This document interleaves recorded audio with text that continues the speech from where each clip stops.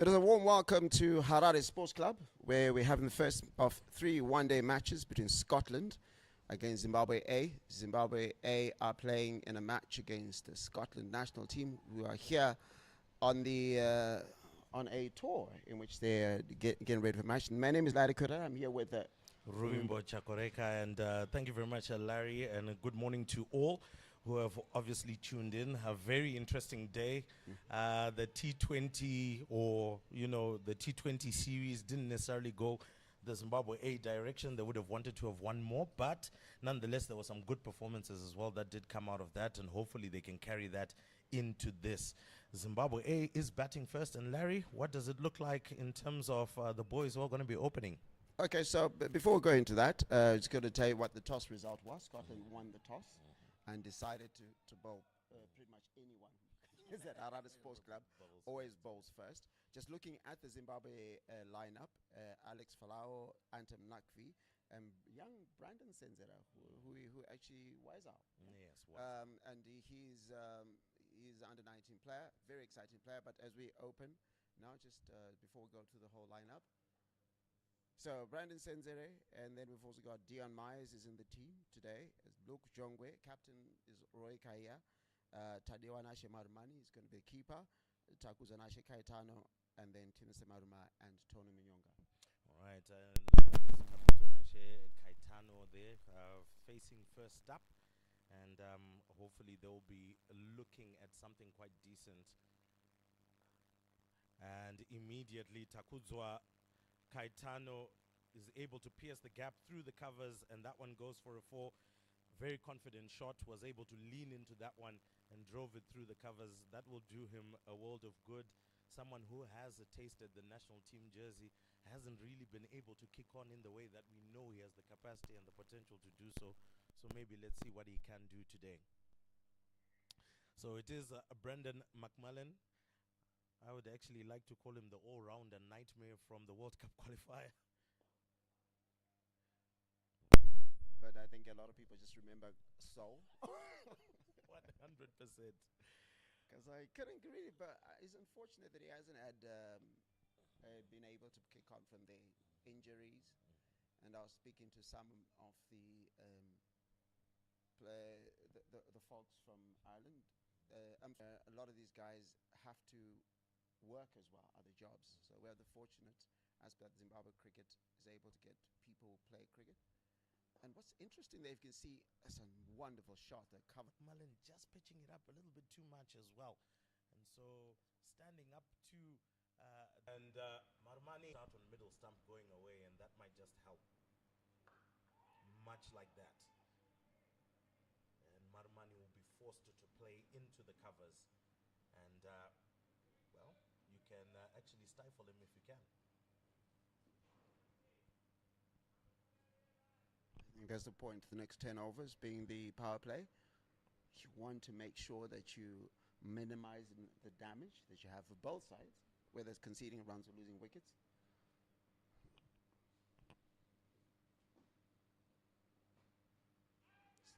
And once again, straying down on the leg side, and that has been signaled wide. So it also tells us a little bit more about where he needs to be pushing towards. Of course, our umpires today, Langton Rusere, Aino Chabi, they are right out there, and they are very well experienced, both domestically and internationally. They've done so much.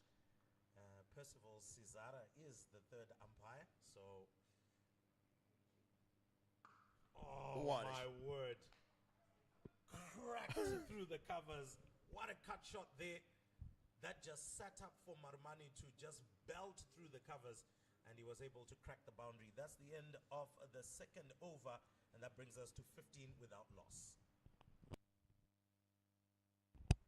I'll tell you what, that shot had a lot of money on it. I did say that he's been working a lot on his offside play.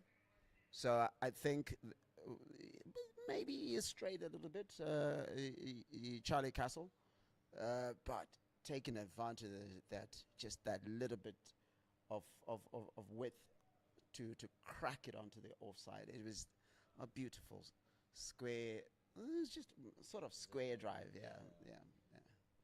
So coming back is Brandon McMullen. And there we go. And maybe Caetano needs to just be careful and watch out for that, because clearly, as you said, with Jasper Davidson coming up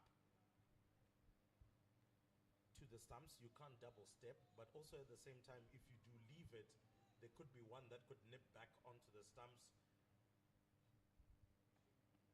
This time round, going much straighter onto the legs and actually getting a bit of a leading edge, because he was looking to clip it onto the leg side and it actually went to the offside. So looks like McMullen now finding his radar,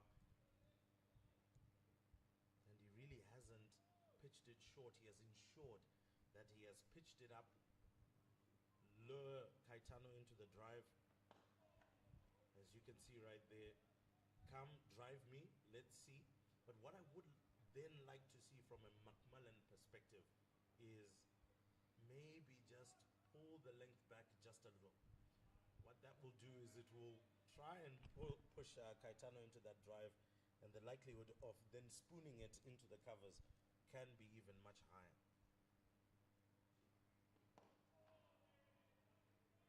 This time round, squirts onto the onside. No run from that.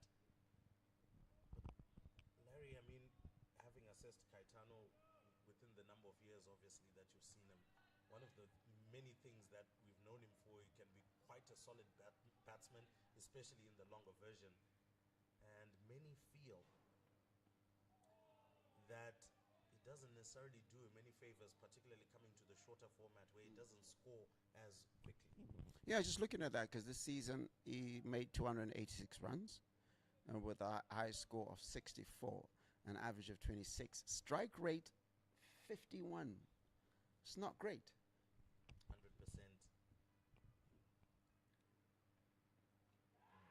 On the leg side, an appeal, but I know Chabi is not going to particular over, and it is still 15, it is a 15 without loss.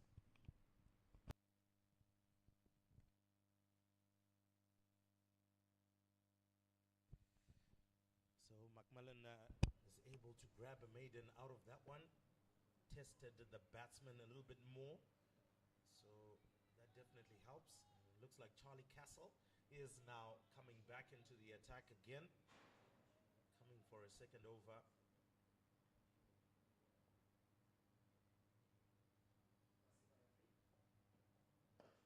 And this time round, starting off on that line that I was talking about, round about middle stump. Force the batter to actually play at the ball. This is how you are then able to get any one of the three dismissals, either through the gate, or it might squirt off a leading edge whilst it's trying to clip it onto the leg side, or an edge straight through to the slip cordon. So great line and length there from Castle.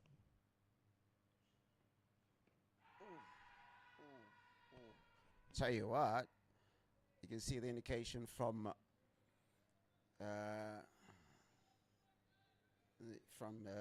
Langton's Rusere. That was well outside on the leg side, so no chance there. But A good question. Good question asked by Castle there on Marmani, how he's able to deal with a ball that is going to kick off from a length.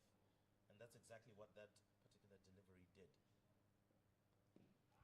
This time round, floated up, still outside the leg stump, and he managed to go through for a leg bye. So for Marmani, that is good relief from the pressure that Castle was beginning to build up on him. Let's see how Castle will now change his line or change his length for Caetano, who seems to be very comfortable on a ball that is being pitched up to him, is driving it perfectly through the covers. So what will we see from Castle now? Suppose the left-right combination that I think a lot of coaches will enjoy. I do feel that Caetano has to be intentional about playing here. And there you go. You're talking about it just now. A nice cover drive, played with a lot of intention. I felt like the previous over, which the maiden over, he was tentative, or he just felt like, no, let me leave these deliveries. There were a couple of deliveries I think he could have hit, even for a single. You've got a lot of a vacant area in terms of on his offside specifically. But that's a beautiful drive that he pushes up there to deep extra cover. And there we go. Nice solid defense. And nice comeback there from Charlie Castle. He realizes stray just that little bit. I think it's very good cricket for both sides. Scotland had, for them in the north, it's winter, so they say they hadn't played in cricket since November.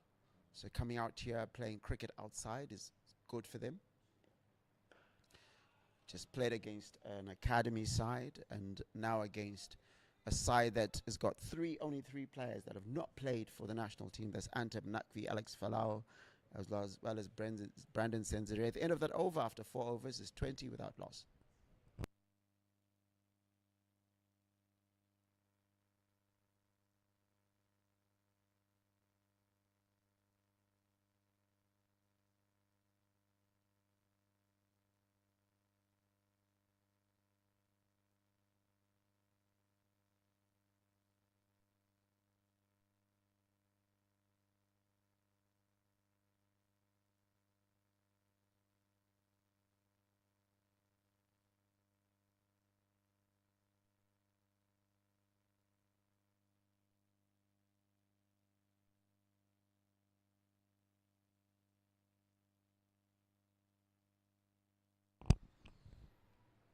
So, McMillan back in the attack.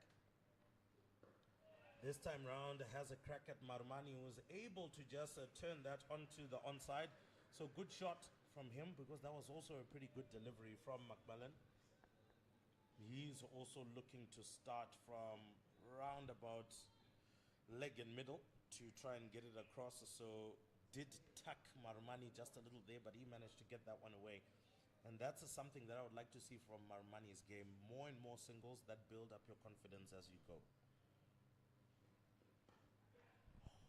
Well, there was no reason to try and tuck up on that one. He was able to just smash that one past point through the covers as well for another boundary. So Marmani and Caetano looking very comfortable here, and will be looking to build a very sizable partnership as they continue. I mean, that cracking 4 has sent Zimbabwe A into 26 without loss after 4.2 overs. So they're going at a fantastic rate, making use of the power play in the way that it should be.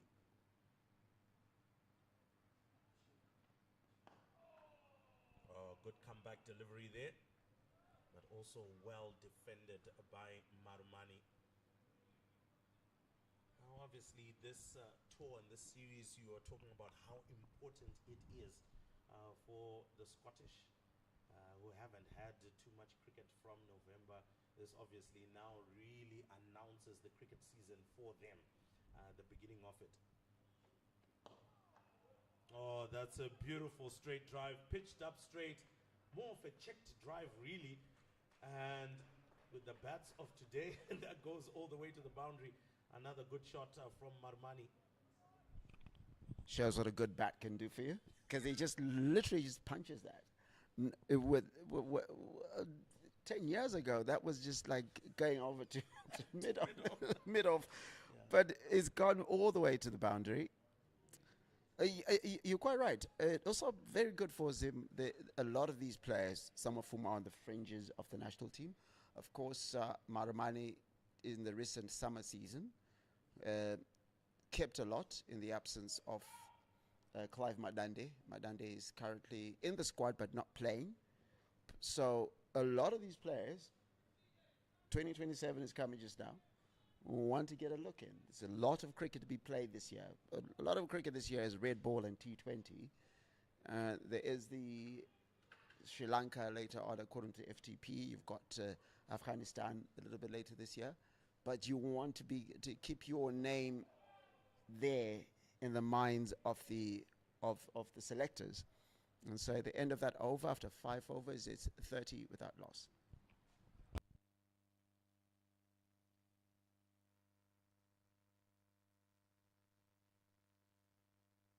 Well, obviously, as we're seeing the changeover, I mean, the selectors obviously have got a lot to think about right now. I mean, quite a number of players that have been really putting up their hand domestically and, of course, now on the international scene. What a win it was for Zimbabwe yesterday, winning the first test against Bangladesh. So that definitely helps the cause of players that are out there.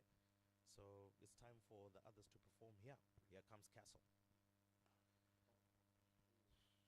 Oh, Caetano will feel that maybe he missed out on a boundary chance.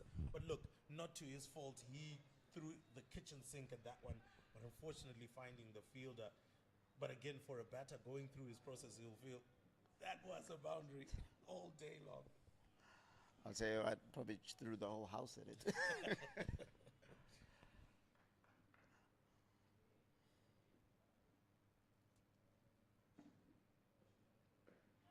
Much straighter from Castle this time round. And maybe in his bowling plans, this is something that he must be thinking about as well. It seems like if you go wide and full, you're being pummeled. If you go short and wide with Marmani, you're being pummeled. So really have to be able to adjust that, and it's difficult for a bowler, as you were talking about. Left hand, right hand combinations are very difficult to deal with.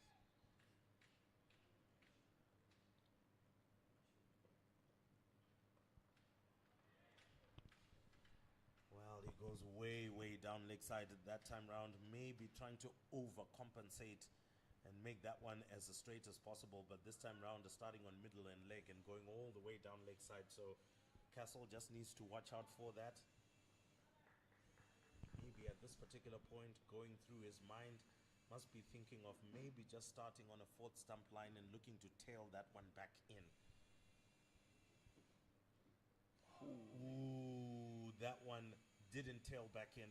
It just kept straight, and that really could have found the edge of Caetano's bat, but lucky for him, he didn't kiss that delivery. I'll tell you what, if I'm Charlie Castle right now, I think I've seen a little bit of weakness in Caetano's onside play. Might prove me wrong right now and hit a 6, but I'm saying, see, anything that pitches up on the offside, he's dispatching that. So I don't know if he's staying true to his plans here, because anything that is on the onside, he is dispatching with disdain. I think if you bowl it a little bit straight, the one that just that was a quarter wide, he wasn't very confident about our delivery. 100%. Actually, almost felt like he might have edged that one had he gotten any closer to that delivery. So maybe try and stray down there, and who knows, it might just work out. And again, that particular delivery as well, Caetano is a little bit unsure of the one that just pitches and straightens and doesn't tail in. So I would say for Castle, thinking about a 4th stump line right now, try to stick to that. Maybe also look to pull the length back. We don't know Caetano as much of a person that likes to swing from the hip. He really loves everything that's pitched up. He will definitely dispatch that. So maybe those are some of the things that Castle must employ. Oh, there you go. That one kicked up from a length. And again, that 4th stump line that we're talking about, if he stays true to that, it might cause problems. And that's the end of the 7th over. Well, it's actually the 6th over, and that is 35 without loss.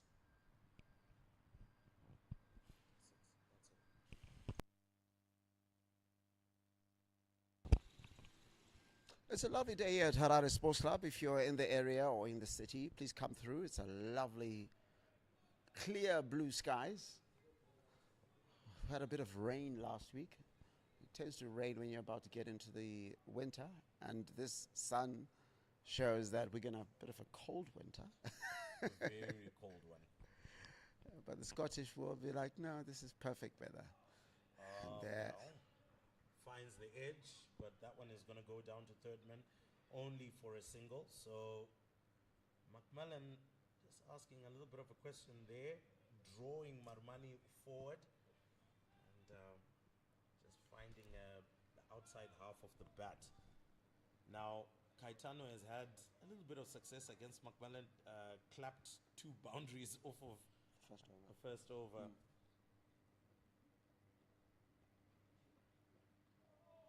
And now seems to have gotten a bit of a measure of how Caetano is playing. So some of that experience coming to the fore for McMillan. And now trying to make sure maybe it's just a little bit wider, maybe it's kicking off a length, keeping that fourth stump line where Caetano maybe, should I step out, should I leave it? Well, he didn't get that one right, pitched it up, and Caetano has just gone again, lent into that, and dispatched it for another boundary. So, Larry, pretty good play from Caetano. The ones that he hasn't been sure of, he has left, but the ones that he's sure of in his zone, he's just dispatching. Yeah, absolutely. But I just, this is where I'm thinking, bowl a little bit straighter, and it doesn't look as if Caetano is sure about what to do with him, like it did there.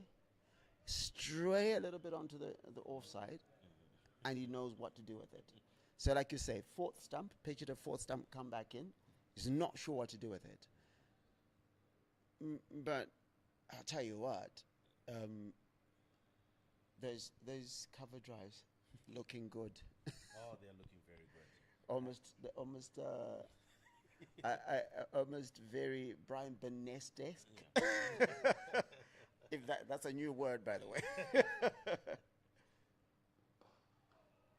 This time round, Scotland just discovering that Caetano is finding the gaps quite easily in the cover region, and they've put in a short extra cover that they've just put in that particular gap that he has been finding. And now Caetano has to be pinpoint accurate to be able to slice through 4 fielders that are in that zone. He does obviously get it past the short extra cover, but not past, I'd like to believe, Safian Sharif, who is yet to get into the attack. He also posed a number of problems for Zimbabwe. That was in the Cricket World Cup qualifier down in Bulawayo. But as you rightfully said, the nightmare name that they will always remember is Christopher Saul. But that looks like that's the end of the over. And Zimbabwe A are 40 without loss. Not sure why you keep mentioning Bulawayo. It happened. It happened. So we can't pretend it didn't happen. Larry, it was edged into history and actually carved into our minds. But Charlie Castle is coming back into the attack now. He's coming up against Marmani.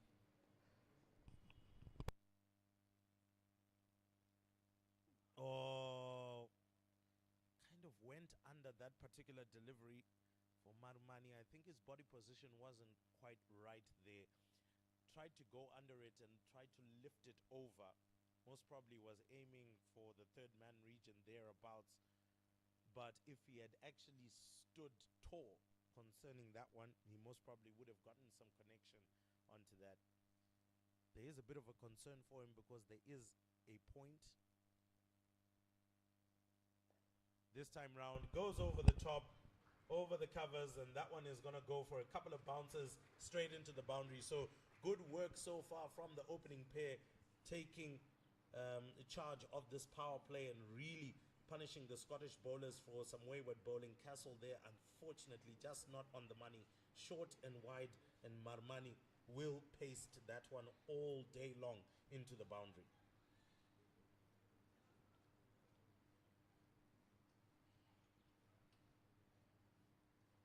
Obviously, discussions taking place there with Brandon McMillan, who seems to have gotten a better rhythm as compared to Castle, his fellow bowling partner. And there we go once again. That body position from Marmani, a little bit weird, seemingly crouching into a shot and not necessarily standing tall on that one.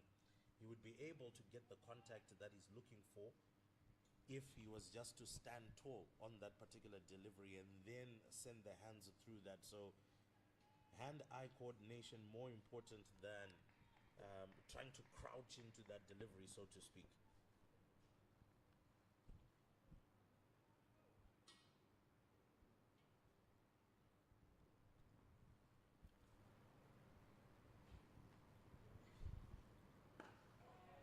This time round, deciding to come round the wicket, and I'm sure that's advice from McMillan for Castle, because he hasn't really been able to place it in the area that would force Marmani into a few problems. So maybe trying to come round the wicket, bring the delivery into him, and at times, if you can get it to just pitch off a length and straighten, you cause massive problems.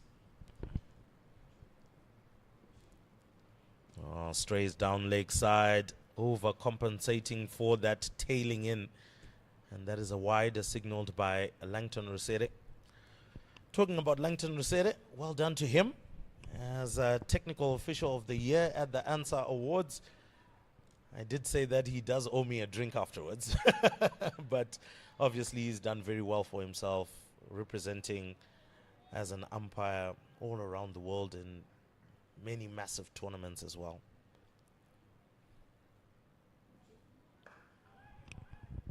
The guy's very serious about his cricket as we come to the end of that over. No, of course it was a wide there, beg your pardon. But there's a guy who's very serious about cricket, very bookish, reads a lot on the game. If you see, he's always got a book in his hand. Takes the game very seriously and also mentors a lot of the umpires that are coming through the system. So, very well liked. Is here standing in this match. That's a better delivery from Castle. That is exactly what you want. Off a length, dabbed down defensively, and is 45 without loss after 8 overs.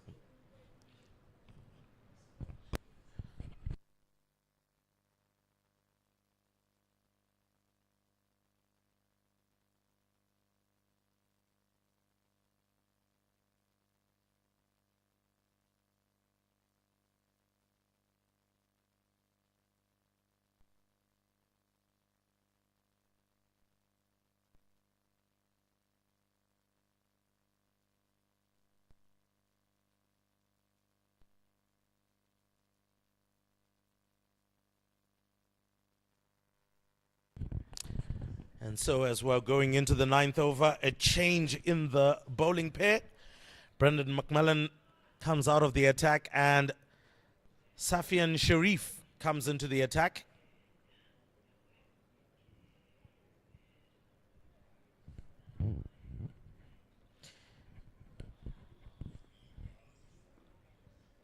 And starts off wide.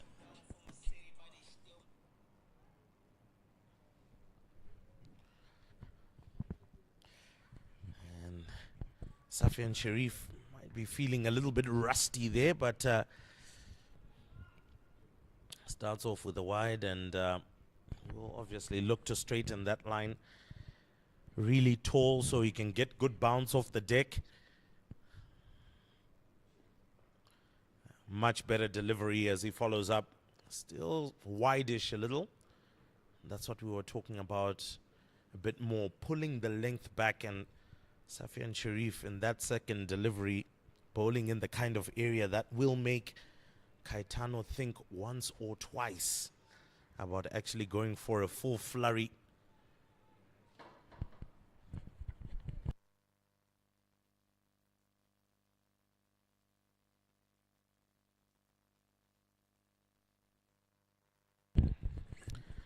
Quite wideish, and that's what we were talking about. Really don't see Caetano really swinging from the hip. Loves to drive, loves to send it through the covers. Yet to see a cut shot, and that one was there for the cut shot, but missed out on that particular opportunity.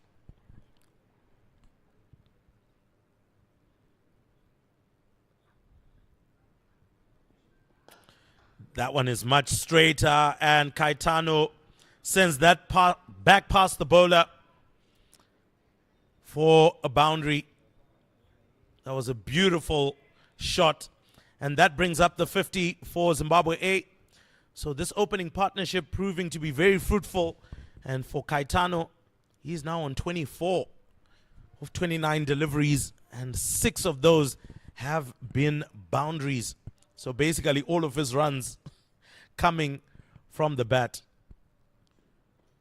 and past the boundary. Looking very positive. Also at the same time, Tadiwanashe Marumani striking at a strike rate of 95. 21 off 22 deliveries. He's got 4 boundaries.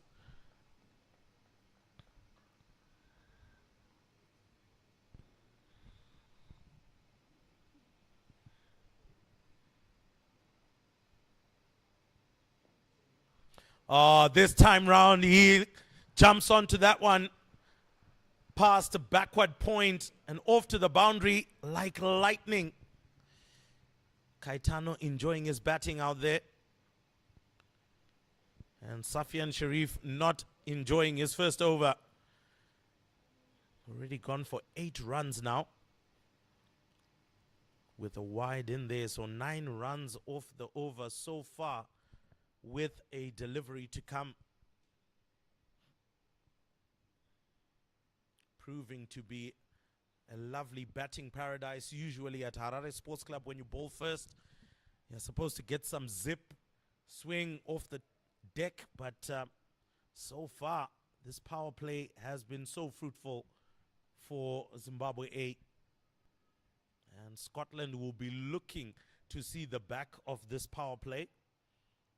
Hopefully get more fielders outside the circle.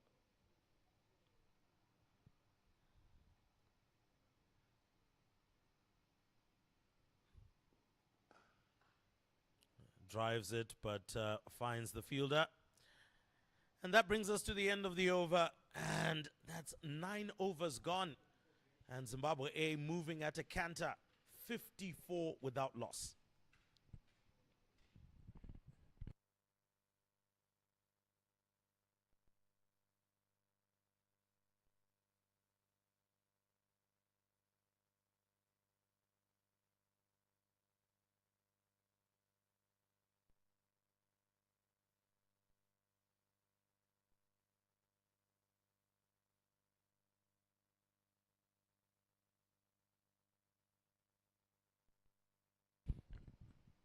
So a total change of the bowling,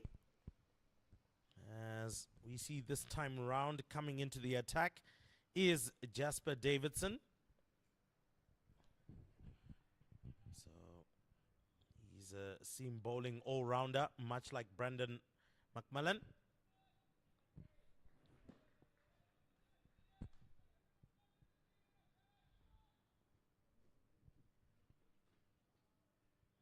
This will be obviously the final over in the power play.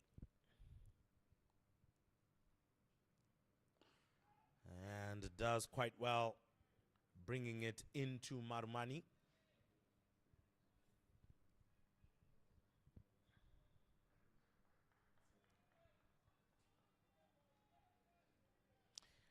Well, proving to be a very sunshiny day. Might only be slightly cooler here in the commentary box, but I'm sure out there, Scottish will say, we don't mind the summer, we don't mind the sun. Lovely lads they are. Oh, what a shot. Tadiwanashe Marumani loves it right there. Pulls very well. He's a player that is very talented in as far as the offside. I did say earlier on, very good, strong offside player, but worked a lot on, onside player, but worked very well in his offside. And gets himself a boundary right there. It's a lovely weather we've got at the moment. Of course, if you can't make it because still a work day, it's Thursday. It might feel like a Friday to some people. It's a work day, but you can follow all the games that are taking place. Got another game on Saturday and another one on Monday. You can follow the games. Download the Zimbabwe Cricket app. It's absolutely free. Go on to the Google Play Store or the Apple iStore. Download it absolutely free. If you don't like to download apps, you can go to the Zimbabwe Cricket website and you can follow all the action. We'll be doing commentary, all 3 matches. But if you want to follow the scores, and the exciting test match yesterday was available on there. So all Zimbabwe-related matches, even if you want to follow matches at under 9 level, they're available there. You can follow matches happening in Chiredzi.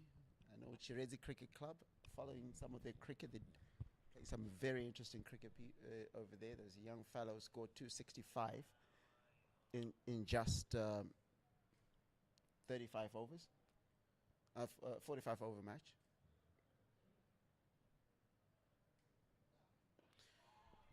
Much better delivery as well from Jasper Davidson.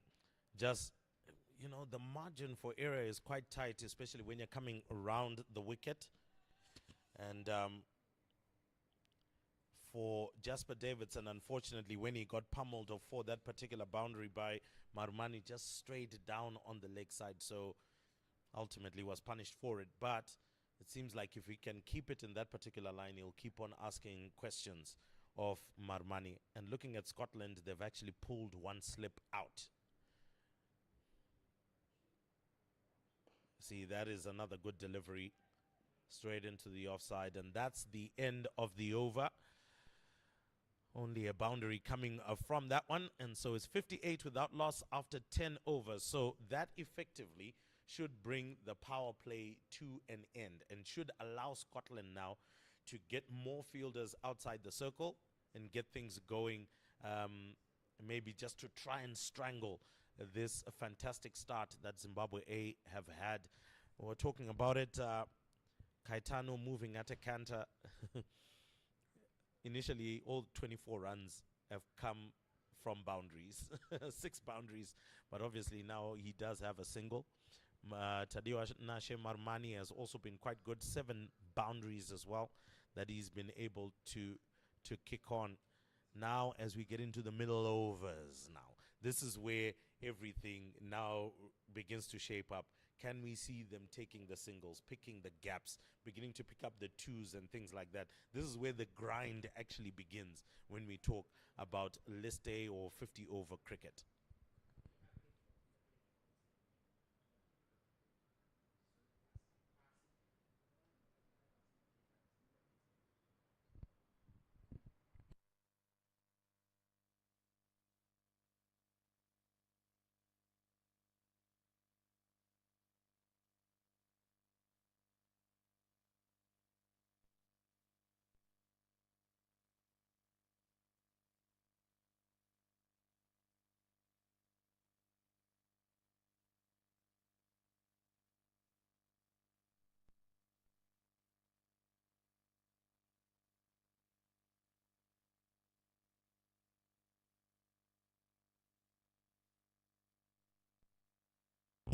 Tell you what, it's pretty great for Zimbabwe cricket that we've got so much cricket happening, so that you don't have a situation where guys think, I'm not getting a chance to play against opposition. Right now we're in our off season. Of course, there's the intra-provincial cricket that's happening. Harare has just started its Vine Cup. You've got, as I mentioned in Mashingo, guys like Chiredzi are playing. There was just a recent tournament that was won by, I think, Kwekwe may have won it, if I'm not mistaken. So that's in the Midlands. And a lot of cricket being played. And I think one of the things that always needed by a lot of these players is continuous play of cricket, because if you're not playing a lot of cricket, when the next games come along, you're almost starting from scratch. 100%. So I think the board has done very well in terms of making sure there's continuous cricket play. Over the years, we've had A sides coming through the off season. There was a year that Pakistan Shaheens came, South Africa A would come, and also Let me actually jump in on that, Larry. How important do you think as well this is going to be for your Zim Academy side, for your Zimbabwe A side, to be receiving sides like Scotland, who have got a lot of international experience in their side, to keep on coming and developing our cricket? let's just answer that after this ball. Lovely shot, beautiful square drive from Takuzanashe Caetano. And it's one of those shots that I think for many players within Zimbabwe have become scared to play that. And I don't know if it was a fear of being caught behind, but he was played with a lot of intent. And just watching this, I'll answer your question after this. Right there, less, as I said, less intentional when it comes onto his leg side. So maybe that's something that Safian Sharif took 3 wickets against Zimbabwe Academy a couple of days ago. Want to look at. So I mean, look, I think one of the weaknesses Zimbabwe had at the under-19 level, and it's good that even within those academy sides, you had quite a good representation of under-19 players, is that they play against men. And I think if there was a criticism, we'll call it that, of the under-19 team that went to South Africa, is that they were playing against each other, or they're playing schools cricket. So when they play against international players, a kid like Senzere, the Bligno twins, who also played both against both sides, Nathaniel, that is almost a little. I think because he didn't hit it that well is the reason why it didn't carry. If he had hit it as good as he wanted to, that might have carried the field. But to finish off, I think what it does is that when the World Cup, and the 90 World Cup takes place in January next year, here in Zimbabwe as well as Namibia, what you have is guys who've played real cricket. Yeah, that's it. And they've been bowled at by Safi and Sharif. They've bowled, Jasper Davidson has bowled at them. And you've played some difficult cricket. 100%. And Safi and Sharif, this time round, gets it right on the money to Marmani. Marmani doing very well as well to keep that out. That was Yorker length pretty much. And he managed to dig that one out. 64 without loss with one delivery to go in the 11th over is a very good start. A fantastic start for Zimbabwe A. And the score predictor at the present moment is saying round about 296. We could say 300 basically is what is being expected at the moment. But to get to that 300, a lot of work in the middle overs has to be done. So that's the end of the over. 11 overs gone, 63 without loss.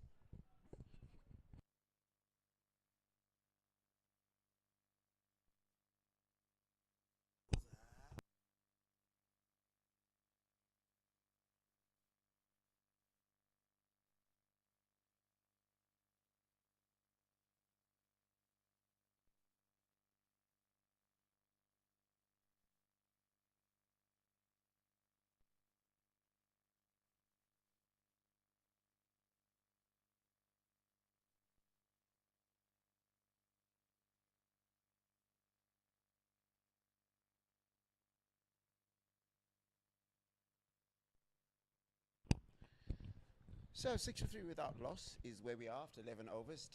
Tadiwanashe Badamani on 25. Takuzanashe Caetano is on 33. Going quite nicely. I'll tell you what, Jasper Davidson, if he keeps that line, might cause a few problems. And I think that's just sort of one of the things that I think the Scotland players want to do is that they've gotten 3 balls in an over very well. Yeah.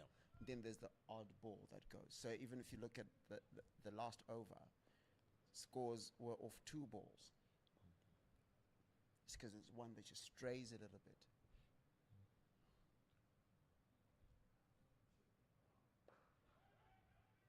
Very good delivery there. Again, Marumani is just able to just dab that down to a sort of gully position. And to add something that you said a little bit earlier,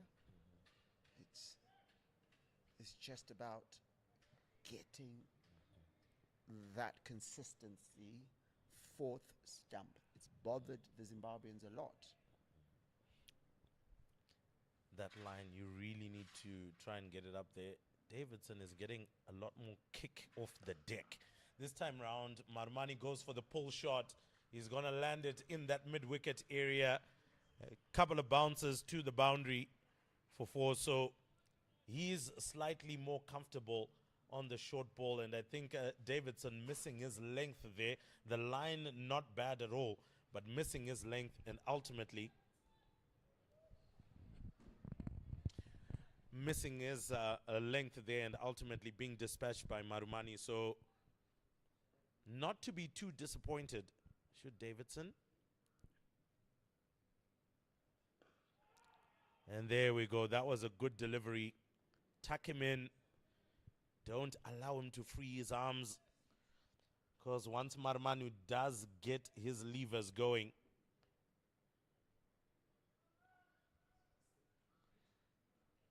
he can be very, very dangerous. And I think this is very good for Marumani, who has come under heavy fire, particularly at international level.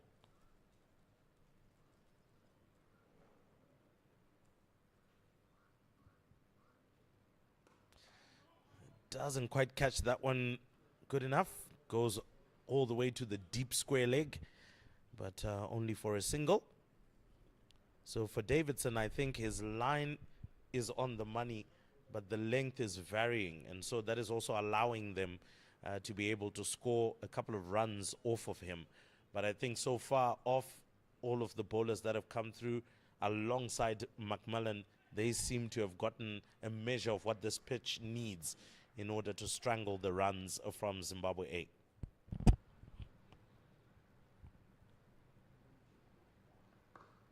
So speaking of the groundsmen a little bit earlier, they say the minimum score you're going to get here is 250 as we get to 69 without loss after 12 overs, the end of that.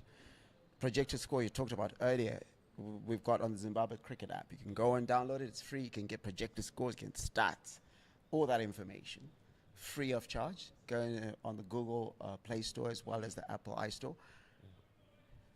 The 288 is what they're projected right now. And I think this opening pair has got to do a lot of that heavy lifting.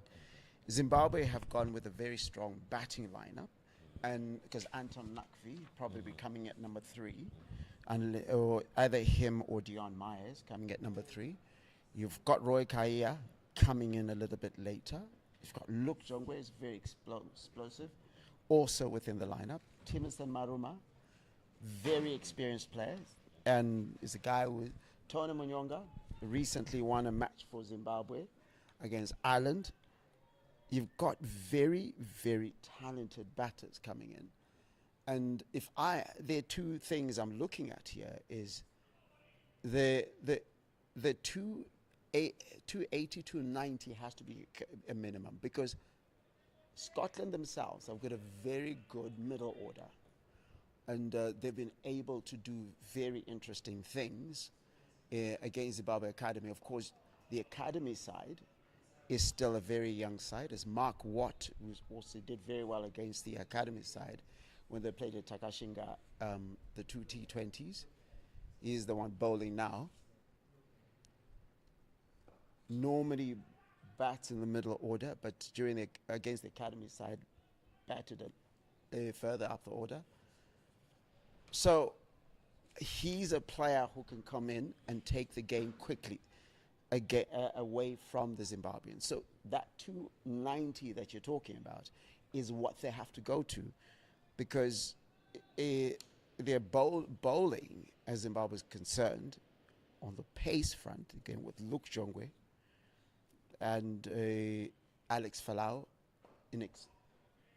some inexperience there from Alex Falau. Brad Evans, very experienced, and has come back, changed his action a little bit, and is now very difficult to hit, and also takes wickets. Famously won that match against Pakistan at the World Cup. Good over so far, by the way, from Mark Watt. Just one off it as it's about to end. And I think that's what the spinners get you. It's like a very quick over. And suddenly, the run rate that was going at 6 is suddenly 5.53. As he goes to the final delivery, that one is just driven straight down to long off. And, well, actually, we've got one more delivery left. But as you talk about it, so far only 2 runs are from this over, from what has been an explosive start for Zimbabwe A. So spinners, this is what they do in the middle overs. They strangle those runs, and all of a sudden you find yourself 25 overs gone, and you're only maybe like on 125 or something like that. So this is something that Zimbabwe has to watch out for. They have to rotate the strike. Playing spin can be difficult, but that is the end of the 13th over, and Zimbabwe A 71 without loss.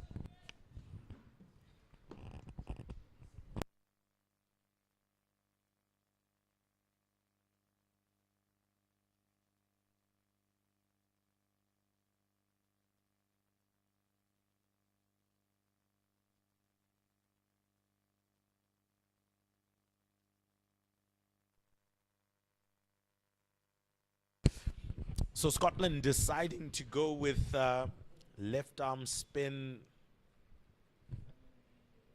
as well as a right arm seam, as Davidson comes back again for another over.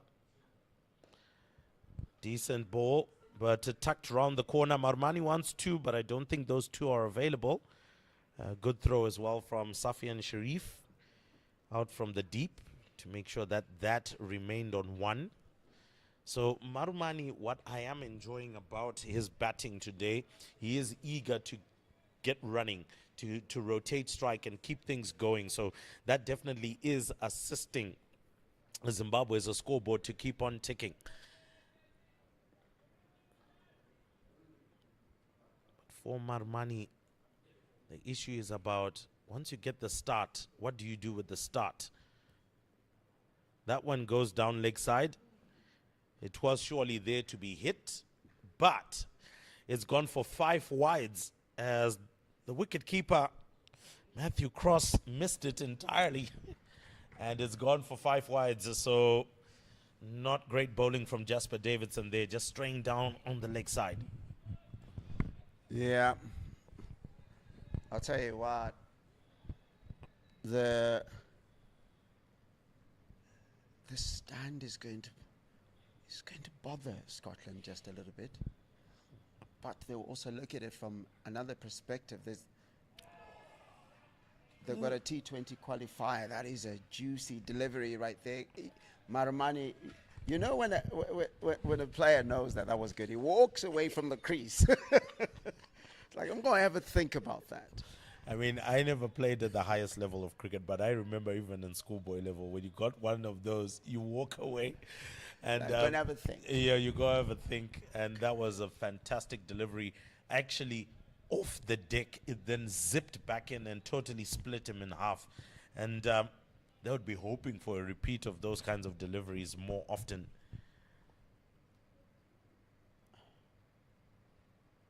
This time round, it's wide, and Marumani launches into that one and sends it all the way through for a big, big boundary.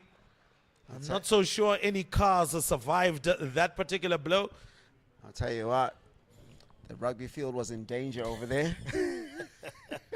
Launched into that one, wide, short, and ultimately there for the taking. So well done to Marumani for being able to dispatch that one and give it the treatment it deserved. So it comes back again to what we were talking about. Jasper Davidson coming up with quite a number of good deliveries. They've decided to take out the slip. He's now come into a bit of a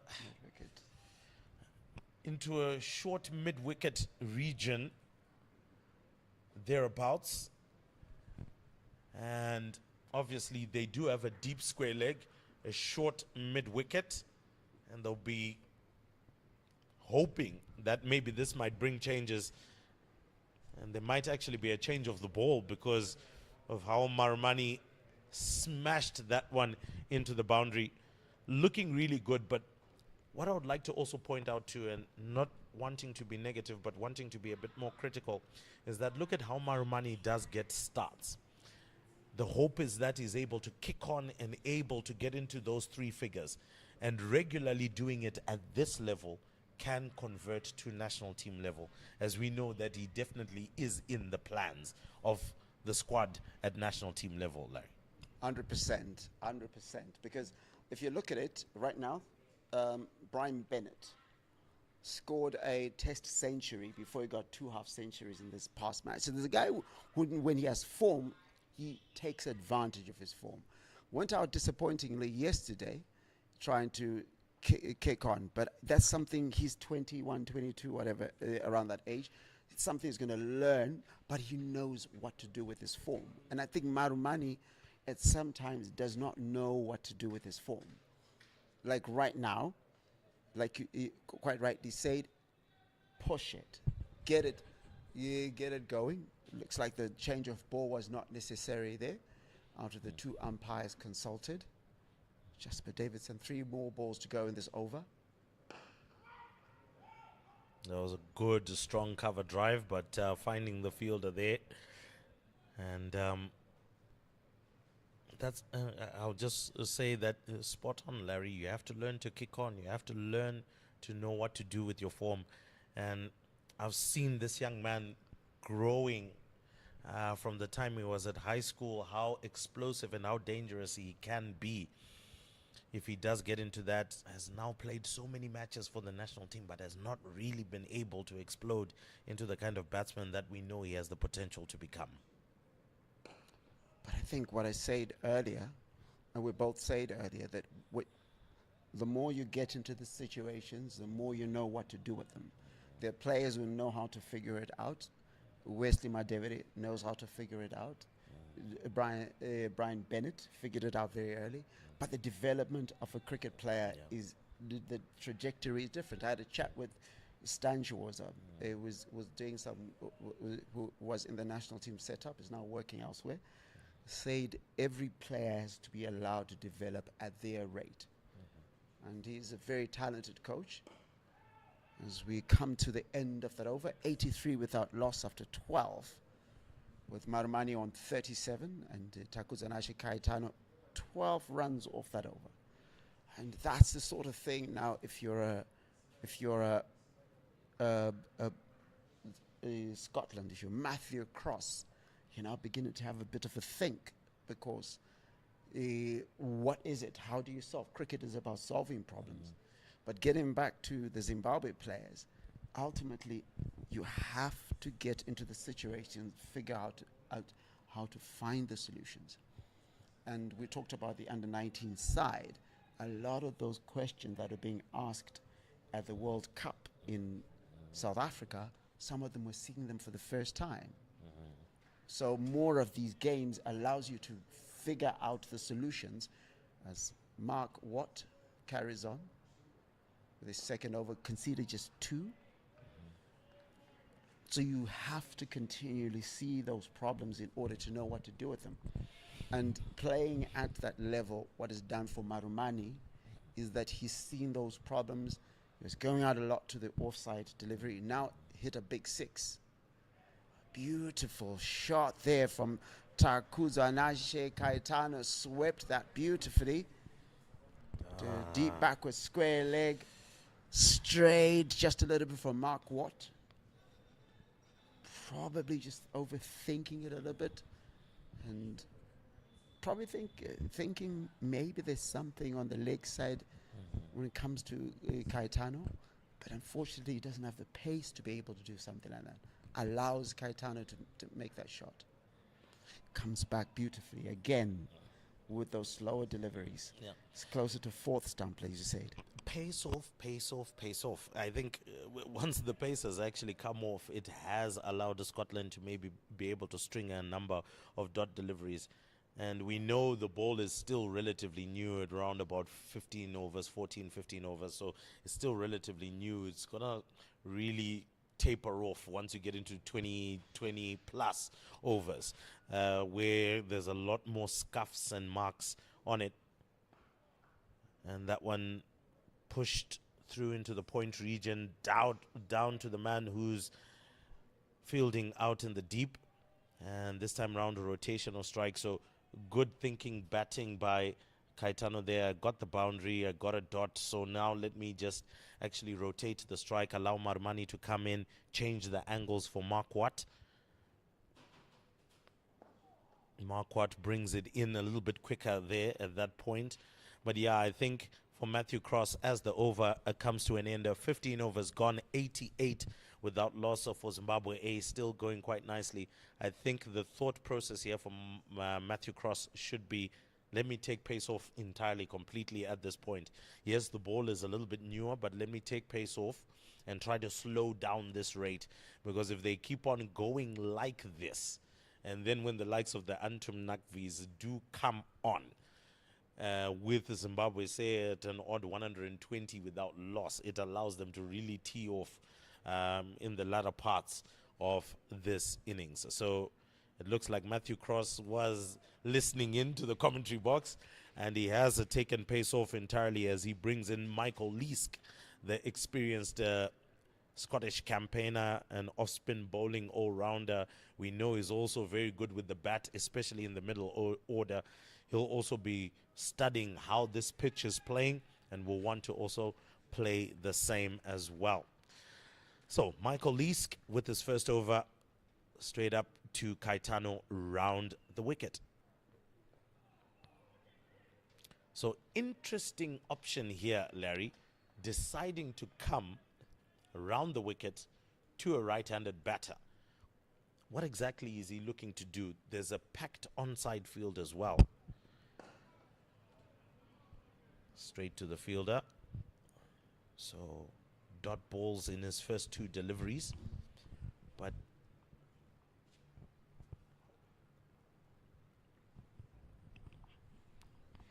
for Caetano, they've opened up the offside. And are they looking for two, deciding against it? And who knows, maybe if they had taken the risk, they might have made it. But anyway, more importantly, for Leask coming around the wicket and having a packed leg side field, are they saying that maybe I'm going to pitch it on leg stump and try to see if it goes towards the onside, towards the mid-wicket region, or maybe to long on? Is that what they're expecting Caetano to do?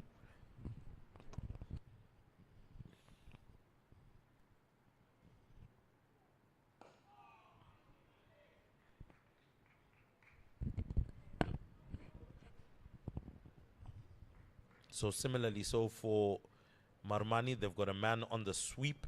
That's a short, fine leg. Oh, that's a tricky, and it's given. Oh, Tadiwa Nashe, Marumani is gone. Just going back in the crease there and playing off the back foot and found trapped right in front of the stumps. Now for Marumani, what a start that goes to waste. And it comes back to that, what we were saying, need to take advantage of this. I really don't think playing off the back foot was the best idea, especially against a spinner of the likes of Michael Leask. And with the fall of that wicket, that brings us to the drinks break. And could this be the opening that they were looking for? As we go to drinks, it is Zimbabwe A that are 89 for 1, losing the first wicket. And Marumani going for 37 runs of 45 balls. And it looks like Dion Myers will be the one who will be coming in at number 3.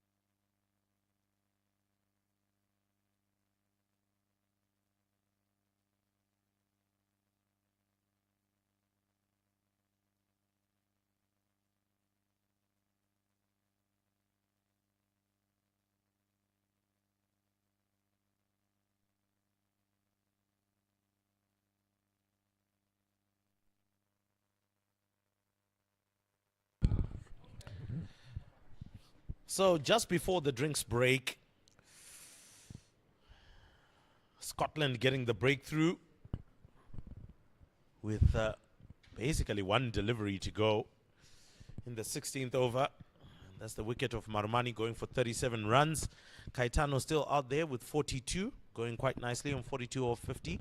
And in comes Dion Myers.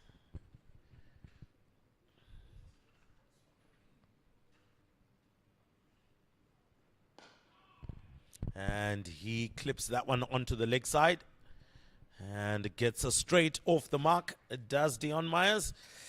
And that will be the end of the over. Zimbabwe a 90 for 1 after 16 overs.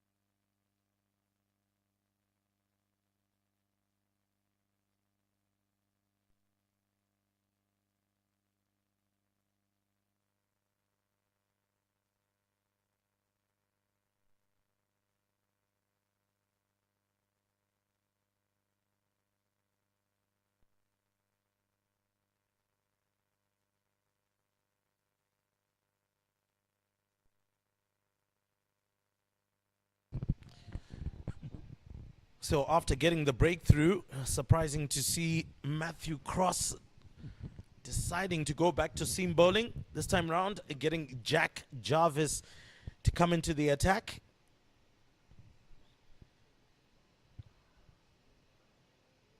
maybe hoping that he could ruffle Dion Meyer's feathers. Oh, full toss first up. Dion Myers was most probably hoping for a no ball from that one, but it was a full toss. And actually, the signal has come out. I know Chabi does give it out and say it is a no ball, and that is going to be a free hit for Dion Myers.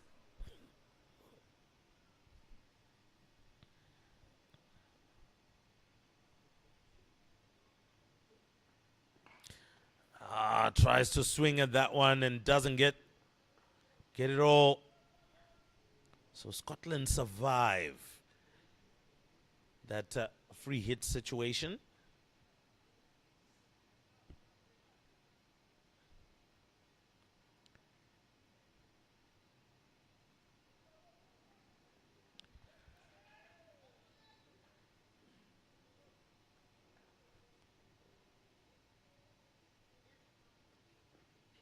And this time round, Dion Myers decides to leave that one.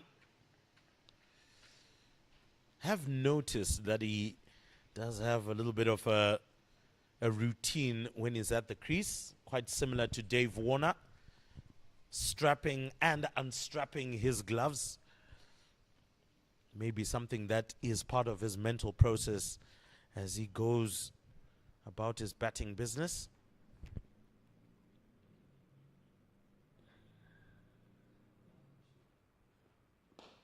Oh, that's a beautiful drive, but straight to the man.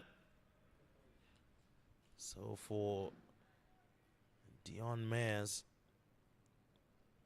not able to take advantage of the free hit, but is also a man that will be looking to also pick up some consistent form. We know the quality that he possesses, just hasn't really been able to tap into that rich vein of form that can really keep him rooted in the national team side. Has had some good stints, and actually we saw a fantastic knock that he scored on this same field in a national team jersey. Against India. Against India as well. Century, yeah. Got a half century, his first. But hasn't been able to kick on from there as well. So hopefully this is another opportunity through this Zimbabwe A system and setup to be able to cement his place where we all know he deserves to be. A little dab through backward point, and is able to pick up the single. So he will also be warming himself up and trying to get himself into a bit of a rhythm, whilst Caetano, who's well into the thick of things, 42 or 50 balls or so far. The expectation is nothing short of a half century from us, but we won't be putting any commentator's curse on him. Manages to pull that one down to fine leg for a single, and that is the end of that. And it is the end of the 17th over rather, and it's 93 for the loss of one.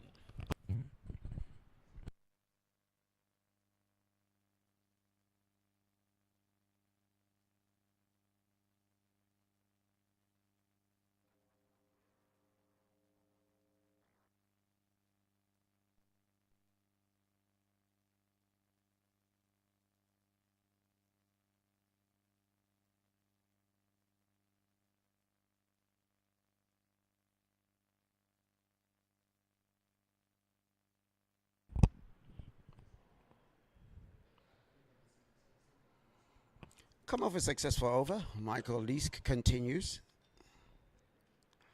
So Takuzo Nache Caetano faces him for the first time. It's on 43 or 52 balls, the set batter. So for the Zimbabwe cause, they want him to carry on. Just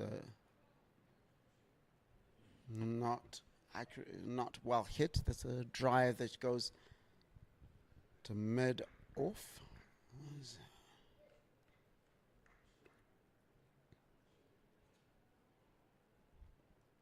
He's very talented bowler.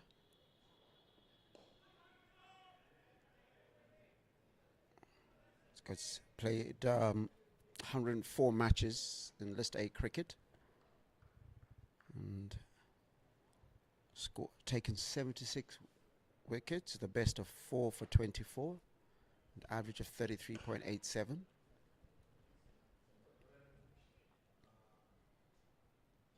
Just a little dab over to Lawn.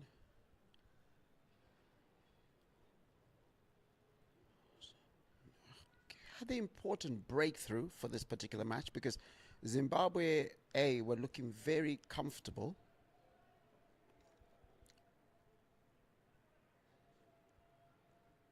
Looking very comfortable in this particular match, and what's happened now is the projected score that sat at 290 odd has dropped to 267. Project again 5.33. Before Marumani went out, they were going at close to 5.9. So those few overs, the few overs that have come after that, well run two by Zimbabwe 8 in that over. 97 for 1 after 18. Which is going 4 runs in the just ended over. 3 runs in the over before that, one of them a no ball. What that's done to the Zimbabwe A cause is they've slowed down the run rate. And the 5 overs before Marumani went out, they were going at 5.8. And within the context of the match, in the last 5 overs, it's now 5.2. Given there's been 2 overs. A nice cover drive there from Dion Myers. Runs easily, makes it back for 2. So just putting that into context, it's just slowed it down. And they always say wickets slow down the run rate, and that's what it's done in this particular context of this match.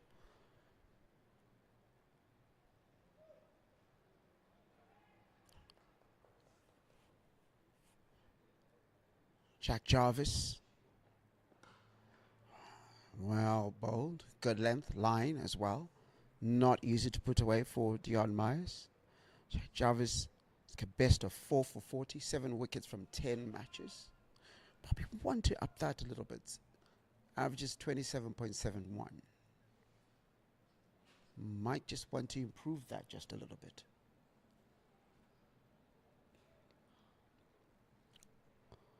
It's nice, sunny. Spotted some Scottish fans as well here.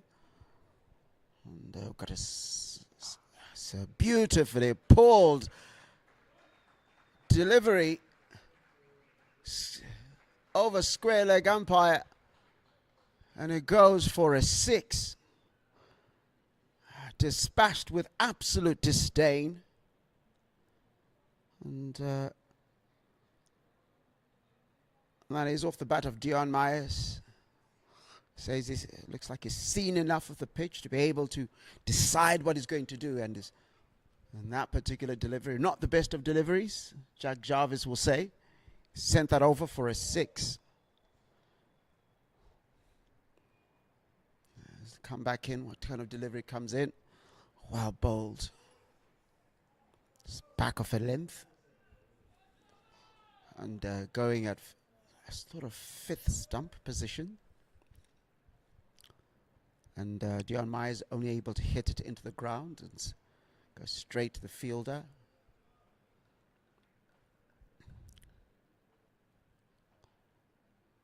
So you're looking at the last 2 balls of the over. Zimbabwe going over the hundreds, over the hundreds point. Now on 105 for 1. And lovely pulled delivery. Going and past deep mid wicket and goes for a 4.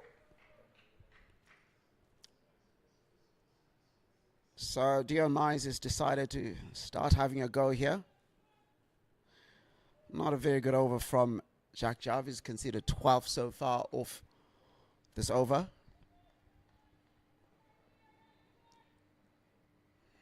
Trying to close out the over. Conceded only 3 in the previous over.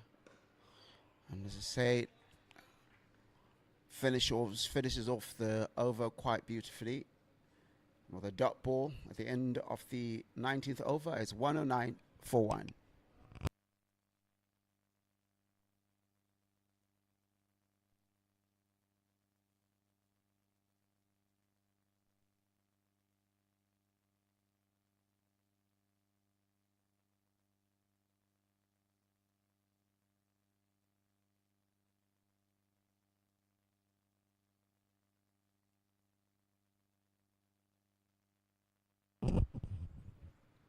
If you can, make your way to Harare Sports Club. A nice sunny afternoon.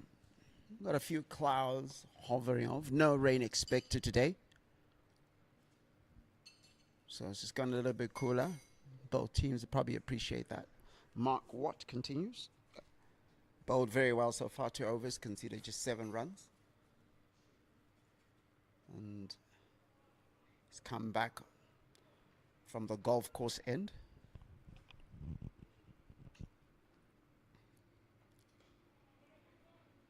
And missed right there. Backward point. Able to come back for 2.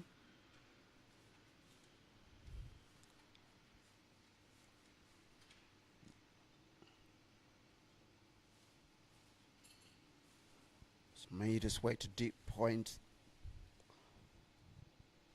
That's where it was fielded very well.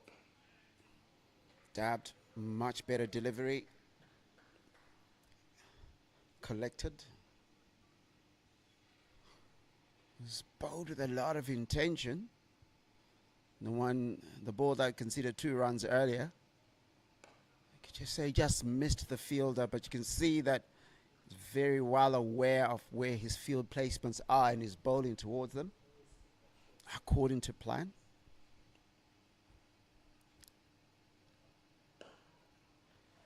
And just fails to stop that one as Caetano moves to 49, just 1 run away from his half century. And what would be his 10th List A half century? If he gets to it, the nervous 40s. Don't know if you should start calling them a frightening 40s. Mark Watt carries on. Game post that only allows him to get a single, and if you're Scotland, you won't mind that. A previous over conceded, where they conceded 12 runs, pushed the run rate up to 5.9. Now it's gone to 5.7. At the end of the 20th over, it's 113 for 1.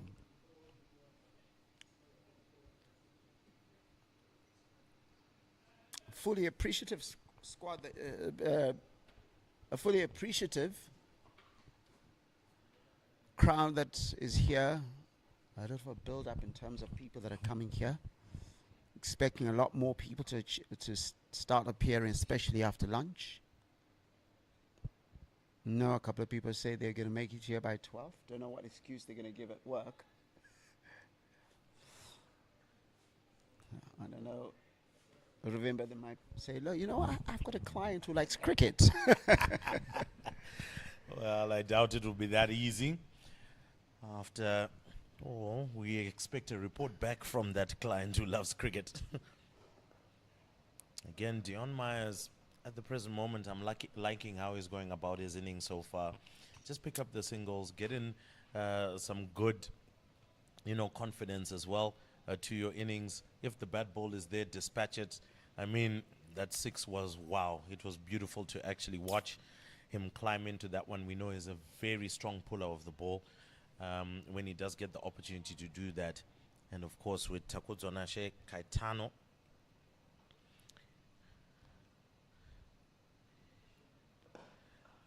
he is 1 run away from a 50. And looking at that, he would be hoping that he could score more and more runs, take advantage of this, build up some really good form for himself. No rush to get to that 50 after all. No rush. I don't know if Coach Eric Chauluka would see it that way. And there you have it.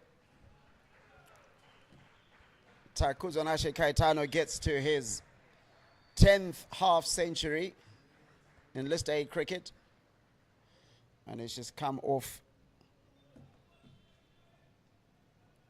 It's just come off a 62 balls, so going quite nicely. Nine of those are fours. It's going at a healthy. You'd be fine with an 80.65, unless you're Yashasvi Jaiswal or Brian Bennett. Oh, no. He slips and manages to get back in. Tell you what, that was close. Far too close. And Dion Myers just needs to be a little bit careful here. I don't think there's really too much of a rush to want to be taking all of those risky singles. It's not like you're chasing a 300 score or something like that. They're the ones that are setting it. You need to establish that base. You would want to see even someone like a Dion Myers be able to go past that 50 mark, and I don't think you get past that 50 doing some of that. Has to relax. There's a lot more time left in this match. It's a bump ball, and it's just neatly collected at cover.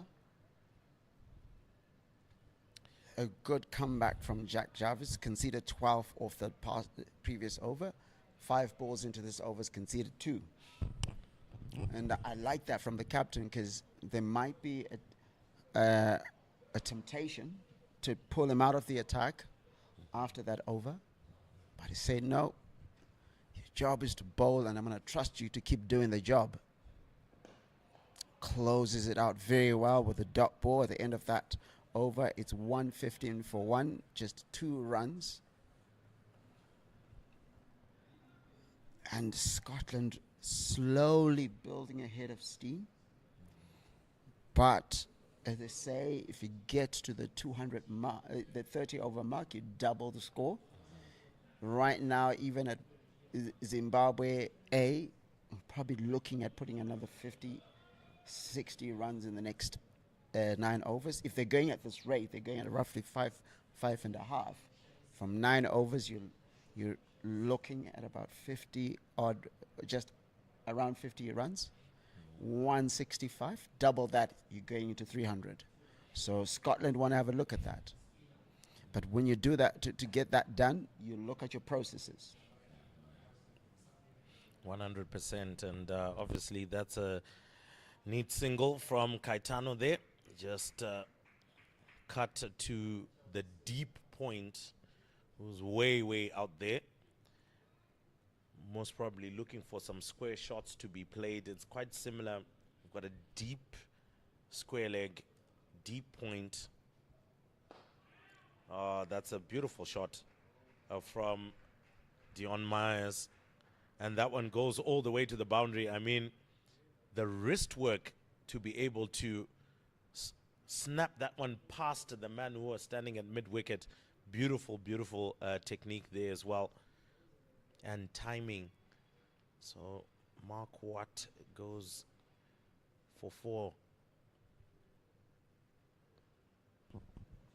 Man was bowled very tightly. The man was bowled very tightly in this particular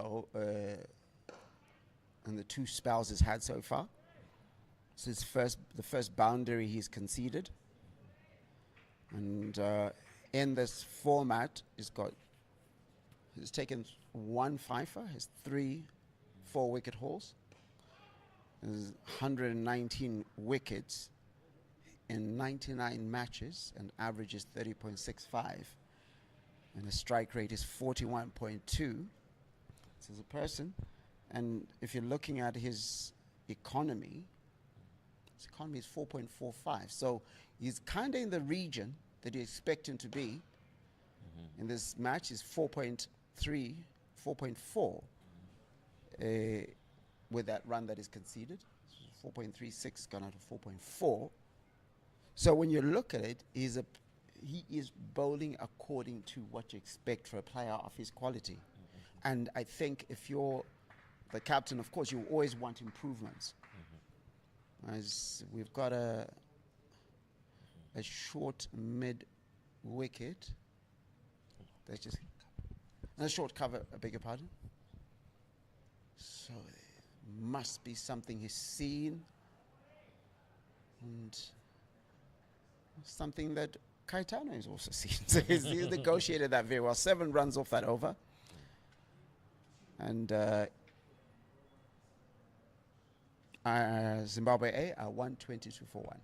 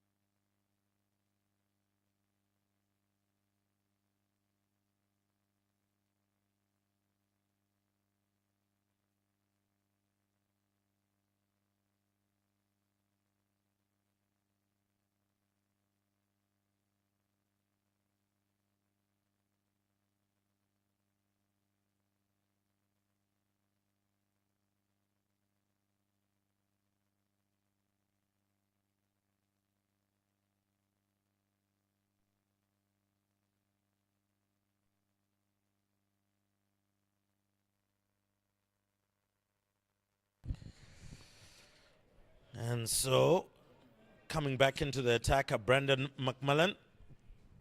2 good deliveries, both of them dot balls. I think a very important person to bring into the attack now. One of the things that I do know about McMullen is his ability to variate slow balls. And there we go. There we go.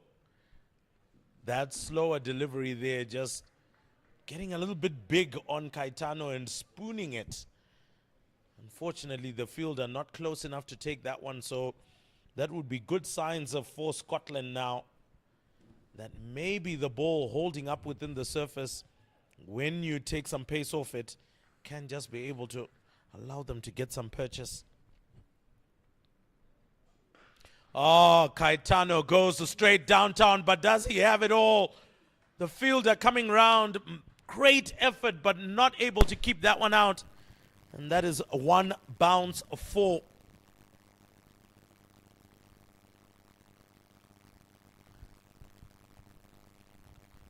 Yes, it is going to be signaled a 4.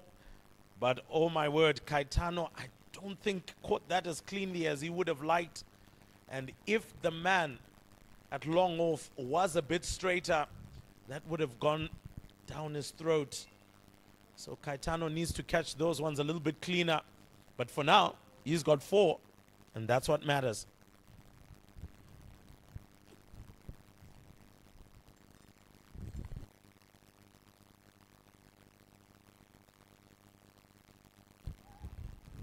Clips this one onto the leg side. No run there.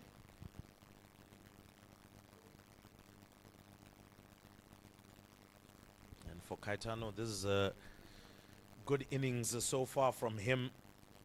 Does him a world of good.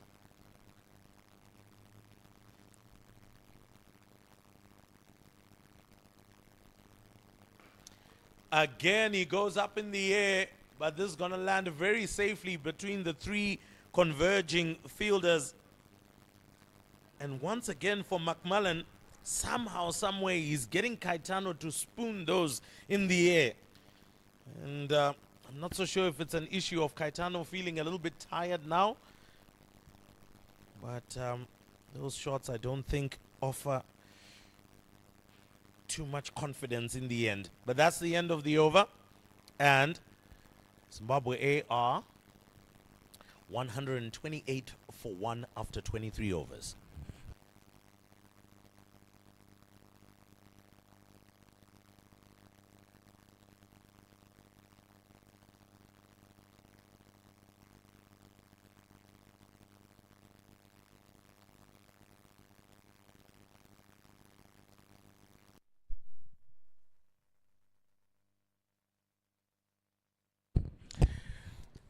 So Mark Watt comes into the attack, Larry, and I think more importantly, as you said, he's there to try and arrest the run rate here from Zimbabwe A, and so far has done a pretty decent job.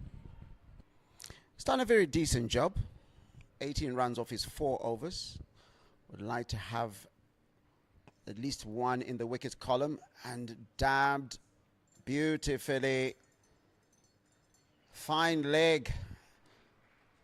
Cannot get to that, and it's a 4 from Takuzanashe Kaitano. Do a world of good for his confidence. Seeing his partner at Rhinos, Ben Curran, scored a century in his last List A match. Happened to be an ODI. No pressure. Rhinos, of course, won the domestic T20, but Mountaineers winning 2 cups, including the List A tournament. Beautiful running, quick early call from Dion Myers. What I like about him is he has intent. He plans his runs. So one thing you don't want is somebody's tentative about his running.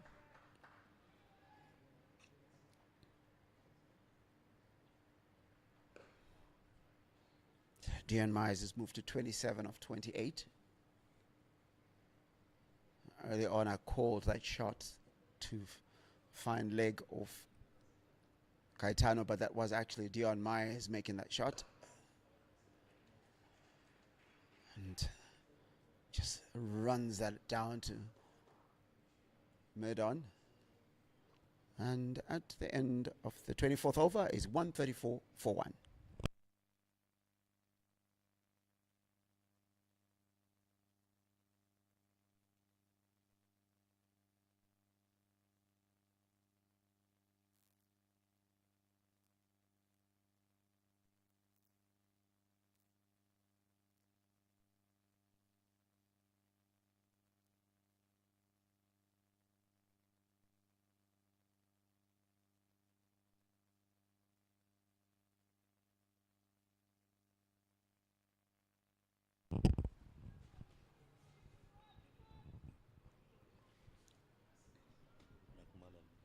McMullen continues from the city end, and quick running between the wicket, put pressure on mid-on. So fumbles, and they're able to quickly scamper for a single.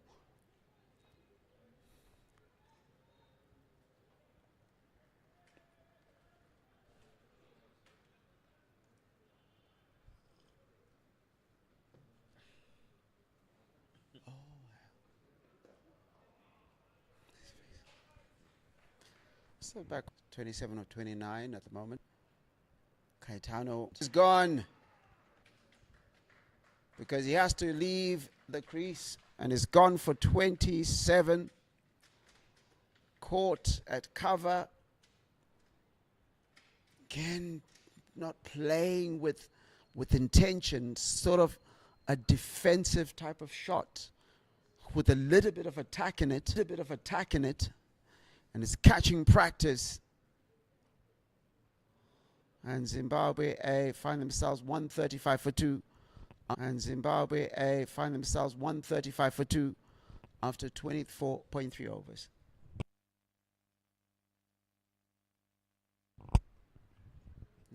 Batter coming in now is Anton Nakvi. Player was exciting to watch if you follow the domestic tournaments that take place in Zimbabwe. A lot of young players. Very excited about him. Very early in his list A career, just played 20 matches, but he has very impressive 500s and 550s. The high score of 146, already into the thousands. 1,128 averages, 59.36. So definitely loves this format. You've got a guy who's faced 1,022 balls, has scored 1,128 runs, strike rate of 110.37. A couple of players would enjoy that strike rate, 30-20 players. Coming in at a good time when the platform has been set, you've been looking to kick on. Scotland will also have ideas and say, look, we can't let this guy get going. And he tends to get going very quickly, doesn't need time to settle much. Brandon McMullen getting that big wicket of Dion Myers, because Dion Myers, a player who, once he gets into his 30s, tends to build from that. So 27, he's gone.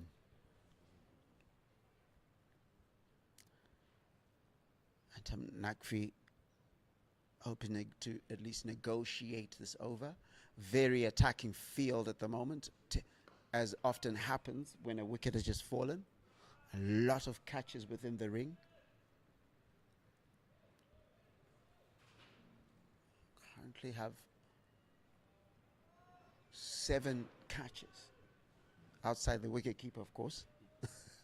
He has to be in the ring.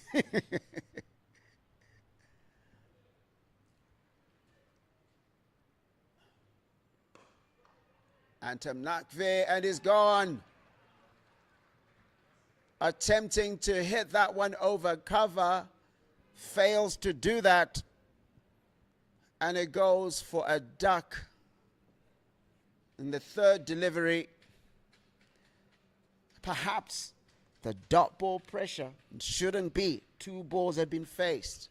Negotiate the end of the over. He decides to try and have a go.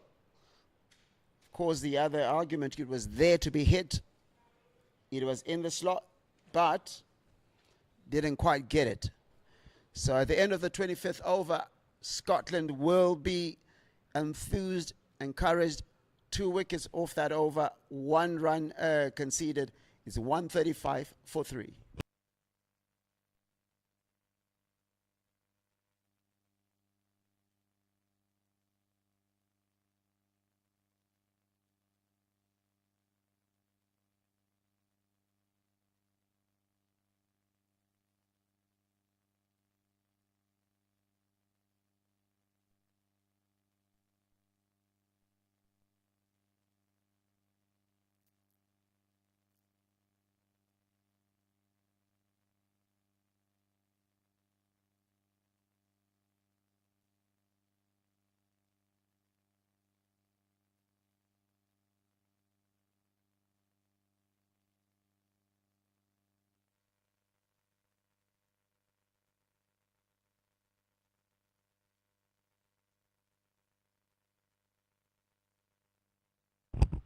Mark Watt, bowled well so far, comes back into the attack, continues rather, from the golf course end.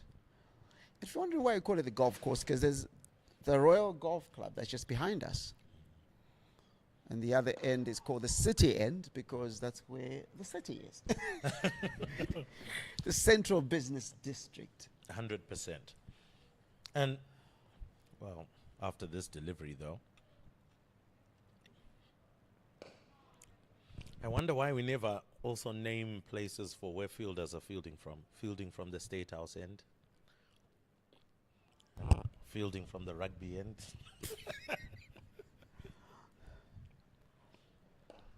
I guess every country would have to do that. So you won't have standard positions. Like, where was he was in the stand, Yeah. the Castle Corner end, the Yeah. Cricket Supporters Union end. He's on the Tixa bowl end. Here's the grass bank end. And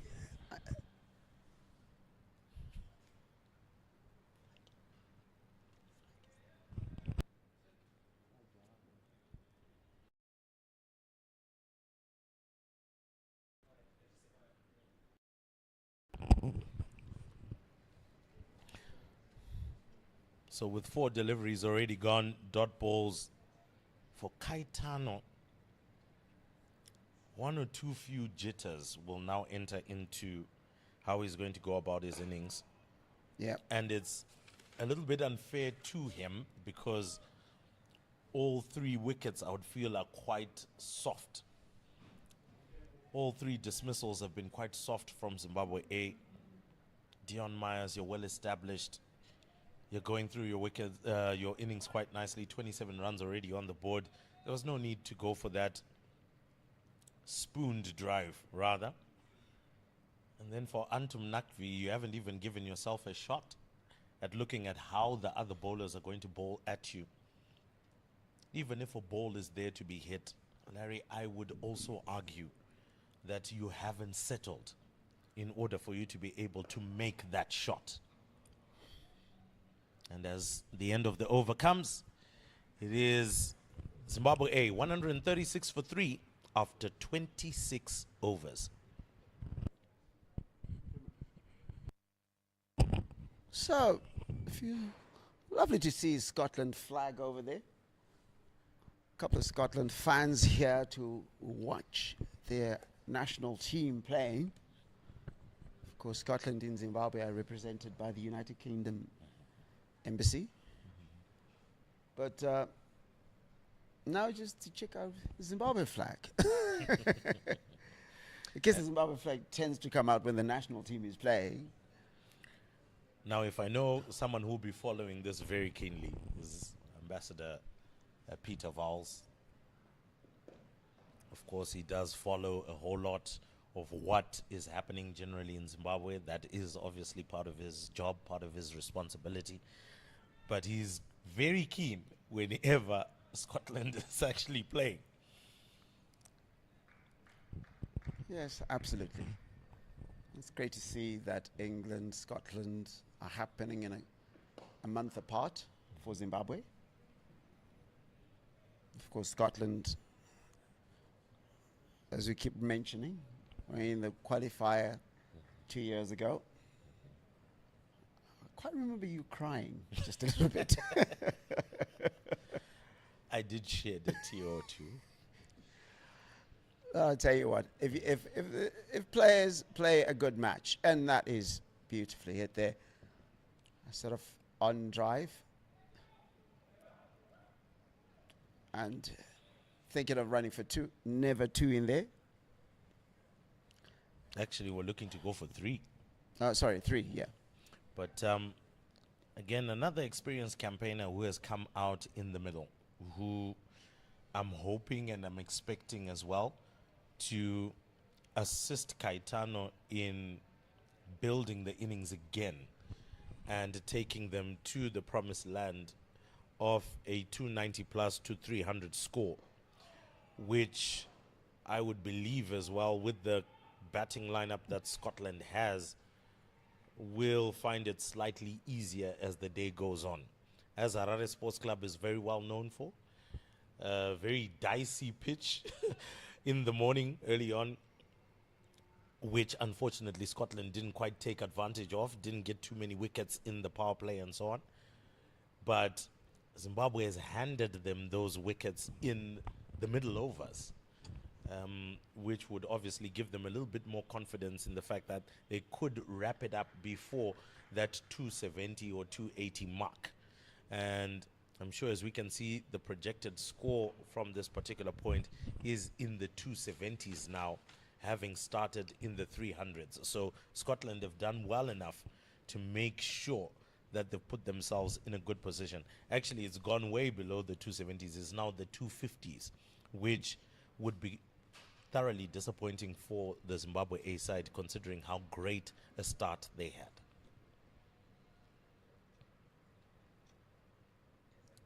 So Roy Kaya, who's the captain for the Zimbabwe A side, facing now.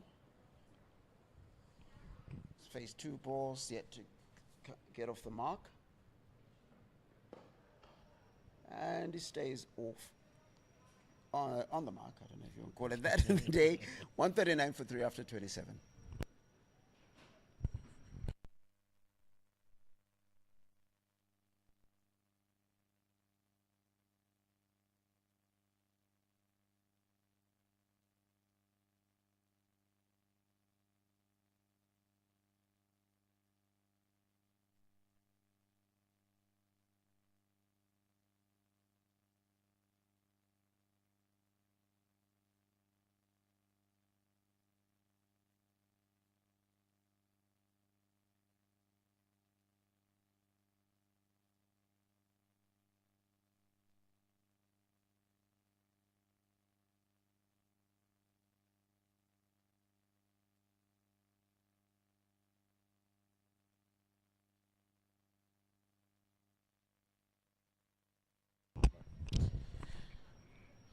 Charlie Castle, he's back,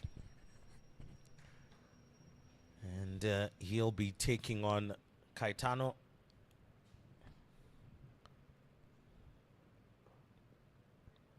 Actually, my apologies there. That's Jasper Davidson. He's come back into the attack. Might want to bring down the run rate just a bit. The tide is going at 7.33. Conceded 22, or now 23 off 3.1. Roy Kaya still finding his feet. I know you are a fan of people finding their feet. Well, they're not too difficult to find, actually. Just look down, you'll find them. But I get exactly what you're saying, Larry. And there you go. Gets off the mark. Slashes that to third man. And always gives a batter confidence.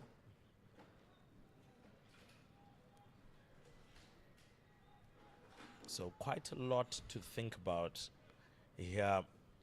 Who, in this case, takes more of the aggressor role? I'm not talking about sixes, but obviously who's going to be a bit more active in terms of getting the singles, maybe getting the boundaries if the balls are there to be hit. Caetano this time round onto the leg side would have most probably stood in good stead going onto the offside, because he had to pull it all the way from the offside. So who takes that role? Is it the more established batter who's now in his 60s? Or is it the Caetano who has just come to the crease? We know how Roy Kaya can be quite aggressive as well, can hit a long ball once he's settled. So do you give yourself time to try and build that confidence and then say, look, Roy, tee off, I'll anchor the innings?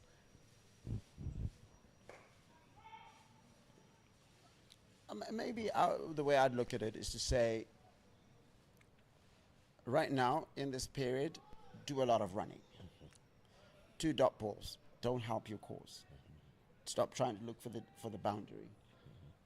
If you run 3 runs and then there's a 4, you've suddenly got 7 in the over. So, yes, we say plays delivery on its merit, but as they'll teach you at primary school when I play cricket, it's just get off strike. That was straighter down towards long on, just for a single. So that will give us a 1 delivery left, and Zimbabwe A will be slightly disappointed. I mean, from an 89 without loss to 142 for 3. Be that as it may, you've got to say, look, Scotland have done very well to come back into this match, because it could easily have gone pear-shaped. And that brilliant over from Brandon McMullen certainly gotten them back into the picture. Not to say they were out, because nobody batting goes home. So 142 for 3 after 28.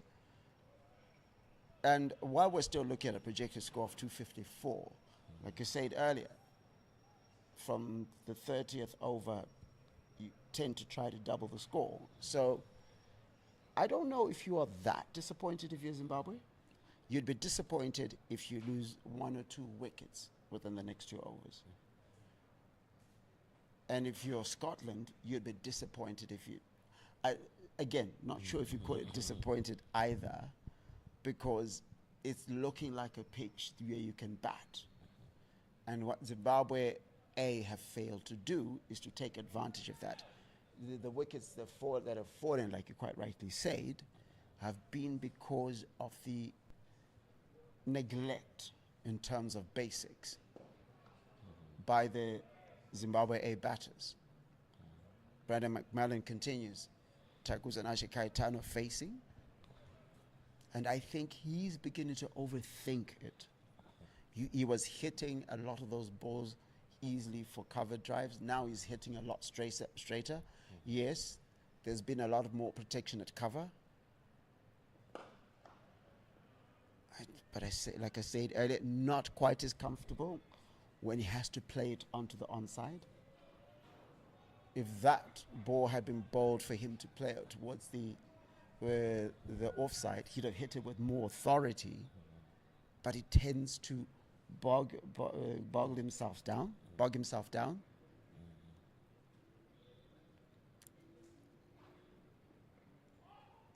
Again, tentative. Didn't decide whether he was going to hit the ball, whether he was going to defend or leave it.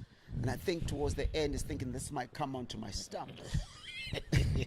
But Brandon McMullen will be encouraged by that, because it's getting him thinking.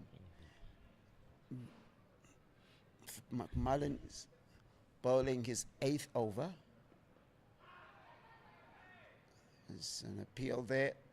Polite inquiry from the bowler. No one else was interested, and neither was umpire. I know, Chubby. Yeah. Well, Larry, you say quite polite.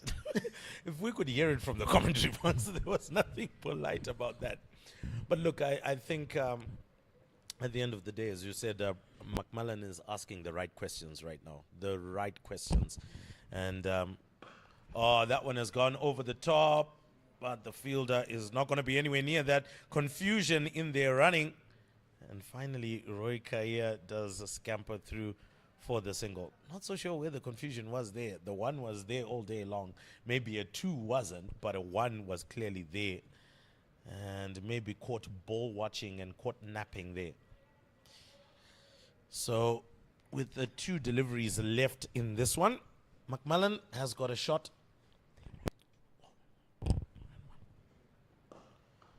Straight to the fielder. And it looks like actually it was 1 delivery left in the over. That is done and dusted.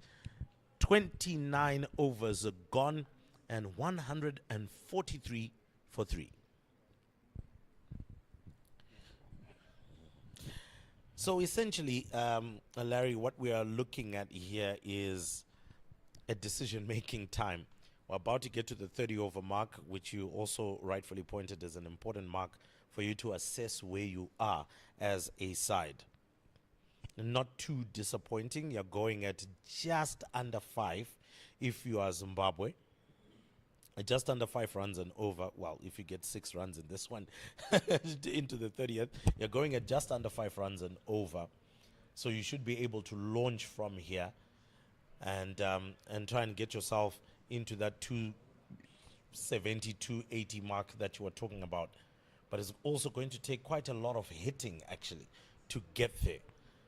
And Kaitano, I strongly doubt, will be the man to be aggressive in that manner to start teeing off. I think we've seen him tee off a couple of times, going straight back over the bowler's head.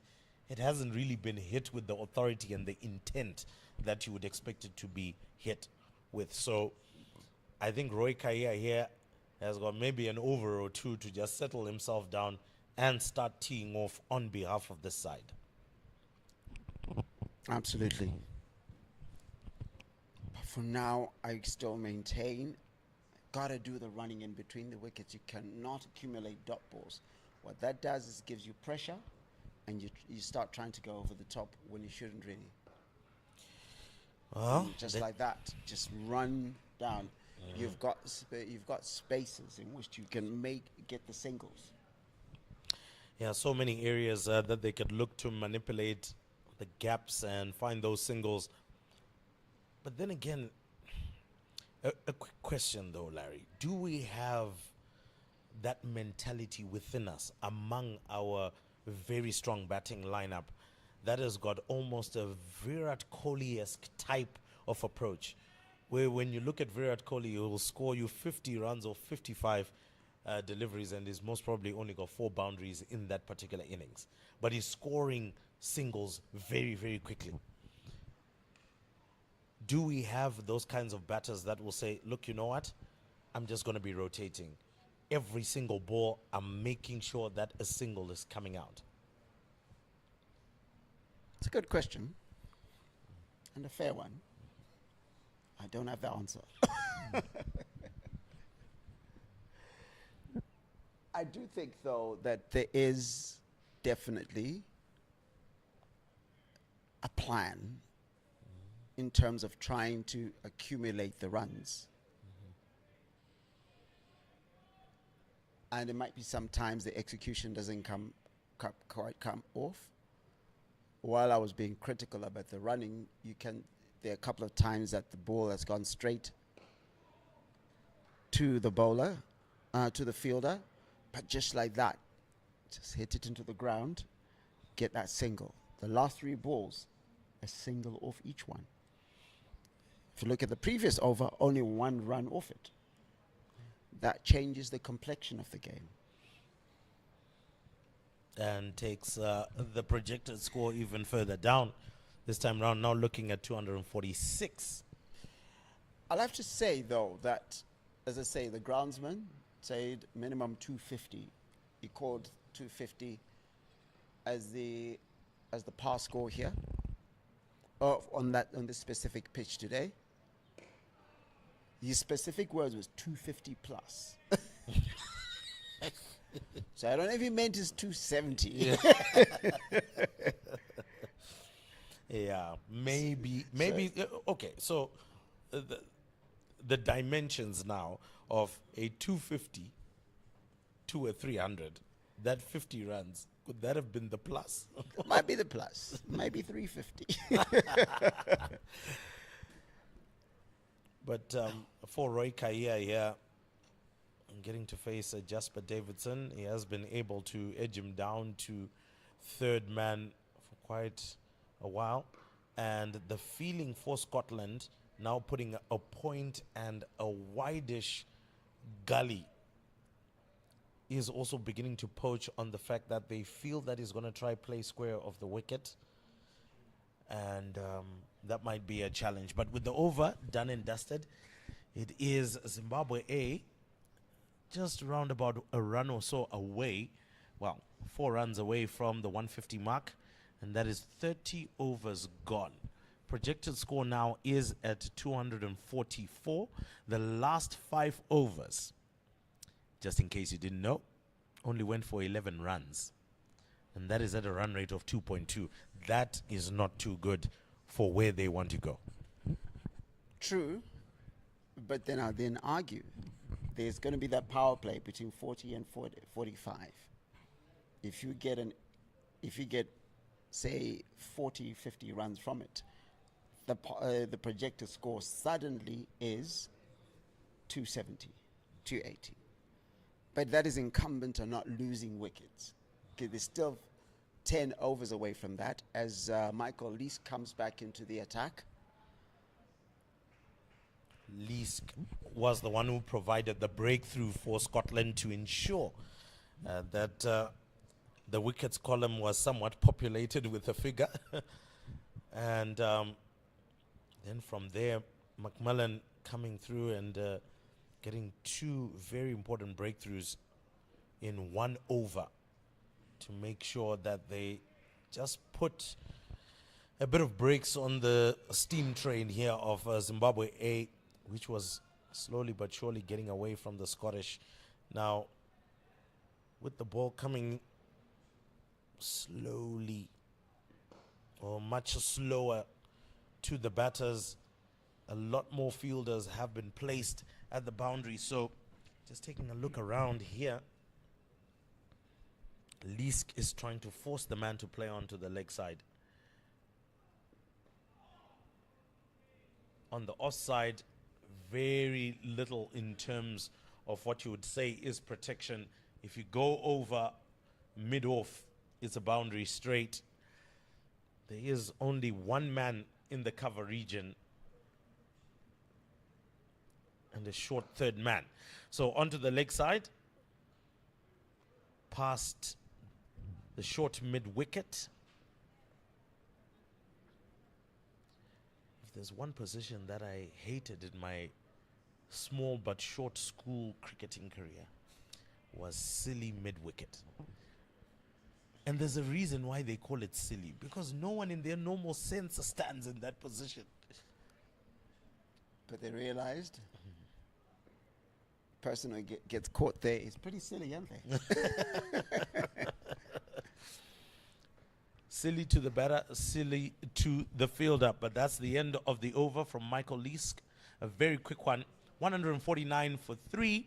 And there and thereabouts, as I was saying, just under 5 runs and over. Well, it looks like they've actually brought up their 150. So well done to Zimbabwe A. They've gotten to the 150 mark after 31 overs. 150 for 3. So still just under the radar they are flying right now of the 5-run mark.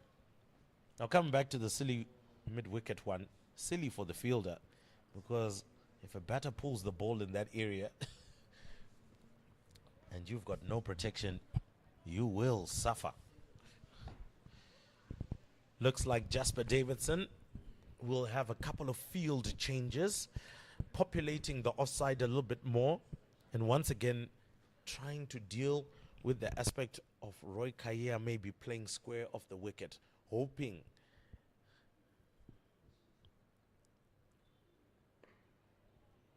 though I don't feel that that's the delivery for the field set that he has. Squirted onto the leg side for that single by Kaya. The expectation would be, if you're going to put a gully, you're going to put a point, you've got a deep point as well, you're expecting him to cut the ball. So that means it has to be short and wide, if that is what you're expecting to do. You also do have a third man down there, just in case he top edges it and it goes all the way down there. For Caetano, they've removed that gully, or somewhat backward point, you would say, who was there.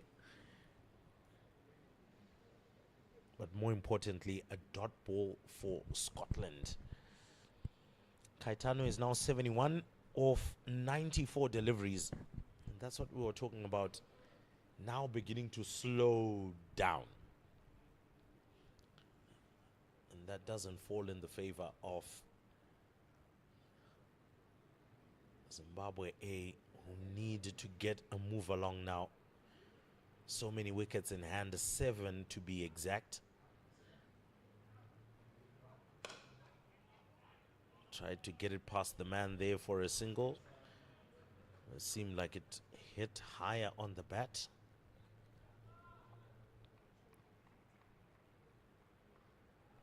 Was good fielding from George Munsey. A lot will be expected from him. And not to forget, George Munsey was part of the Zim Afro T10. And he had a pretty good one too, to say the least. Did he score 100? Yes, he did.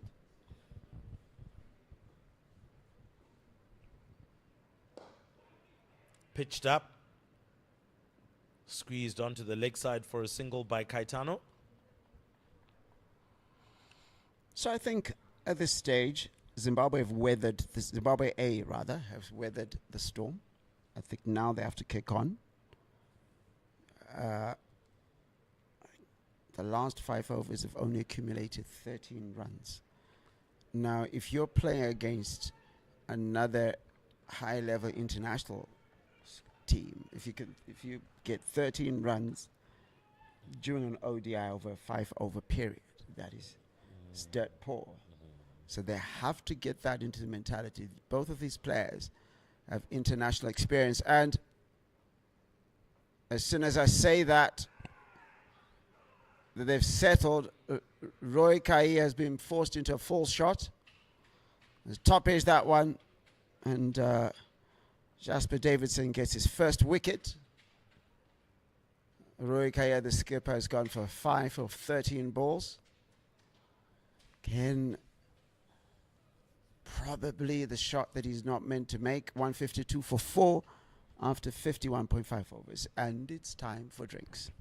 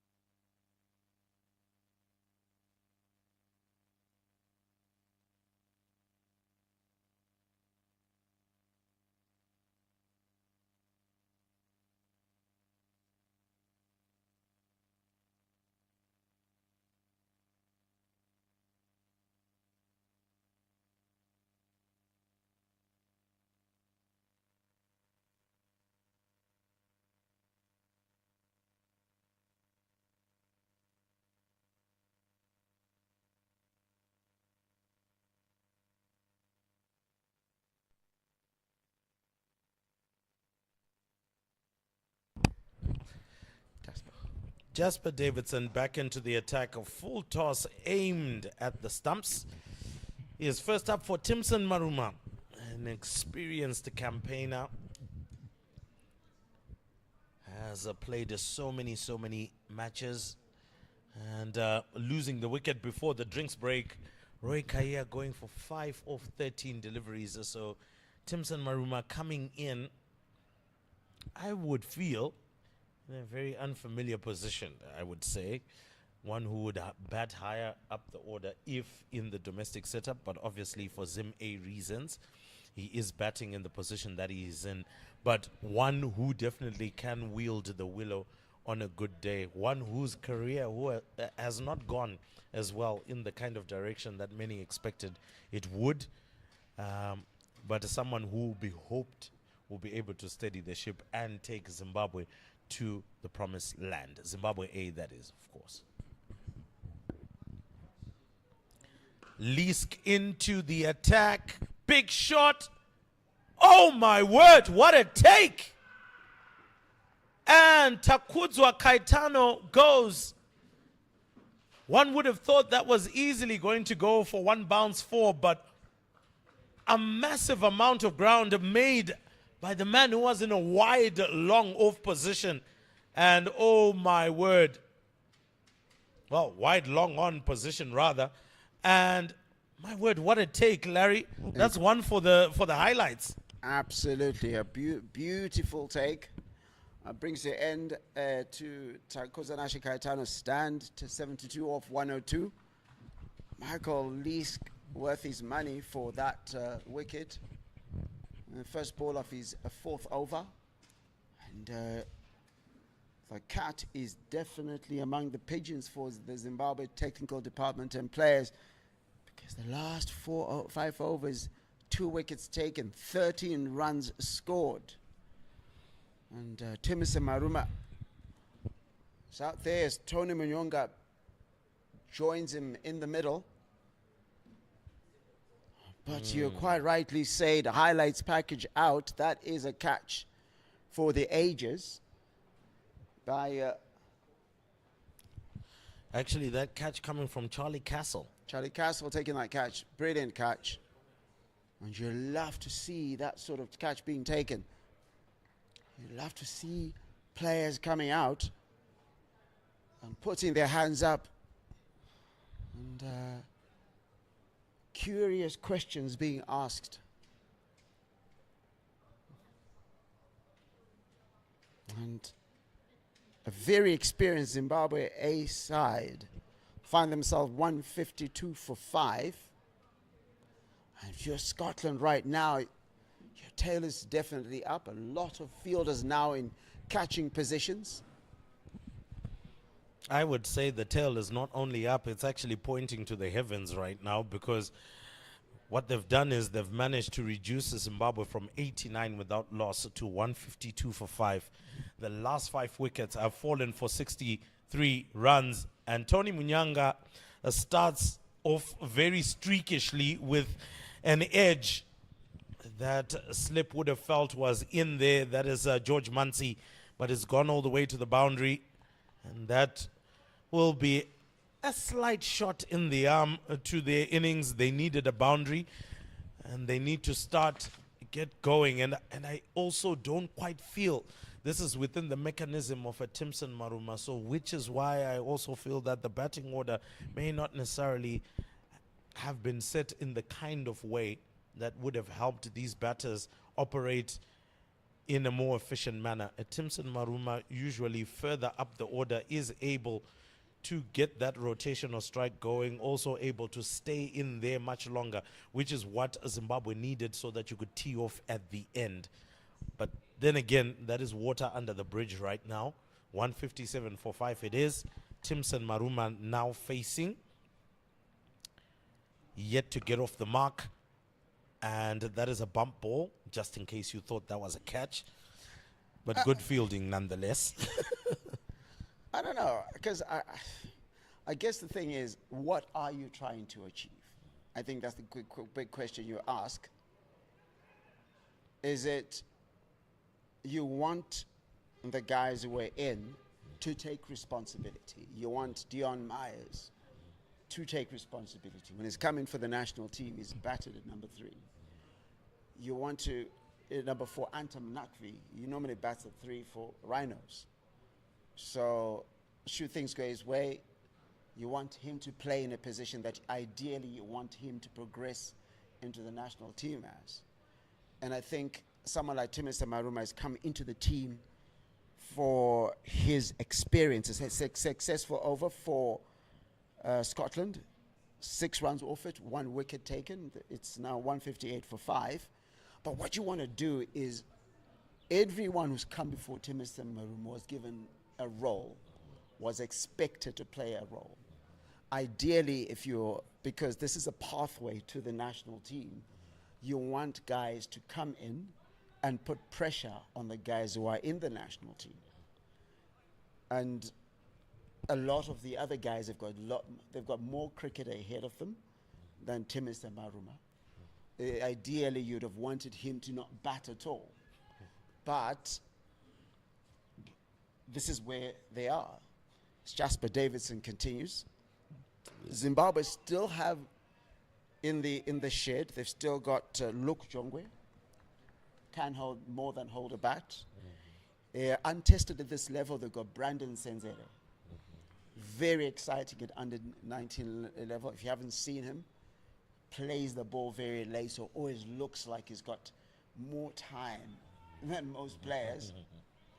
So it's not as if they don't have anyone left to get the runs. If they Brad Evans, famously hit a 6 here at Harare Sports Club for a win for Zimbabwe during the Dave Houghton coaching era. Yeah. So I'm not sure that you're that worried about where Timothy Maruma is batting. What you're more worried about is those who got a chance up the order did not take advantage of their chance. There are 3 more matches to go? 2 more matches, I beg your pardon. So there is an opportunity to fix some of those things. What kind of conversation do you think Eric Chawoluka is kind of having with those that have gone out? I think what you look at is 2 things as a coach. Let's sit and figure out how you got out. Maybe there's something within a weakness in that player. Whether it's Roy Kaya, maybe he doesn't pull very well. So you say, okay, what do you do to make sure you don't pull? One of the things that you look at, Brandon Taylor couldn't pull to save his life, so he had the ramp shot. So it's all about finding solutions. You want to have a conversation. Also, the other side, with a player like, see after this delivery, lovely punch down to deep backward point. But what you want to do with these players is say, if a guy's gone out off the 3rd ball, like Antam Nakvi, that's not a long conversation. It's like, get your life in order. Not really. It's almost like what we planned didn't work out. So you say, look, next match. With the longer conversation probably was with Marumani, you were in. Myers, you were in. It's like when your beloved Manchester United gets hit 5-0. There's no conversation there. I mean, there's fun for everyone else. Larry, you did have to go there. You don't really have a conversation about a bad result for too long because you're like, all your plans went wrong. So what we do is that let's go and just execute our plans. 160 for 5 it is now, 1 more ball in that over. So that's what you do. And projected score has also whittled itself down to 237. So time somewhat running out in order to try and get a good total on the board. But once again, we may focus on Zimbabwe A's failings, but Scotland have also done themselves a lot of favors. Their bowlers have been able to now bowl in the right areas and also to an extent Compliments to the captain, Matthew Cross. 160 for 5 after 34 overs. Compliments to captain Matthew Cross. His bowling changes have worked out well. Wickets have come when he has made those bowling changes. The introduction of Michael Leask brought the wicket of Marumani. The reintroduction of Brandon McMullen, as I said, proves to be more lethal in the latter overs because of the amount of pace maybe that he generates or doesn't generate, and his variations in terms of bowling. Picked up 2 wickets in 1 over. That then was the straw that broke the camel's back when it comes to the Zimbabwe A innings. And then the reintroduction again of Michael Leask. So every time he's made some of these tactical changes, it has worked. Michael Leask, the man with 2 wickets, is coming back into the attack. Tony Munyonga once again sends it past the slip. Finding it a little bit difficult, isn't it, to play Michael Leask here? Yeah, there are 2 ways to think about that. Tony Munyonga does very well in the last 10 overs of a match. This season, this past season of the Pro 50 Championship, he scored 308 runs at a strike rate of 115 in 6 matches. So the average is 51.33. Now, what that says is that Scotland have to get him out soon. Before he settles. Because once he gets going, he makes them rain, as makes it rain, as Lil Wayne would say. So he sends them over, and what that does is an over that would have gone for we're talking of the last 5 overs of this match, having gone for 14 runs and 2 wickets. He can get third in an over, and suddenly the last 5 overs have gone for 30 runs or whatever the case may be. So it's not doom and gloom. And as I say that, Tony Munyonga has got the levers to do that straight over the ball. What you call it? He has the ability, and that's what's going to be at the back of the mind of Matthew Cross. What do you do to get him out? Timisa Maruma, also a big hitter. Yeah, very much so. So look, it's going to be interesting to see. Maybe might not be a good ploy to continue with the slow bowlers. 1 ball left, so hasn't been too much of a bad over for Matthew Leask. Obviously conceding a boundary here. He'll hope to finish strong. And that one is edged past the keeper. I don't think Safian Sheriff is going to make it. And it goes all the way to the boundary for 4. So it doesn't end well. But for Larry, all's well that ends well. 2 consecutive boundaries there. 8 runs ultimately coming from that. And that is 168 for 5 after 35 overs. 15 overs to go in the innings. Quite a bit of work to get done if they want to get to the 270 plus mark, which would feel is a pass score on this particular pitch, as the clouds slowly but surely kind of gather around. Not necessarily an overcast thing, but obviously giving the Scottish a bit of shade. It has been quite hot as well out there. But Safian Sheriff, as I mentioned, would be the introduction that Matthew Cross, and I would have thought as well from a Scottish perspective, would also do. Good shot, but straight to the man who's in the mid-wicket region there.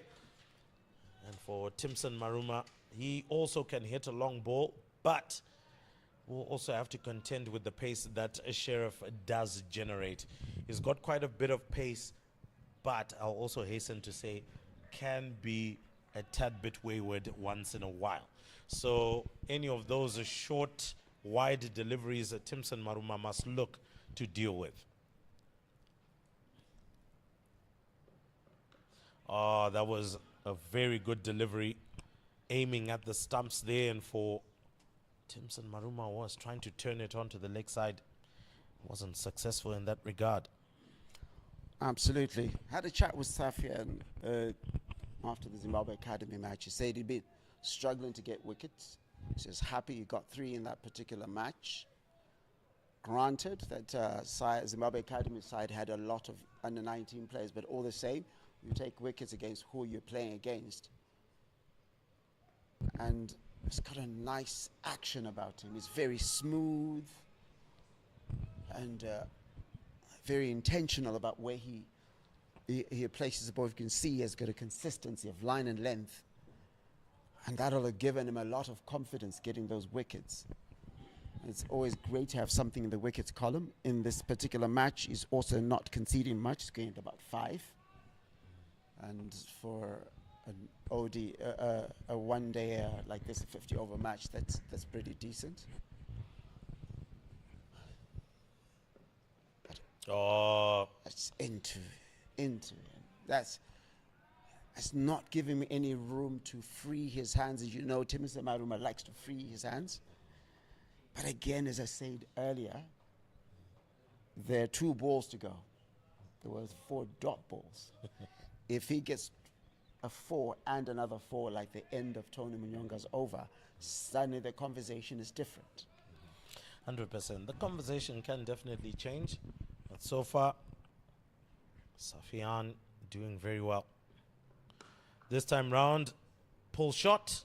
Doesn't quite find the gap, so it will only be just a single.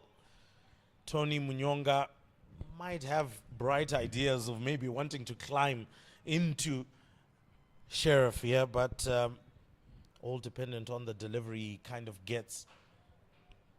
You see Safian there bowl just a little bit shorter. Doesn't quite have the pace for that delivery, but the Maruma will be like, didn't time it as well as he should have. Confusion there. And that tends to come with an innings as it's coming to the end. And so that is the end of the 36th over. Zimbabwe A 169 for 5.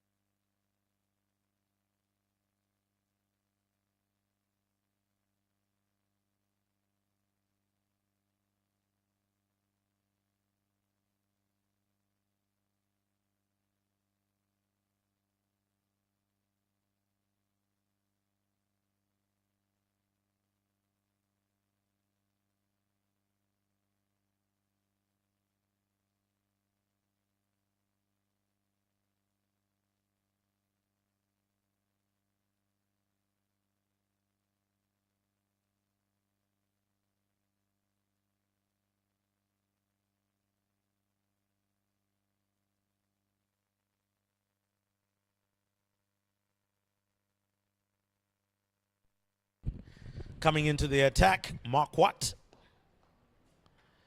That would have burnt the fingers a little bit, but great fielding effort from Mark Watt. Fielding off your own bowling is usually very burning on your fingers.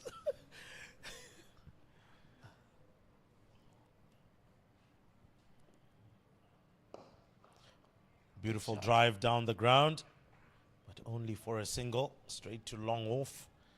And I think you can see now Scotland has really occupied many of the areas on the boundary. They do have a boundary rider on the offside.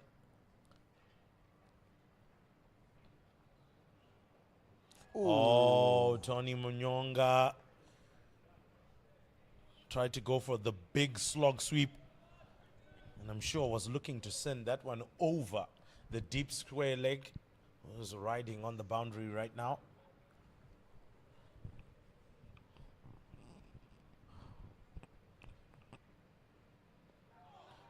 That one off the outside edge. And Tony Munyonga was looking to get a strike there, but There was no run in sight in that one. Mark Watt kind of reminds you of one of our legendary spinners here in Zimbabwe, off spinners, Ray Price, one of those containment bowlers who are very difficult to get away. Tony Munyonga sweeps at this one, and it bounces away from Safian Sheriff. Can he pull it back? No, he can't. And that is the boundary. And you were talking about the aggression that Tony Munyonga brings to this latter part of the innings. I think this is the aggression that Zimbabwe A needs, and they've gotten a boundary. So, if you're one of the over 3,000 are watching, thank you very much for joining us. Remember that these matches are going to be live streamed on the Zimbabwe Cricket YouTube page. There are 2 more matches, one on Saturday and the other one on Monday. So action-packed cricket. Subscribe. Also download the Zimbabwe Cricket app. It's free of charge. And you can follow cricket as it happens across the country, not just at this level, international level, primary school level. You can see the next talent that's coming through. And you can see Zimbabwe's journey in as far as cricket is concerned. And the score is 174 for 5 after 37 overs. And as I said, Tony Munyonga is as long as still there. Suddenly, when earlier on, an over and 2 overs ago, it was 13 off the last 5 overs. Now it's 22. If we go at this rate and they keep allowing him to play his shots, suddenly you're back at 40 in the last 5, like you're having in the first initial over, initial 10 overs. But getting back, download the app. It's free of charge. You can carry all the cricket that happens in Zimbabwe in your pocket. 100%. And Safian Sheriff now back in the attack. Oh, that is a beautiful delivery, but straying down leg side just a little. But that was very dicey from Timson Maruma. That was more of a Hail Mary there. Was looking to send it over long on. And to be fair, it was around about there and thereabouts in the slot for him to have actually put his long levers to work. But that didn't quite work out for him as that wrapped his back pad. Luckily for him, that ball was angling towards the leg side.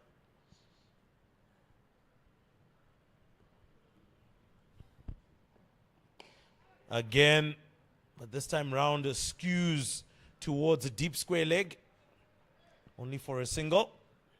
So now looking to tee off and get a move along is Timson Maruma.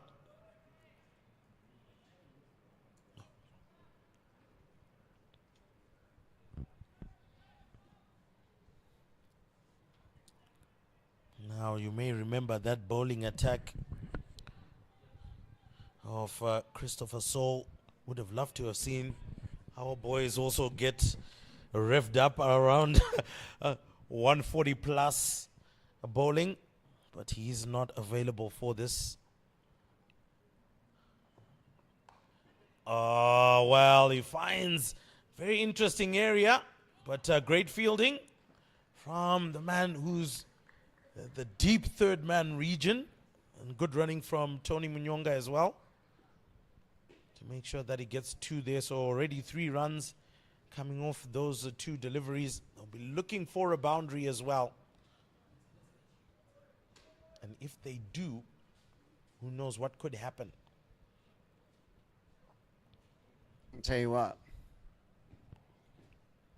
I love about the Scotland side is the urgency in terms of the fielding. I think I can only think of one instance in which they fumbled the ball. They are very, very intentional. You look at every catch they were expected to take, they've taken. Every chance. And they've shied at the stumps a couple of times, not quite hit them, but you can see that they are they're very good at it. And I think it's good when it comes to associate nature. Sometimes they don't have quite everything that you need for an international, for a 4-member side. in terms of their playing resources. One area that you cannot be terrible at is the fielding area, because the equalizer for everyone else. And if you look back at the Zimbabwe teams of the 90s, one of the things they were known for was the fielding. They were a very brand new test playing nation. And so you could remember Grant Flower at gully position, nothing got past him. So you have to compliment them effusively for their ability to field very well. And that is the reason also why they've kept the Zimbabwe tight. Matthew Cross's fielding positions have been brilliant in this particular match. So very little space for the shots that a lot of these players like to make. 179 for 5 out of 38 is where we are, but adding to that is that very few shots they're able to make. But what will happen is that from the analysis side, they'll have had a look at a lot of these Zimbabwe players and said, okay, look, how does this guy tend to go out? That's where the matchups come in. 100%. And look, Larry, I can't agree with you more on that one. The issue around analysis has always been a massive talking point within Zimbabwe cricket. And the question is, do even our players as well listen to the analyst when they're told that this is how you need to correct yourself, how you need to get certain things done, stay away from this delivery, launch into this one because it's your strong suit. Mark Watt back into the attack, angles this one into Timson Maruma, so not allowing him to free his arms as well, just forcing him into maybe playing all along the ground, which really doesn't give you the acceleration that you're looking for. Tell you what, that's just a beautiful delivery. Not much you can do with it, but going back to, do people listen to the analysts? There's one thing, there's a difference between knowing the analysis and then executing it. You could tell me all the analysis around how to play Michael Leask. But doesn't mean Larry knows what to do when he faces Michael Leask. Oh, great fielding out there. That surely had 4 written all over it, but manages to cut 1 run off. They do get to scamper through for 3. So good shot from Timson Maruma there, being able to clip that one into the mid-wicket region. Tony Munyonga now on strike, did send Mark Watt back over his head.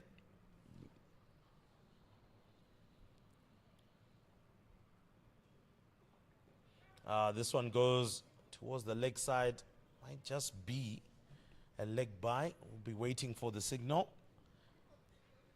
Actually, it did come off the bat, as I know Chabi is slowly getting back to his mark as umpire. So looks like that did come off the bat, but maybe wasn't caught cleanly, considering that Tony Munyonga had started advancing. So great bowling from Mark Watt. I want to say something very interesting here. We'll say, you're going to laugh when I say it. But it's always set up when you say you're going to laugh, then you don't laugh, then it looks weird. Tony Munyonga has quietly gotten to 22 of 19 balls. Quietly. I don't think there was anything quiet about some of his boundaries, but no, but I hear exactly. He's a what you're more saying, explosive player. But what he's done is that he's got 4 fours in that 16 runs. Correct. But what he's also been able to do, as you look at here, is play good cricket. The end of that over, 184 for 5. Just 5 runs off it. But what he's been able to do is to start taking control of the match. Suddenly the last 5 overs have gone for 4.8. And as came in, they were going for 2.2. So he hasn't tried hard to get the runs. He's dealt with a bad delivery. And he's respected the good ones. And going back to earlier players, you were quite excoriating in your remarks about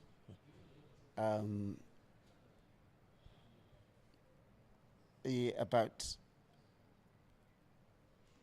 Anton Nakvi, then he is aware of his game, Tony Mnyonga, and says, I don't really need to do much here.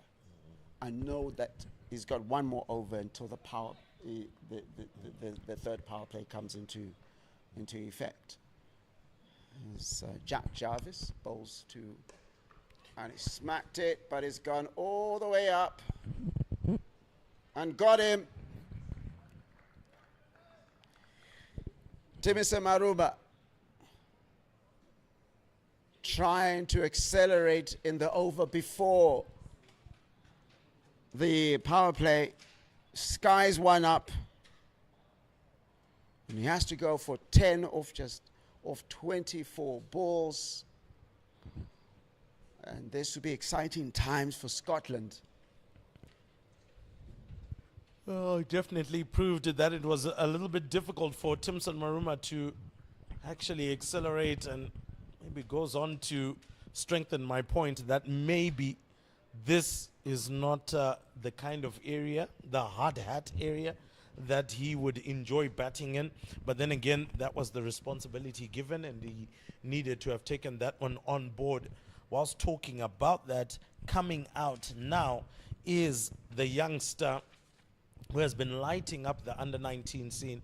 Did very well in that previous series against Ireland. Coming out as the player of that series is Brendan Senzere. And he's a young one for the future. We just do hope that he continues to develop in the trajectory that he's going right now. Obviously, the coaches will continue to monitor his growth and his trajectory and help him and develop him in the way that he should go. But otherwise, he's a very, very talented youngster, and we're looking forward to so much more from him as he continues to grow. And usually when you're a youngster, sometimes, you know, national team jerseys look a little saggy on you, and I'm not so sure why they do that. Why do they give you the bigger jerseys? They don't want a smaller jersey, but anyway, it tends to happen in that kind of a manner. So he's obviously going to come on board, and he is going to face Jarvis, Jack Jarvis. First up, so welcome, son, to senior level cricket, list A cricket. And as a left-handed batter, he can also pull the ball very well. We saw that in the Ireland series. So let's see what he's going to do. First delivery up. Walks down and hits that one straight over the bowler, and it looks like that one is going to go all the way for a boundary. What an announcement. What an announcement to List A cricket. A 19-year-old says, it doesn't matter, I've come and I've smashed you over your head, Jarvis. Bring something else to me. Oh, come on. List A cricket. This is easy stuff, mate.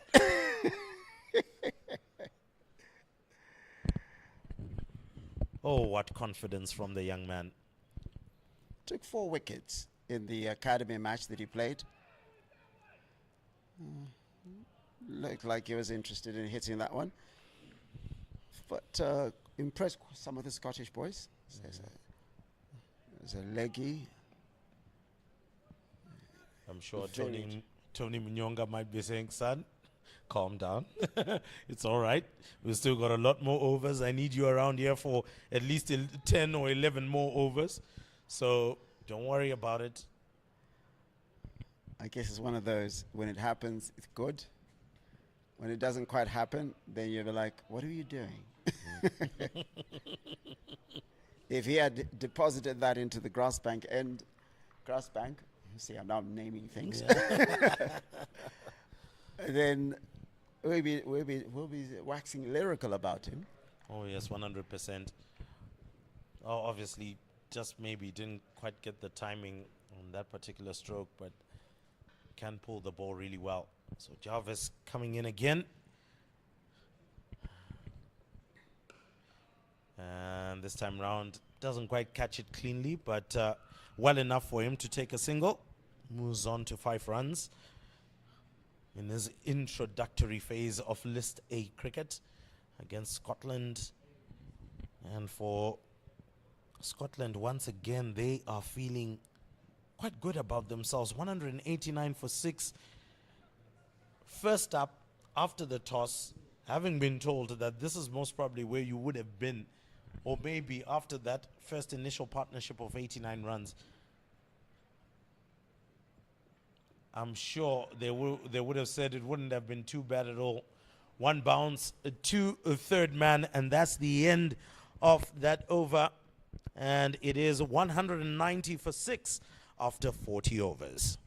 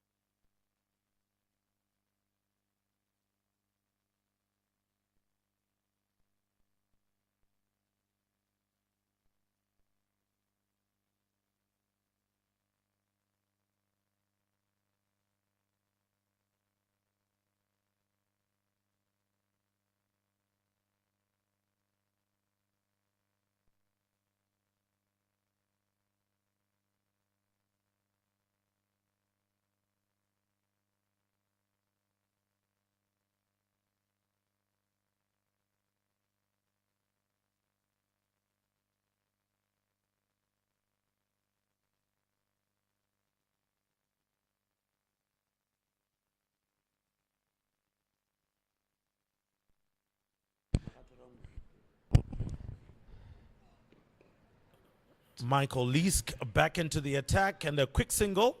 Tony Munyonga saying come for 2, and Senzere obliges. Good running from the boys.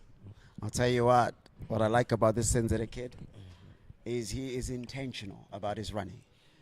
Because a few overs ago, no one is running for that a second.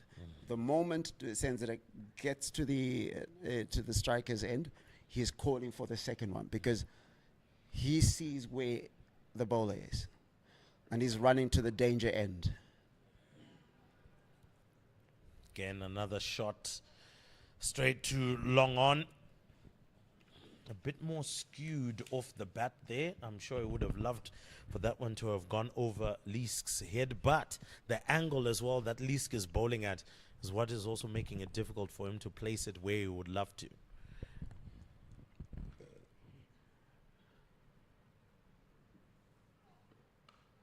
Senzere cuts that one straight to the deep point area, only for a single, so a lot more rotation of strike, a lot more intention to want to add more runs to the scoreboard.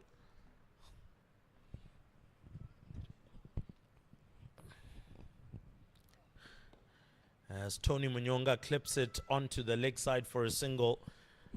We just want to let you know that we are effectively in the third and final power play. This being the 41st over, so it's more men in the circle. And this is the time when you see batters trying to at least clear the infield so that they can get those. And that is tricky, and unfortunately Senzere's innings comes to an end as he's trapped LBW by the experienced Michael Leask. It was good whilst it lasted, but unfortunately just maybe not good enough in order to keep going. And so that means Zimbabwe A now go down to 195 for 7. And coming in is an experienced lower order all-rounder. That is Luke Jongwe, who should be coming on. And in actual fact, it is Luke Jongwe. He is coming in. We all know at the back end of an innings what Luke Jongwe can contribute. But at this moment, you kind of feel that Zimbabwe A are also staring down the barrel. A wicket from here is effectively in the tail. You would actually feel that you're in the tail now.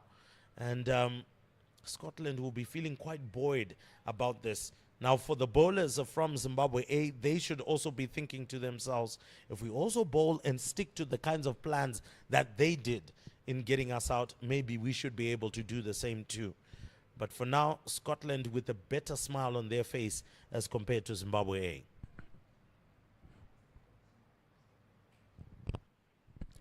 Michael Leask, what a bowling performance. 3 for 29.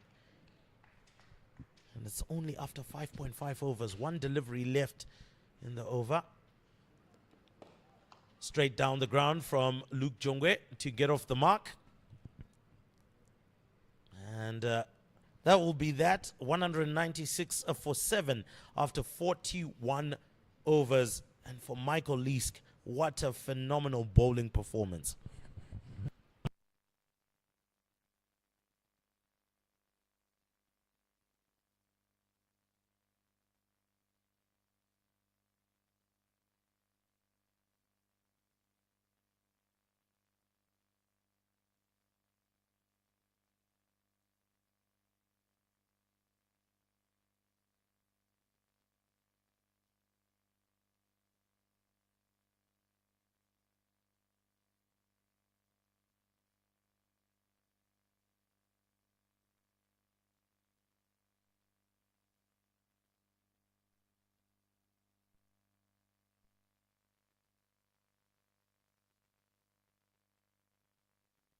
Jack Jarvis back into the attack, and Larry, Scotland looking at keeping Zimbabwe to basically under 240. That would be a phenomenal bowling performance.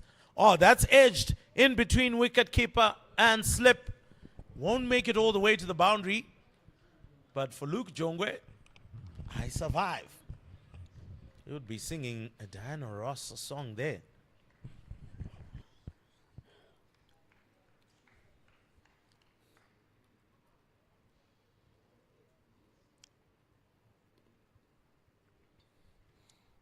Tony Munyonga having a bit of a conference in the middle.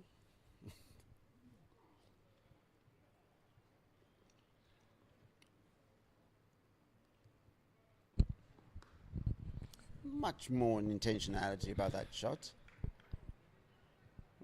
Doesn't make it to the boundary, but more control. The last 5 overs have gotten 30 runs, so picked up the run rate, but it's the wickets column. 2 wickets have fallen, and they've only got 3 back, 3 more in hand. Because Brad Evans can have a bat, so that's a good shot. Might not make it all the way to the boundary, so they'll stick to 2. Tony Munyonga continues to build on his fine little knock. 29 off 24 deliveries or so. Going at a very good strike rate. You were talking about his 115 strike rate in the domestic scene. And here is kind of going at 120 almost. So he loves to get a move along.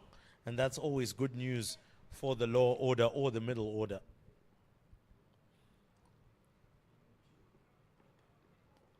Smart idea, edged 4, and that's good runs on the board and brings up the 200 for Zimbabwe A, 201 for 7.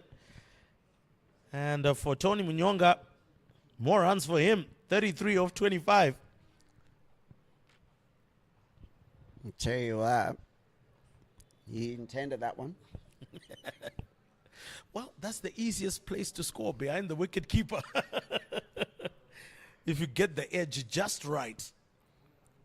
Yeah, because then if you don't get it right, then it's catching practice for the wicket keeper.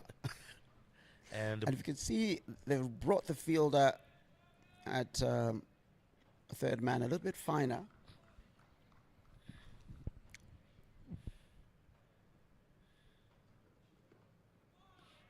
tries to go for a bit of a scoop or ramp shot there. This time round, not given the room to actually edge it. You know what is amazing, though? Good kick off the deck from Jack Jarvis, yeah. Because that went round about chest height off of a length. So,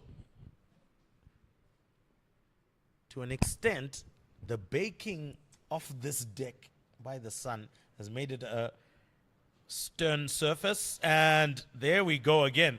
Kicking off a length and really could have caught the edge there. But kicking off a length, that could also be very good for the Zimbabwean bowlers who are going to come on this deck later on. But that's the end of the 42nd over. Zimbabwe have reached their 200. They're now 205 for 7.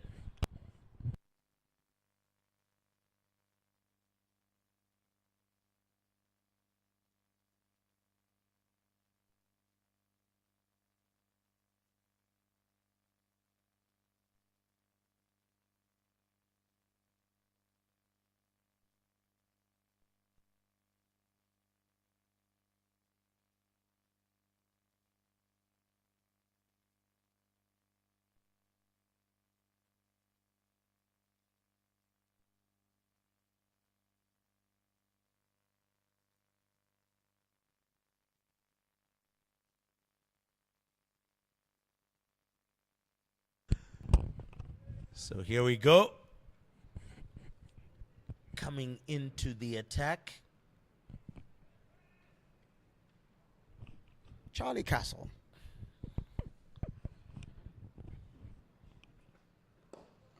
Straight on the stumps, and Luke Jongwe ensures that that is sorted out. Now that doesn't look too good from Luke Jongwe. After that run, he pulled up and held his left hamstring. They'll need him for the bowling in Zimbabwe, will? That doesn't look too good at all. Throws down the bat. Could this be him pulling his hamstring? Could it be a bit of cramp?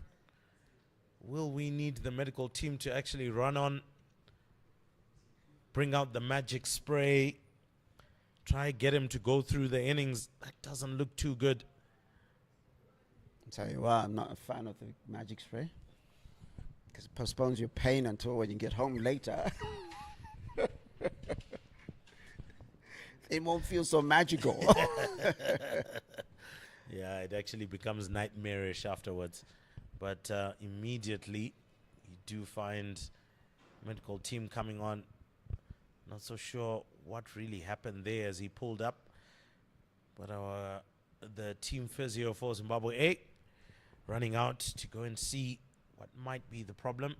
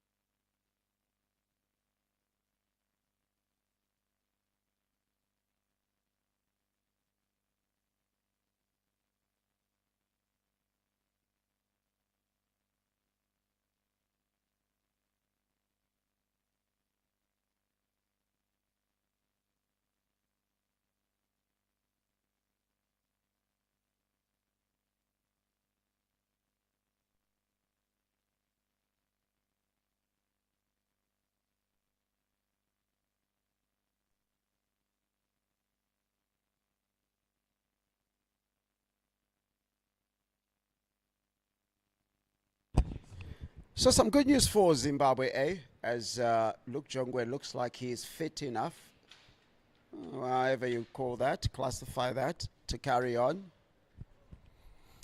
Zimbabwe on 206 for 7, and you feel that is important for Zimbabwe A's fortunes today. They're a critical player, especially if they're to get that 250 minimum that the groundsman told me a little bit earlier. He did say 250 plus. And we did say 250 plus, could be 350. So, or 400, who knows? I've never seen a plus go plus. He did say 250 plus. He didn't say two. If he had said 250, Yeah. then I'm dealing yeah. with 250. But we carry on. So Ton Vinyenga on 33. He just faced his 28th ball as Charlie Castle. Only conceded 22 off his 4.2 overs. But he wants something in the wickets column. But he's done a job for the team because he hasn't conceded much. He's going at 5.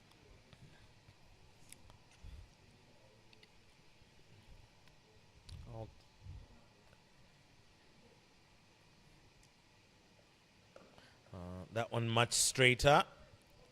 Pushes Nyonga into more of a defensive mode at that particular point. I'll tell you what. Tottenham Nyonga will be looking at a couple of spaces, but it's about getting over the batter and bowled him. What a delivery. Kept prodding at those stumps, kept on plugging away at those stumps. And for Tony Munyonga, it was about taking that risk, wanting to go over the leg side, missed the heave, and ultimately his off stump went cartwheeling. So Tony Munyonga, who had come with the momentum, has unfortunately gone with it. 206 for 8, Zimbabwe A.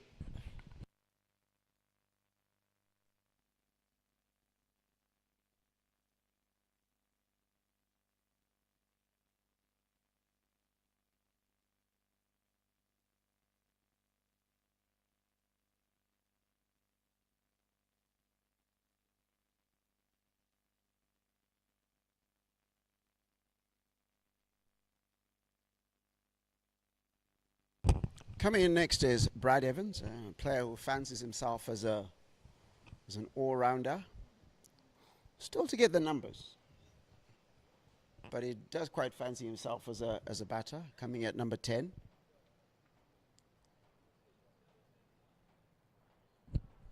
And the two men out there will be tasked in showing the discipline that Scotland have shown with the ball. And suddenly 89 without loss. It's looking dire. And only 117 runs added, 8 wickets taken. It's a very good delivery right in the block hole. For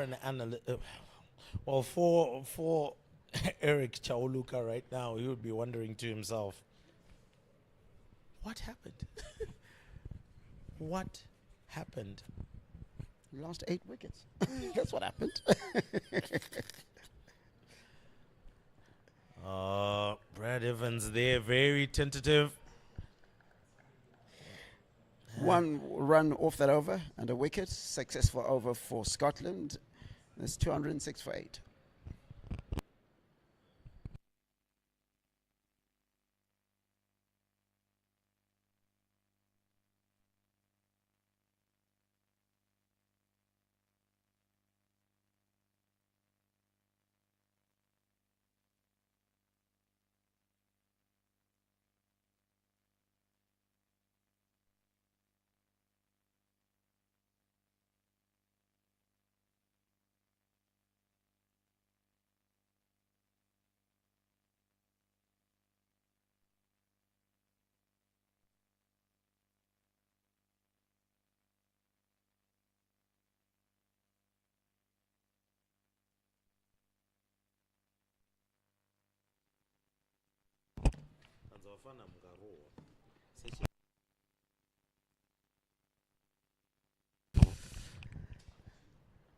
Mark Watt straight on the stumps, and Luke Jongwe pushes that one straight down to long on for another single. And for a man who got the magic spray, I don't think he's in too much of a position to strain himself for those big shots. So Brad Evans should be the one to actually tee off in this regard. I'll tell you what, I was watching young Michael Bligno and if anyone's wondering, yeah, the Bligno twins are kids to former Zimbabwe international, Andy. Arnoldus Mauritius.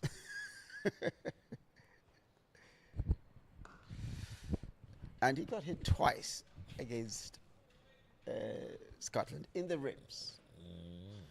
One when it was running, trying to run a single. Somehow got hit by the ball, and one was bowling. And ask him after the match, did you feel at some point, you know what, I'm just going to get out here? And he says, no, I needed to be there. And then he scored the winning runs. Scored something like 60 odd. And that's what you want. You want the fight. The selectors will be watching. The report will come, did this person give up? No, they didn't. They could have, but they didn't. And as a coach, head coach, that's what you want to be able to say, that I trust this player to be able to play through the pain.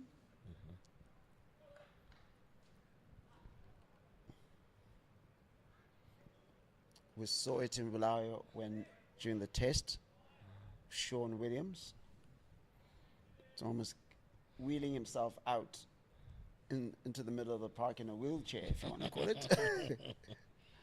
And almost won a game for Zimbabwe.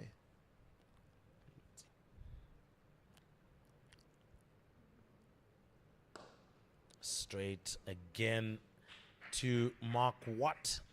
As I said, finger burners of fielding off your own bowling, and 44 overs gone. Zimbabwe A reeling at 209 for 8.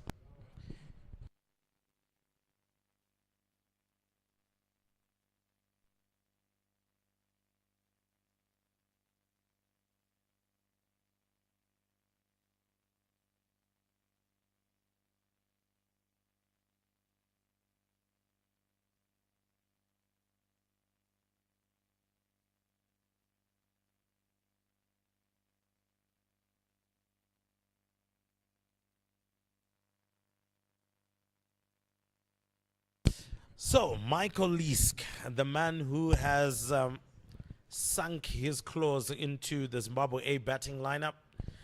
3 wickets that he's been able to take off his initial 6 overs. He's only gone for 30 runs as Leask.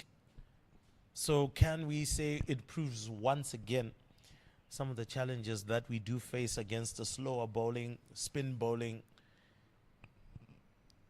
I think it's just bad shots, really. As a result of slow bowling. I don't think it's slow bowling that's the issue. I just think that it's a case where it's just decision making. I've had the fortune of having a couple of chats with the Zimbabwe batting coach, and the way he explains batting, I put it in my X account the other day. And just looking at that, and what he said was, it's all about solutions. And what you got to do is you have to have clarity of what you want to do. And whatever that ball that's coming, you have an intentionality about how you're going to deal with that bowler. Now, if you're not clear about what you want to do, that means you're making a decision about whether to attack or defend on the basis of one ball. But if you have decided that I'm going to attack and get runs off this over, then you get the wicket. So it's 45 overs, and very successful power play for Scotland. 2 wickets gone. They've only conceded 22. But that clarity is very necessary. 100%. And obviously, in between thinking can always land you in serious challenges, much like what's happening right now. 5 overs left, only 212 for 8, so well below the par score of 250 at the moment that Zimbabwe may get, unless an explosion happens from this particular point till the end of the innings, which might deliver an odd 40 runs. That's an edge. Well, a little bit of a misfield will allow them to get to a much fitter Luke Jongwe would have most probably been able to run for 3 there. 3 were definitely in the offing, but I'm sure he will settle for the 2. Remember, he will most likely be needed in the bowling attack as they will look to defend what is turning out at the moment to be a meager total. Driven through the covers again by Luke Jongwe, who's accumulating his runs. He's now well in the double figures now. He's got 12 runs off 11 deliveries. Brad Evans, however, taking a little bit more time to actually start teeing off. 2 off 9 at the moment. For an eager fan, they would be saying, Brad, anytime now.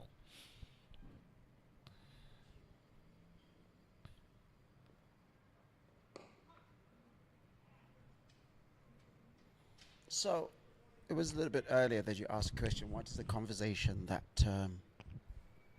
Eric Chauluka would have with the guys who were not able to get the runs? At one of the tests, the person I made reference to, Dion Ibrahim, said, I don't mind if you go out executing it, trying to execute our plans. So the issue might be execution.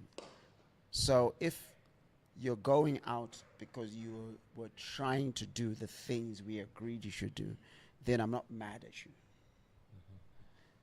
He didn't quite use those words. He's very calm. But he said if you go out and it is not according to the plans, then it's a different kettle of fish. How they play. You saw it in Wesley Madevere yesterday. Trusted his defense.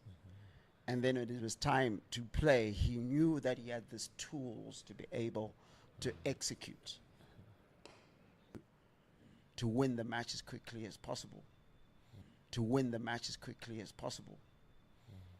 But when it gets towards that over, Ngarava comes in and hits 1 for a 4. He decides it's 8, or rather 219 for 8 after 46. That's what you want these guys at this level to start doing, You don't want it to be taught at international level. It should be happening at provincial level. It should be happening at under 19 level. It should be happening on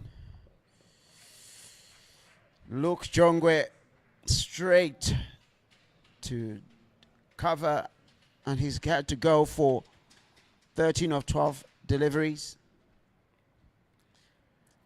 Well, 13 of 13, I beg your pardon. Well, to be honest, he was kind of struggling ever since he pulled up at that particular point, and this is more of a shot of release, so to speak.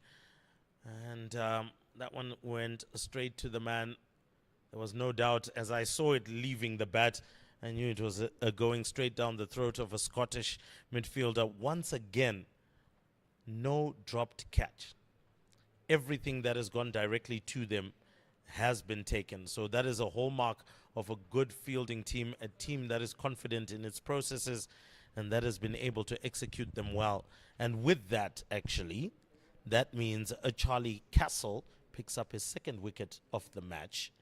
And that makes life much easier for him, for somebody who had really been toiling and doing quite well for himself in those 5 overs. And now in his 6th over, he picks up a wicket. And to seal off things, it is Alex Folau who has come out. And from here, Scotland will want to finish things off. Turns it round the corner to get off the mark. So well done to Folau. And for Brad Evans, well, guess what? They say the baton has been handed to you.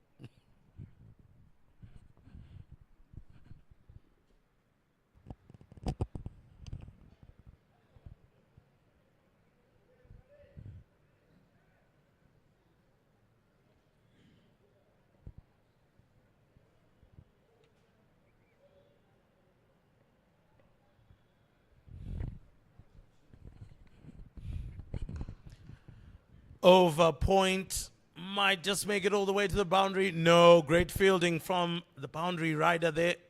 Made so many meters to come round. And despite that, Brad Evans bags 2 runs. And it looks like a double Nelson that's there. 222 for 9. Is that why you were lifting your foot just now? Brad Evans doesn't get that one quite cleanly, but over the infield, manages a single, so more runs being added to the Zimbabwe A effort. Well, not necessarily raising my leg for that. Just kind of noticed it was a double Nelson. So it was a coincidence. By coincidence.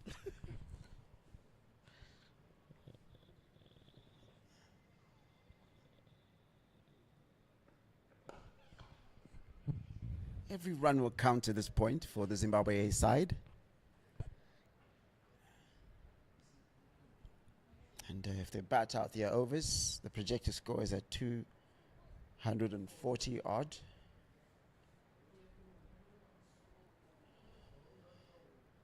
I want a little bit more than that, but I think, as they always say, nobody bats and goes home. So Zimbabwe have got among their slow bowlers Antep Nakvi, Brandon Senzeres. Have to reload that one. Will Charlie Castle wanted to see out the over without too much damage, but as I said, they'll have a look at their spin options, and quite a few. Roy Kaya can also, the captain. Risky single, but they managed to make it through after a misfield. So all these are precious runs for Zimbabwe A. And as the over is up from Charlie Castle, it is 226 for 9 after 47 overs. So 3 overs left here for Zimbabwe to try and get something decent on the board. Projected total is 240, well below the past score here at Harare Sports Club. You tend to find it very difficult to defend such a total at this ground.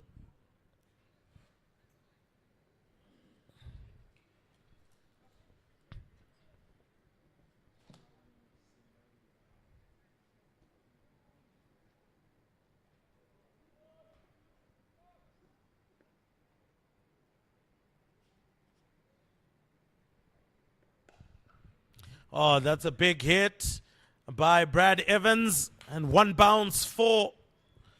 So good shot by him. Managed to pick up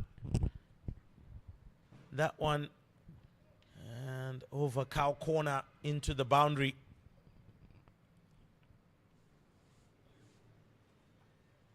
So Brad Evans beginning to kind of tee off from here.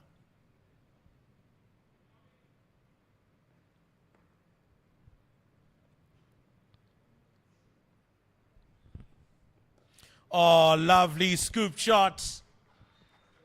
Straight out of the textbook of Doug Marilia, I will hasten to say. And straight to the boundary. Of course, there's still arguments around what that shot should be called. It's the Murley scoop. It's the Marilia scoop. We're not having a discussion on that one. Or the Doug scoop.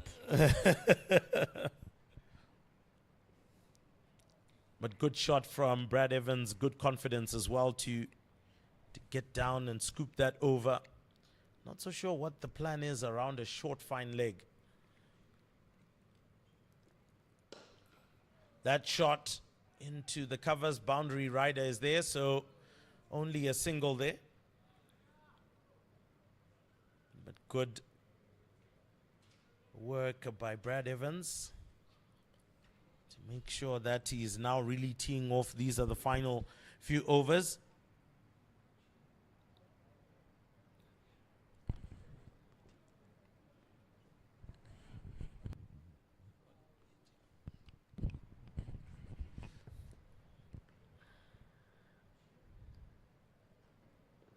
Straight on Falau's legs, but unfortunately that one was just straying down leg side from Jack Jarvis.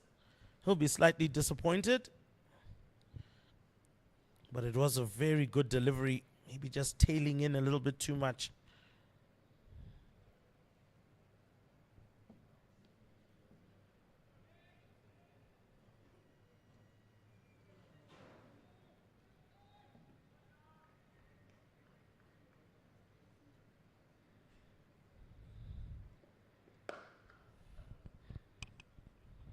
Bowling. Well bowled there. As come towards the end of that over. Very fruitful over for Zimbabwe A so far. 9 runs off it. And getting closer to that 240 mark. 235 it is right now. So you'd think if they go at the same rate, then that 250 might just be on for the Zimbabweans. Oh. Almost caught the edge there. 235 for 9. This is after 48 overs. My eyes were beginning to fail me there. And all of a sudden, an extra added number of runs, 245. That is the projected total. 2 overs to try and get it to your 250 plus. I'd say to be safe, 251. You said plus. Or 250 plus 1. Or it's 250 and a half if halves existed. 0.1. 0.1. So Matthew Cross should be a happy camper at the moment. If his side bats well. That's the caveat key. there.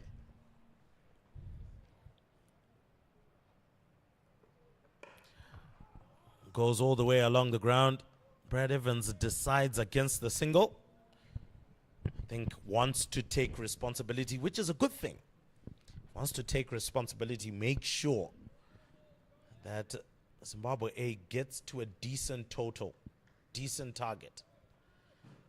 Something that they can bowl at.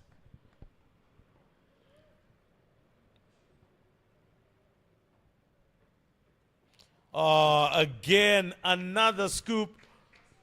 As I said, the best place to hit the ball, just behind the wicket keeper. There's usually no one there, and that one goes all the way to the boundary. Beautiful shot. Takes Zimbabwe to 239. Slowly but surely edging towards that par score. Tell you what, there's not a number 10 batting there. Did quite say he quite fancies himself as an all-rounder. And these are the platforms that you need to use to show the selectors. That's that exactly you can have a what go. you are. Yeah. Yes. Well, he has done well so far. Has moved on to 21 of 19.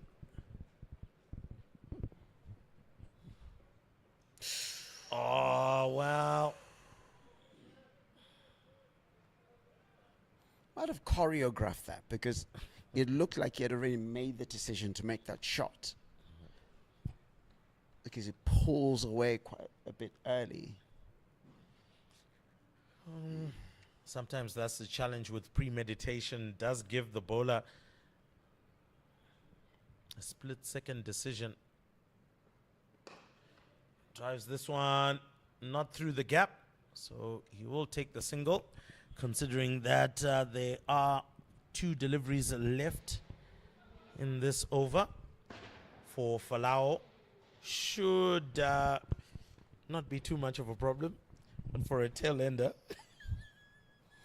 Like the big boys earlier couldn't handle it. I don't know why you're asking young Falao to handle it.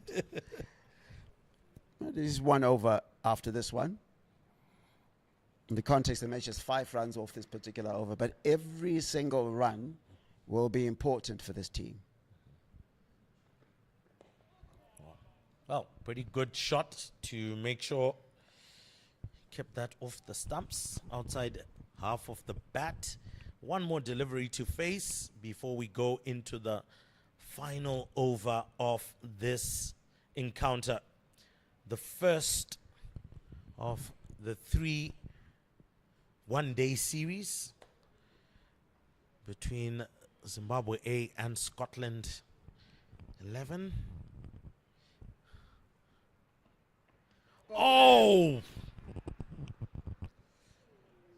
And there you have it.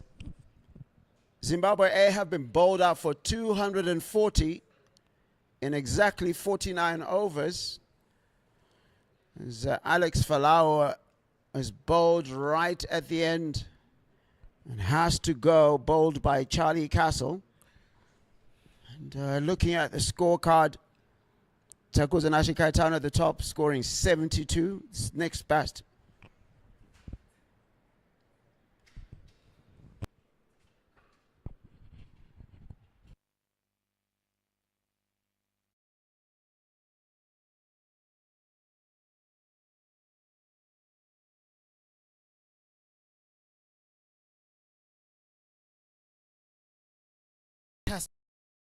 As well that came in order to get rid of Alex Falao, and Scotland have managed to wrap up the innings. 240, actually a very good total to have kept Zimbabwe A down on.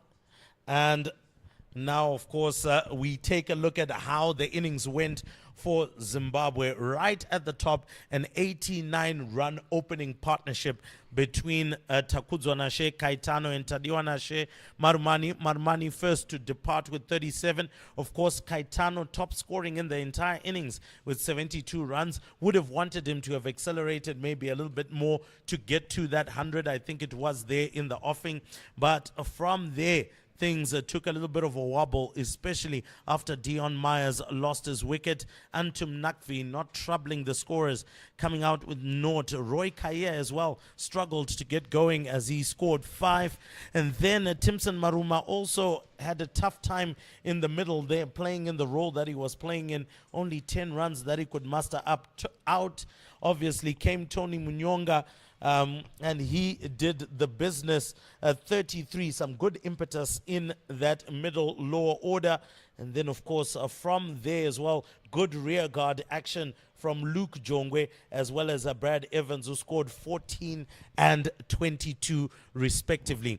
But looking at the bowling card, then you have Charlie Castle taking 3 for 34 from his 7, and 2 for 34 from Brendan McCullum in his 8. 3 for 33 from Michael Lisk from his 7 overs, and then Jasper Davidson as well as Jack Jarvis taking 1 each. 241 is the target for Scotland, and it's going to be an innings break as the players go for lunch, and we'll be back after.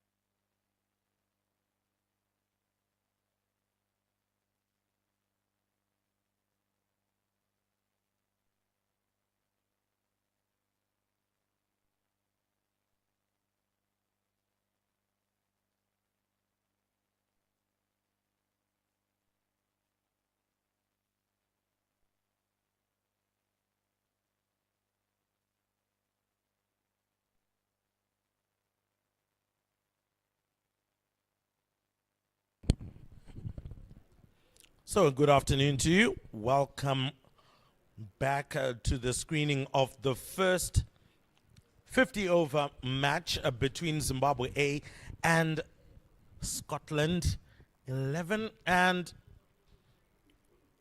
Zimbabwe setting a target of 241 for Scotland to win on this kind of pitch, on this deck here at Harare Sports Club. It is a possibility. The question is, can Zimbabwe A muster some kind of way of being able to defend this total? Brad Evans has been handed the new ball. He is going to start from the golf course end. George Munsey facing. And immediately, George Munsey, off the first delivery, cracks that one just past point. And it's gone for 4. So not necessarily the best start. And maybe to an extent, Zimbabwe A not packing that offside enough in order to ensure that ball didn't go anywhere. I don't think it was so much of a ferocious shot, but nonetheless it was enough to go to the boundary. This time round, Brad Evans decides to come round the wicket. And dot ball. So opening the batting for Scotland is George Munsey and Chris McBride.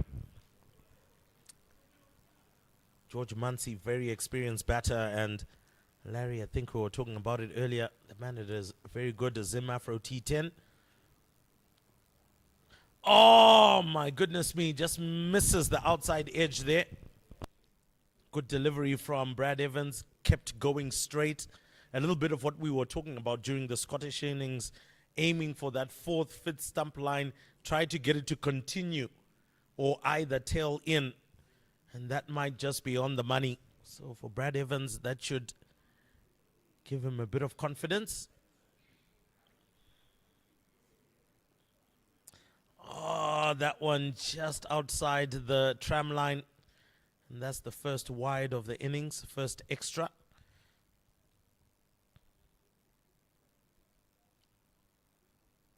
But Larry, George Munsey will be key to the chase for Scotland. Absolutely. He's a guy who gets going very quickly.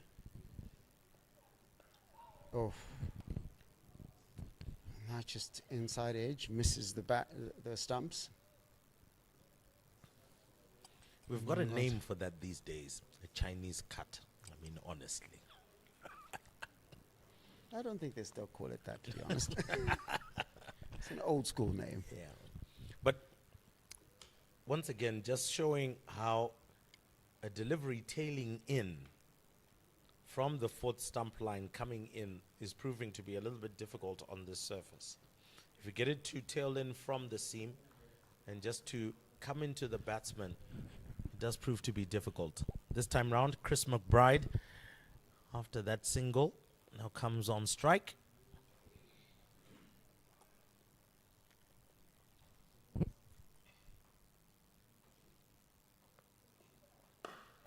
That's another good delivery. Once again, looking at that 4th stump line, keeping it straight there on. So clearly Brad Evans was watching more than enough of the way that the Scottish bowlers went about business and where the good deliveries were landing and going.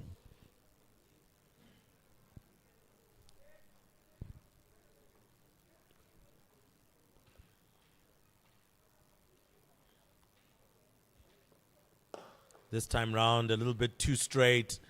And that one has been punched down the ground for a boundary. And that is the end of the over. Not too dissimilar a start from the one that Zimbabwe had. After the first over, Zimbabwe was 8 without loss. This time round, the Scottish are 10 without loss.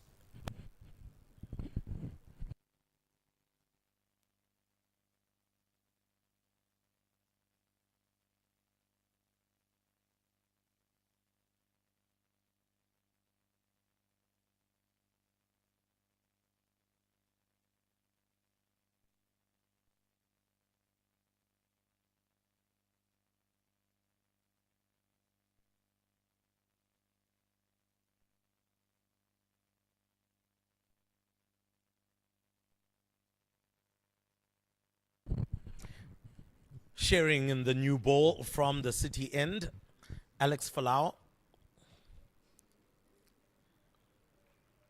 And he will be taking on George Mansi. George Mansi is a very intimidating figure at the crease there. Big, big lad. Powerful arms, good levers, and can hit a long ball.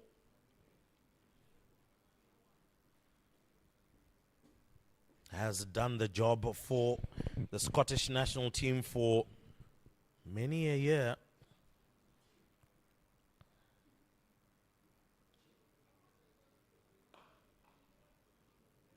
And was looking to angle that one away from Mansi, who fed it straight into the covers.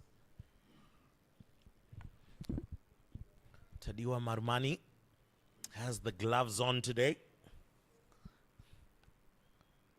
And immediately one slip out of the picture and packing that offside a little bit more. So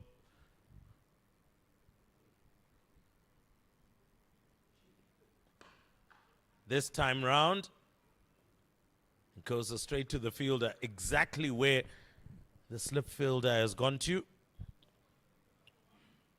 Timson Maruma is in the slip cordon, right next to Marmani.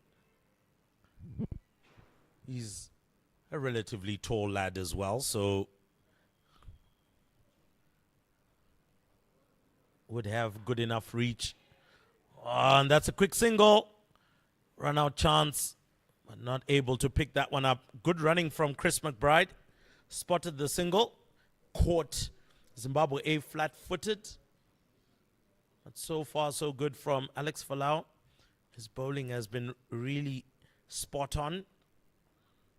So now the field change has to come on for McBride, the right-hander. George Mansi, the left-hander.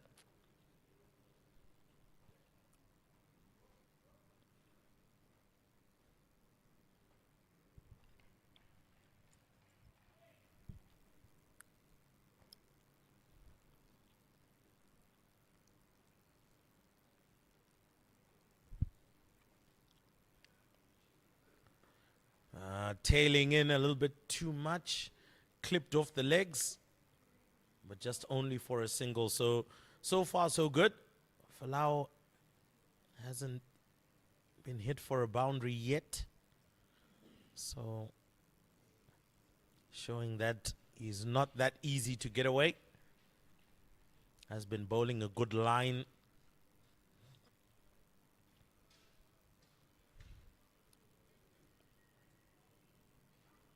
Again, another packed offside for George Mansi.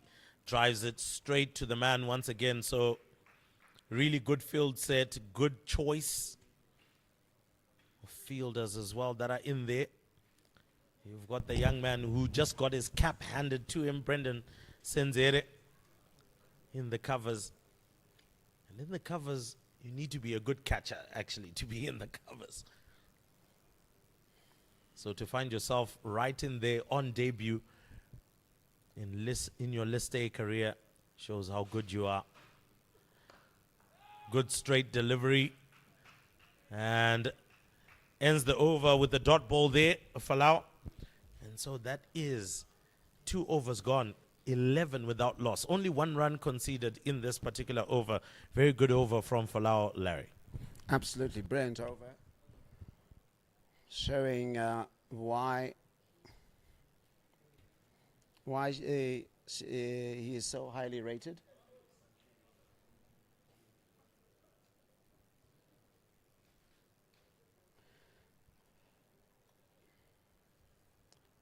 So 2 runs off that over from Alex Falau. And Brad Evans comes back into the attack. Didn't do too much wrong in the over that he bowled, but still conceded 10 runs. Clear sign of how good a batting surface it is. Perhaps.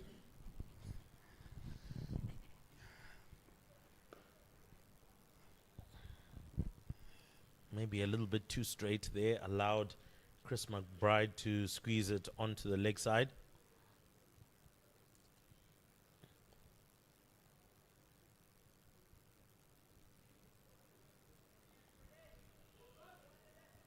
A much cooler afternoon than we had in the morning. In the morning we had lots of sunshine, a bit of cloud cover.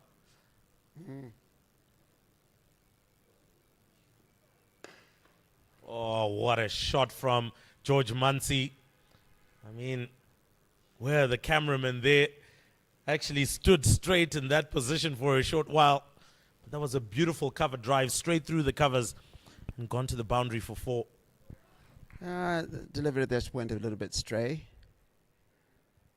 So I allowed George Munsey to get onto the top of that and dispatch it with disdain towards the boundary. And Scotland going along quite nicely.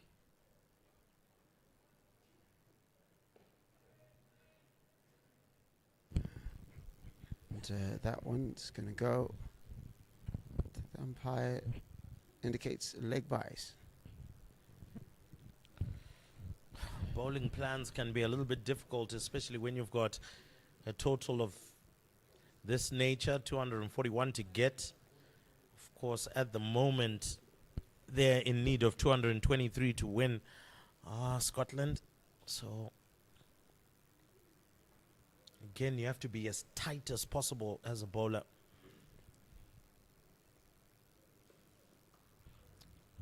That one again short, straight, and pulled onto the leg side. However, there was enough cover down there. That fine leg was quite fine. If he had managed to pull that square, ultimately he was not in with a chance. So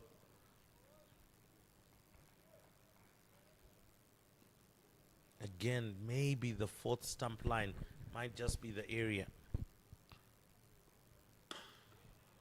Getting it to tail in, so that's also another good option. Starting from the 4th stump line and tailing it in might be an option.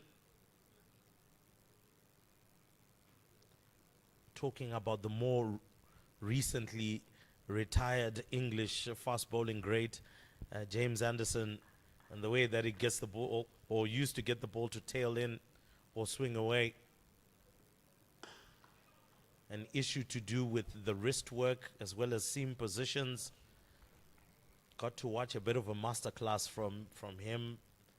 I was on Sky Sports and explaining how much practice he puts into the wrist work, as well as ensuring that it lands on the seam in the way that he wants it to go. Skills, obviously, that the likes of Falau, Brad Evans, who are much younger, have still got time to develop and grow.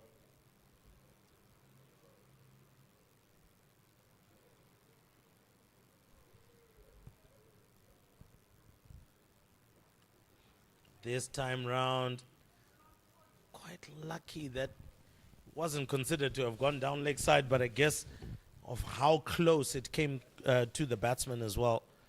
So that ends the over. 3 overs done and dusted, and Scotland with a good start, 20 without loss.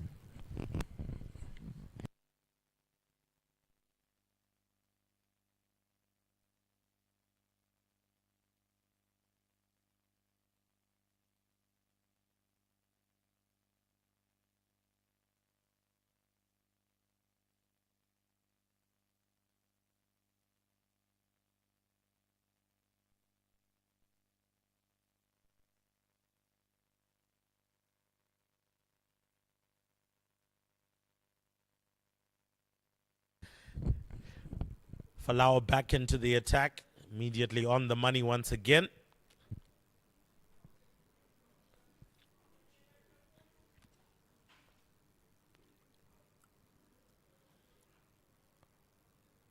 For Roy Kaya, who is coming in as the captain for this side.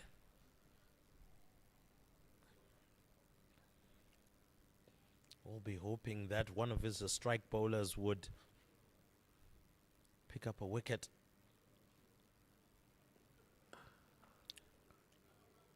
Again, another good delivery Folau not giving Scotland any chance to get him away. And bowling slightly back of a length.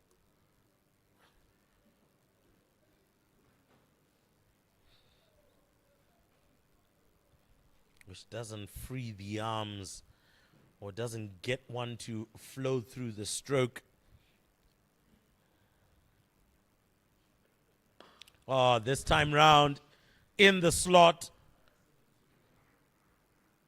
And that one has been driven over the top of his head for 4.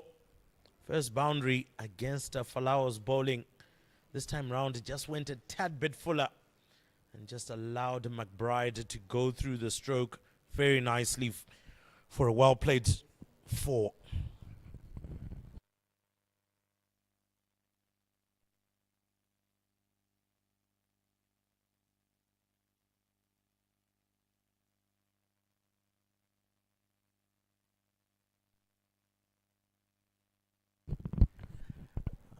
Well, this time round looks like it must have come off the leg, and leg by signaled.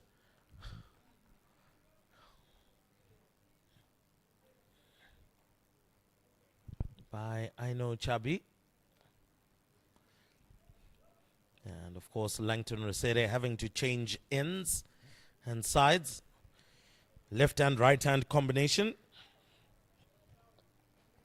Can be quite annoying for an umpire to switch ends all the time. Oh, beautiful cut shot off Folau. Nobody could move there. And that has gone straight to the boundary, racing to the boundary like lightning. Shows the amount of power that the likes of George Munsey has in his arsenal and armory. So this particular over proving to be quite expensive for Folau. And Scotland steamrolling right now in this power play. Yeah. Folau not really known for this format. He's got better bowling figures for his first class. He's got 9 wickets in 6 matches, a best of 3 for 42. And a strike rate of 33. So it's the column, the economy career at 6.24. And it gets worse at T20 because he's going close to 10. So if you're Scotland, you'd be targeting him and thinking, you know what, I can get something out of him. But then if you're at this point with how freely these two batters are going at the Zimbabwe bowling, might be worth having a bit of a think to see if for 1 or 2 overs you want to try some spin. Because you can see that both McBride and Munsey love it coming onto the bat. Both very experienced. Munsey playing in his 81st List A match. He's got 2,444 runs. A high score of 108 and average is 38.79. McBride, a bit newer, is playing his 19th match and it's 307 runs with a high score of 56. 24.81. So it might be worth having a think. And a lot of European teams, England and so forth, are not known for their skill at playing against spin. While you want to have the likes of Brad Evans as well as Alex Folau getting their time out bowling, within the context of this match, might be worth having a look at spin for 1 or 2 overs within the power play.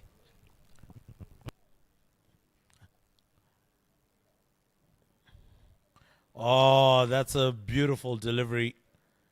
Cuts McBride in half, and that's the delivery that we've been talking about. starting off from the fourth stump line, getting it to tail into the batter, whether it's the left or the right-hand batter, it's proving to be difficult coming off the deck. Because once again, the batsman is a little bit confused. Do I go forward? If I do, I might just find myself or find the ball getting big on me. This time round, far too straight, clipped down to fine leg.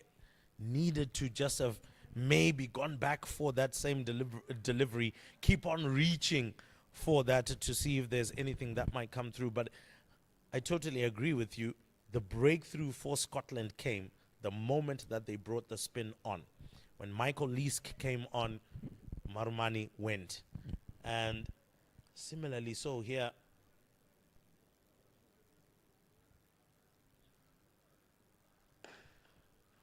straight to the man from Muncie. But just to finish off the point, similarly so here, if you want to break the momentum that they currently have right now, get them to concentrate on a little bit of spin and let's see what they have in their armory.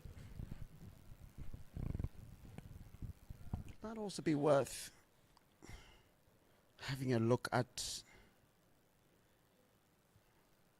perhaps Luke Jongwe, who fortunately, when they pulled up during his innings, is out there batting. But the converse argument, because look, it's good to get a win if you want to, but you want Falau and Evans to be able to solve these situations.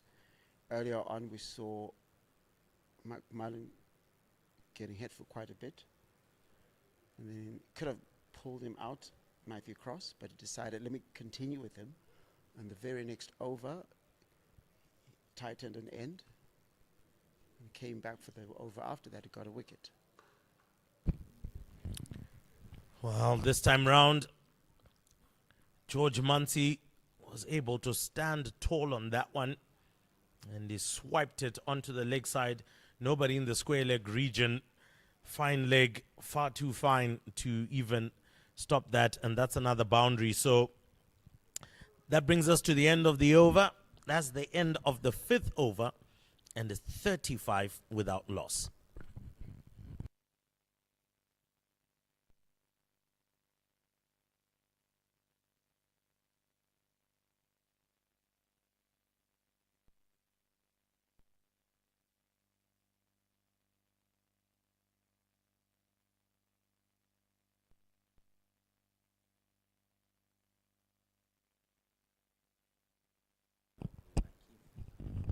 And there you have it.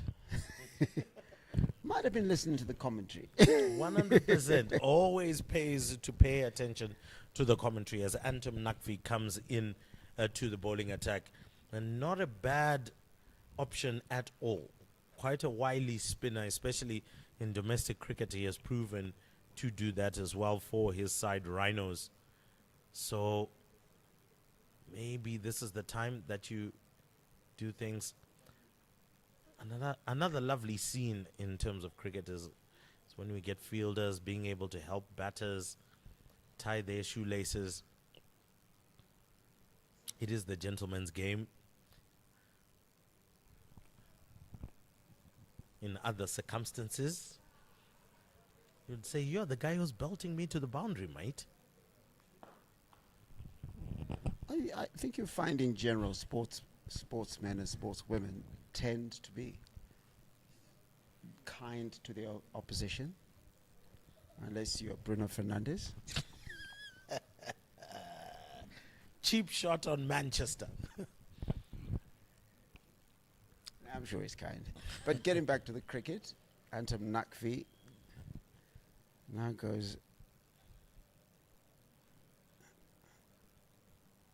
around the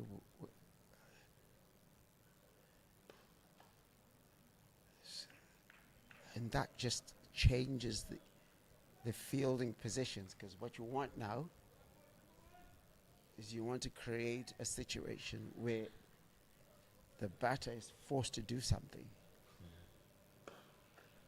And that's a tracer bullet shot that's just driven through the covers and goes all the way to the boundary from George Muncie. And the score moves to 40. This partnership is absolutely racing. A little bit.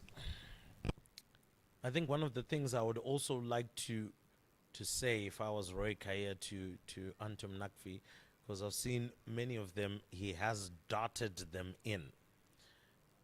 You now need to give it a little bit of flight.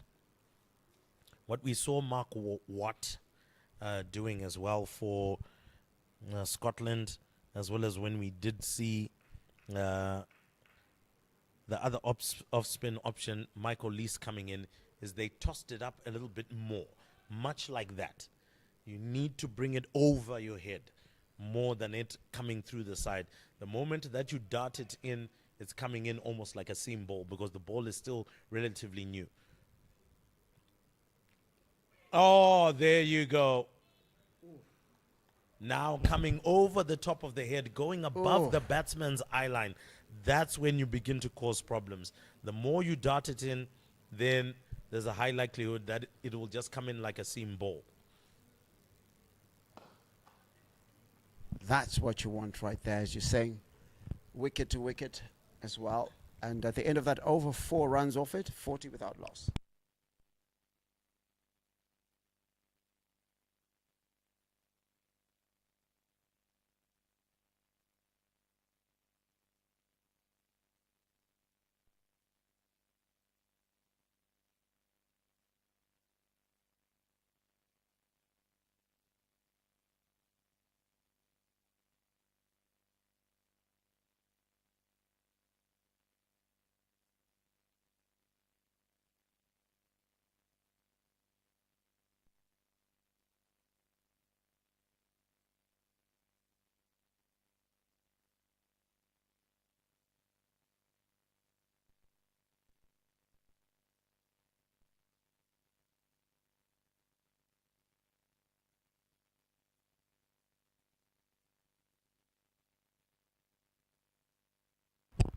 So changing ends is Alex Falau.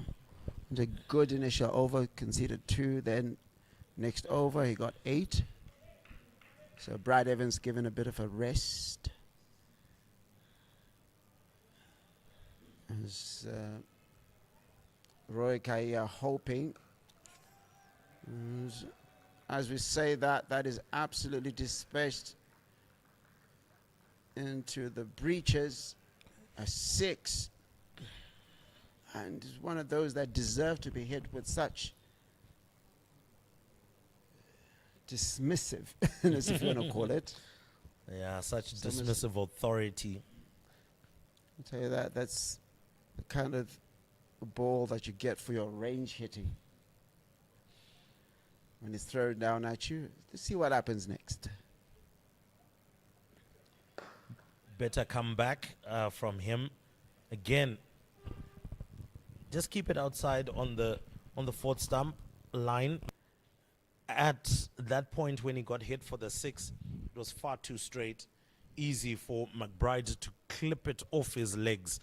And I think I've seen him is very strong off his legs. As long as it's coming straight at him, he's strong off his legs. So keep it away from his legs and try and force him to try and drive at it or try to fish at it. And once again, comes in too straight at him, short in his arc, and he sent that one for 6. So McBride here having a little bit of a field day with Falau, and Falau, unfortunately, bowling right into his plans. And that brings up the 50. They're 52 without lost after 6.3. And you've got to worry at the moment because I'm not sure what Alex Falau's plan is with those deliveries that are almost back of a length and a bit. They're not offering much. As now Roy Kaya has to provide protection. He's moved a fielder squarer. Now having put a fielder there, he comes back with a good ball, but the thing is what happens in the ball after that, because we got hit for a 6, came with a good ball that was a lot fuller. So Chris McBride was not able to get under it. Nick's ball hits it, over, gone, 6. So it's the sort of thing that he'll have to learn if he wants to play at this level and higher, that you may be able to get away with some of those deliveries at domestic level. And as we say that, the player has been moved out of that position. Had a good ball, they had a bad ball, good ball, bad ball, good ball, and another bad ball. So here it comes, though, Larry, as you point out very succinctly, that you don't change a field set for a bad ball. There, I would also feel the captaincy from Roy Kaya wasn't necessarily in the right position. Have a chat with your bowler, much like what he did more recently. Son, I need you to be on the 4th stump line. You can't continuously bowl straight at this guy. Much like what we're seeing right now. All he does is he's just coming down and ultimately clips you onto the leg side once it's straighter. I need you to bowl a 4th stump line. Don't stray down the leg side, because you put a man at deep square leg for that and it didn't quite work out. 57 without loss after 7 overs. Scotland moving at a canter. All they need is 184 more runs, and they've got tons of balls to do it.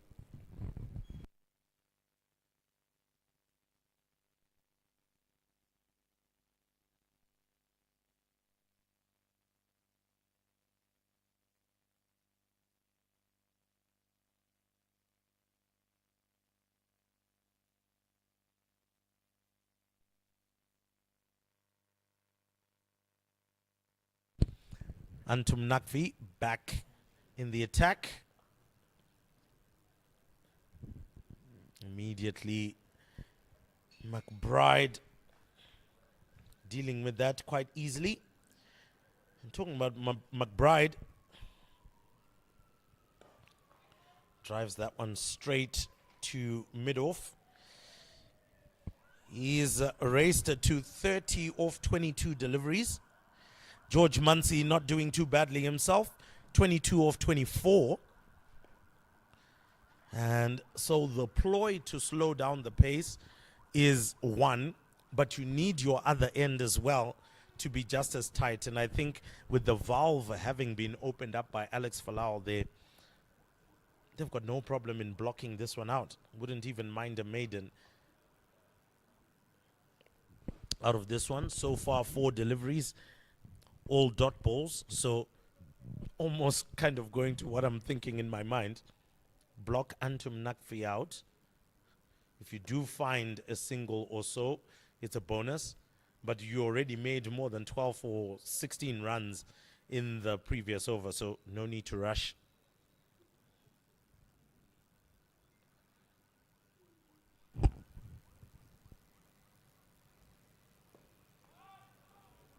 You ever made an over, as you called it?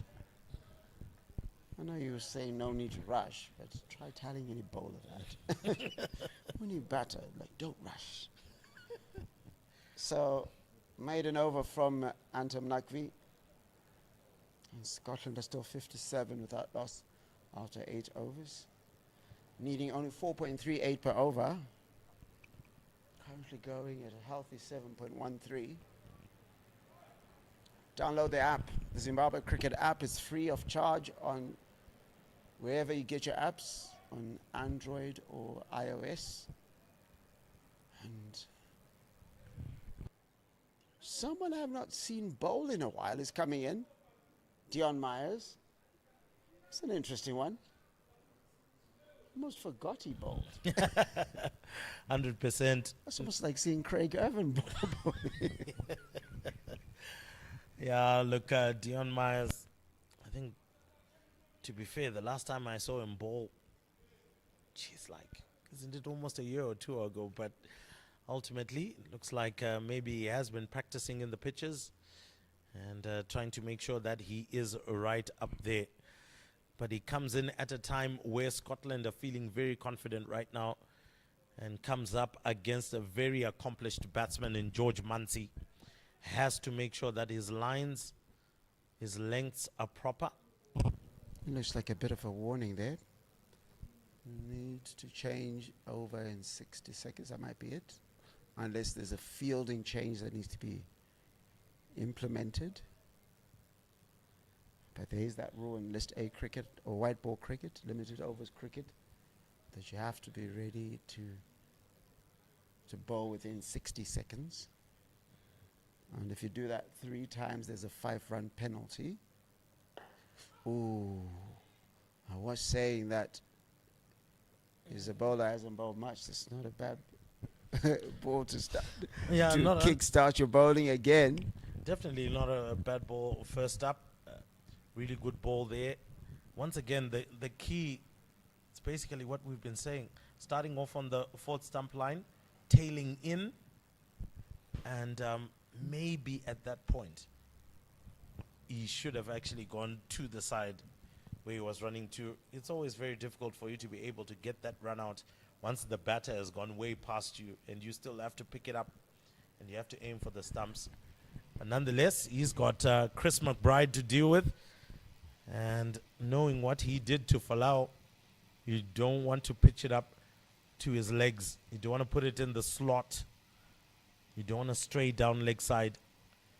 They have put cover, a more squarish fine leg and a deep square leg. And this time round, wide in the slot, driven. Well, that wasn't 4th stump line. It was close to the 6th stump line. That was wide and in the slot, and it was given the treatment it deserved. So, needs to bring it slightly closer to the batter there. Yes, we're not denying that you have to try and push him to drive, but also at the same time, you have to put it in the right areas, and that wasn't the right area.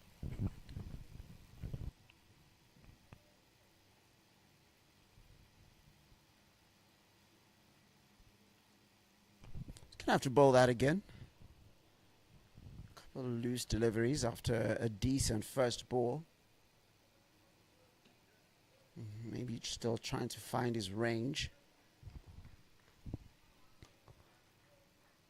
I'm not sure that. Just trying to figure out what he's thinking about here.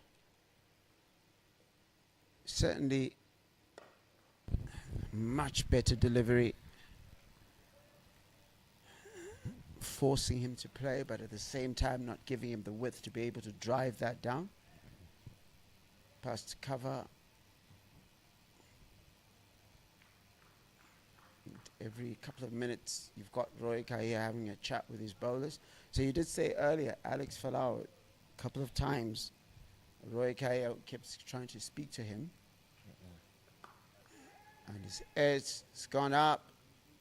And then welcome back to bowling. Chris McBride is gone. And Dion Myers with the breakthrough. And there we go. Once again, talking about that width tailing into the batter. He thought he could actually go for that swipe at it and couldn't connect properly. Top edged it. And Antum Nakvi, the benefactor of a nice high-hanging ball, took the catch nice and easy. Chris McBride goes for a well-played 34, actually. 34 of 29 deliveries, 4 boundaries and 2 massive sixes from that one. And so Scotland are now 63 for 1.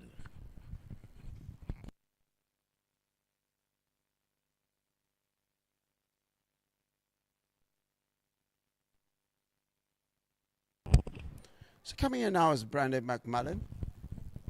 Bowled very well in the morning. And that's because Dion Myers has achieved the breakthrough. And forcing a false hit. And it's as if an umpire having a bit of a chat with the Zimbabwe captain as well as the bowler. I'm not not sure they talk about football results. Also, Or they might be talking about the stressful cricket match yesterday. yeah, might be. But also, to be honest, I think Zimbabwe, if I can say a term like that, has been reloading a little bit too late. Getting into position once again, can't afford to do that. And that might have been a little bit of the conversation. Run out chance! And oh, was that the inexperience that came? Maybe too many voices shouting at the same time. No, he should have thrown that, because the wicketkeeper was in place very quickly.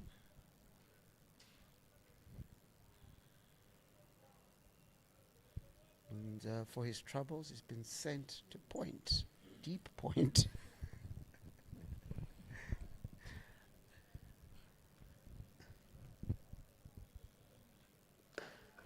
And that one floated up to George Munsey.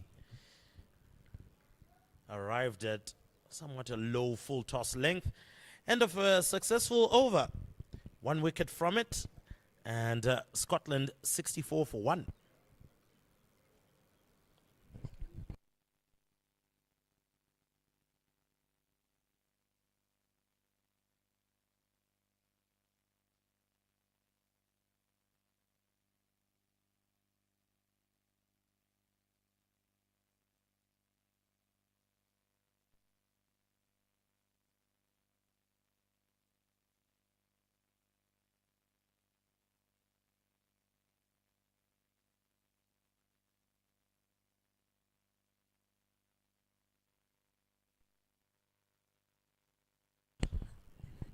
So at the moment it seems Anchum Nakvi, the one providing the pressure, whilst the others take the wickets.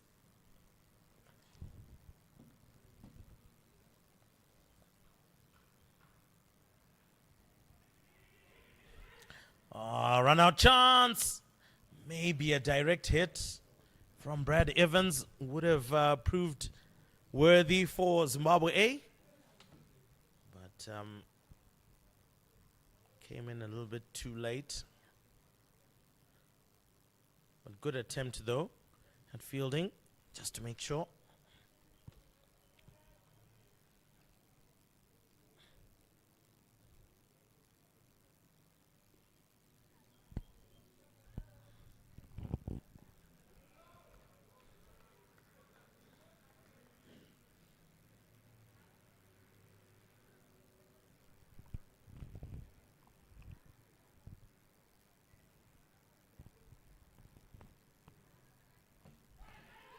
Oh, what a catch!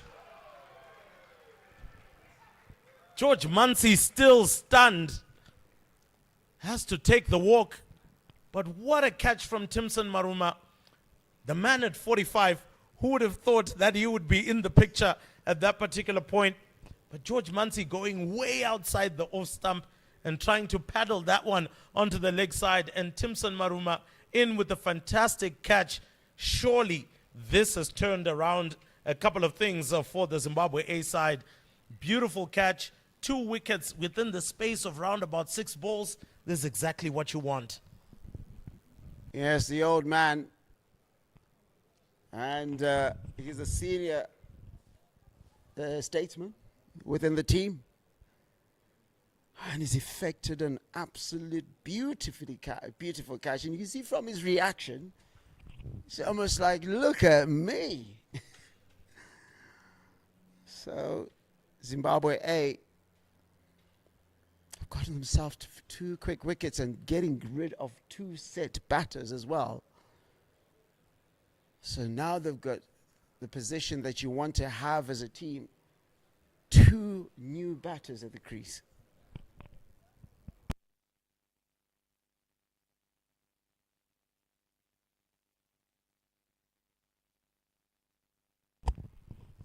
I know a little bit earlier I was talking about Dion Myers and his bowling pedigree. Do you know he's a fifer? 5 for 16 is best figures. I would- For 36, I beg your pardon. And he has a very decent average, 14. Probably should bowl more. Probably should. Well, Finley McCreath has joined Brendan McMillan at the crease. Both of them are new, so the expectation is that the momentum is most probably going to slow down. And most probably at this particular point, I, as Roy Kaya, would actually introduce another spinner. I wouldn't want the ball coming quickly onto the bat for any one of them. Introduce another spinner, force them to start working the ball around. And considering that it is still the power play, it would be good. Looks like that was the last ball of the power play, though. 66 for 2 after 10 overs. And 2 big breakthroughs in these 2 overs definitely put the cat amongst the pigeons. How does Scotland respond?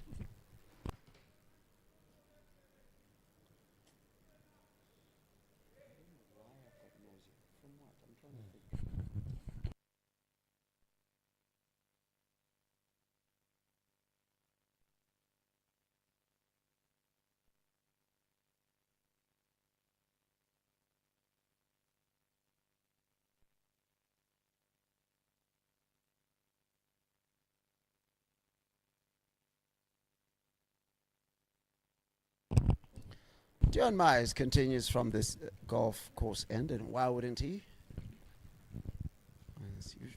For the captain, did you get those correct? It's an inspired change. He's going to have to bowl that again. It's an inspired change. If that had gone wrong, you'd be like, Captain, what were you thinking? What were you thinking? 100%. But obviously as well, now the bowling plans should be to try and keep it as tight as possible. So starting off with wides and bowling it too wide as well just allows the team to get back into things. So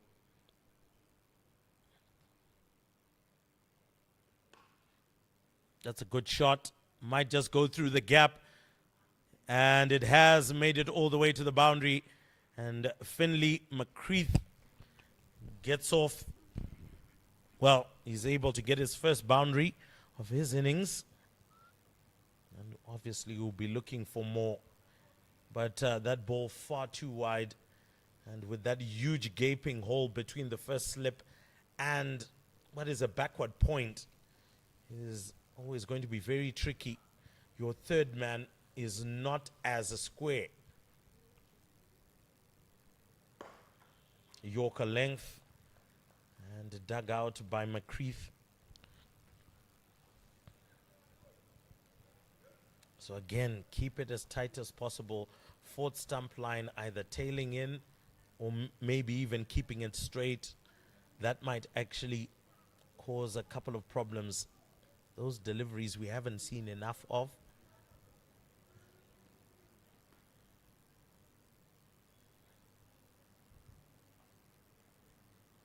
Oh, good delivery. That's exactly where you want to put it. Spot on from Dion Myers.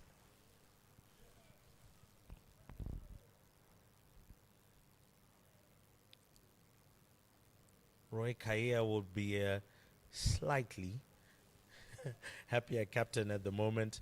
2 wickets in the bag. The feeling would be they would want at least maybe 1 or 2 more breakthroughs. Really try to put the screws on. Oh, goes short. McCreath says, no time for that. I'm not going to be pulling it.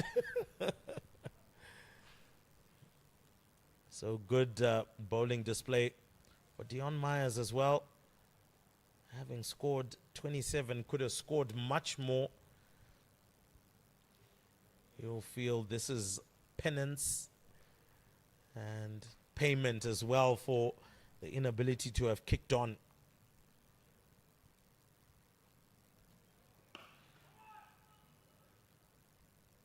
So asking good questions here, forcing Finley McCreath to actually come and step out to try and smother that one. feels he can't play the shot from his crease. So, good questions at the moment being asked by Dion Myers.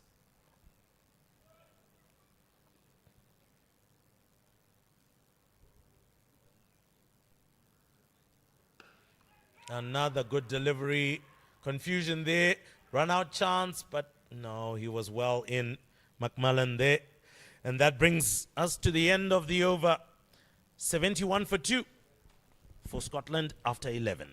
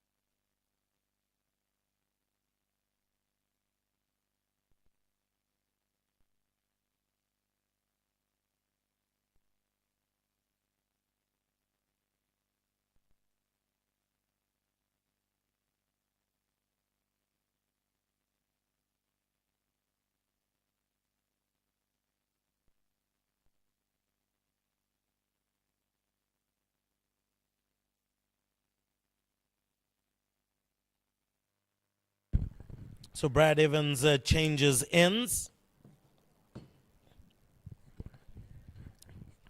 Coming now from the City end. Didn't have too much joy from the golf course end. Went for 23 runs in his first 3 overs from the golf course end. So maybe hoping for a change of fortune.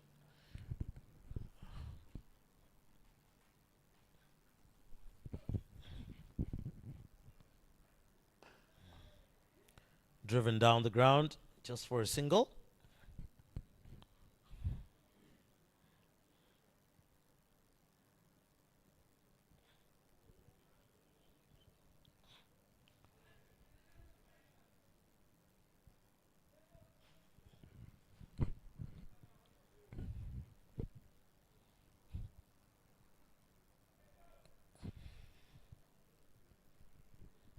Can't seem to get over that catch from Timson Maruma.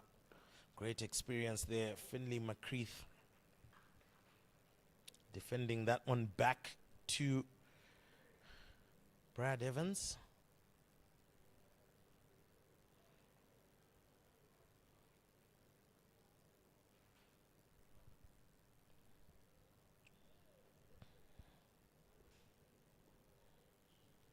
Good cloud cover makes it much easier to be out there.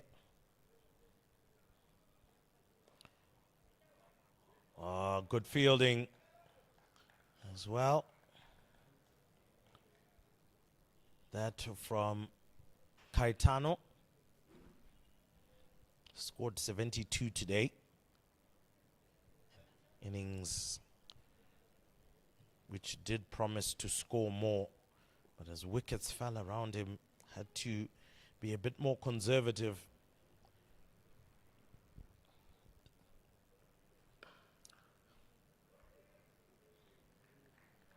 More attention as well being given to try and force a wicket from here.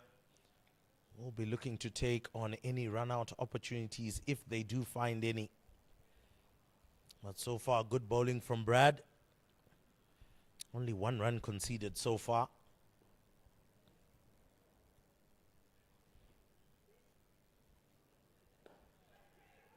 Oh, run out chance. Oh. Not able to get it out and onto the stumps. And that is the end of the over. 12 overs gone. 73 for 2.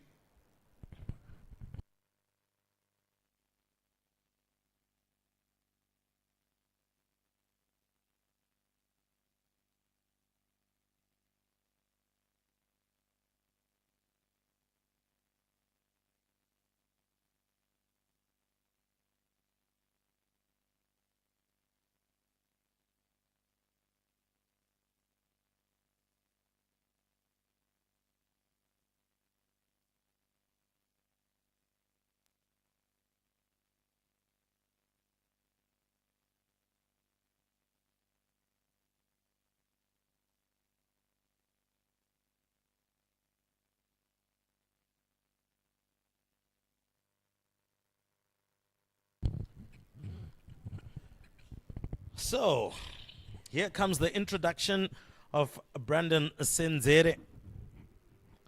And a lovely start to his List A career. Tonking one right over the top of the bowler's head.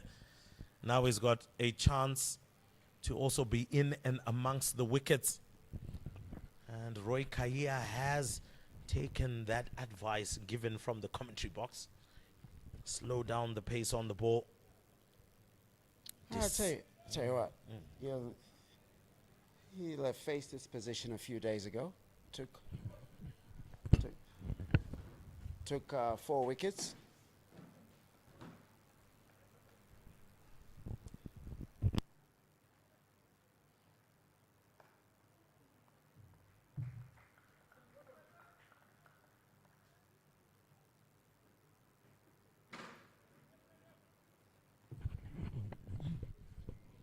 Indeed, good delivery first up.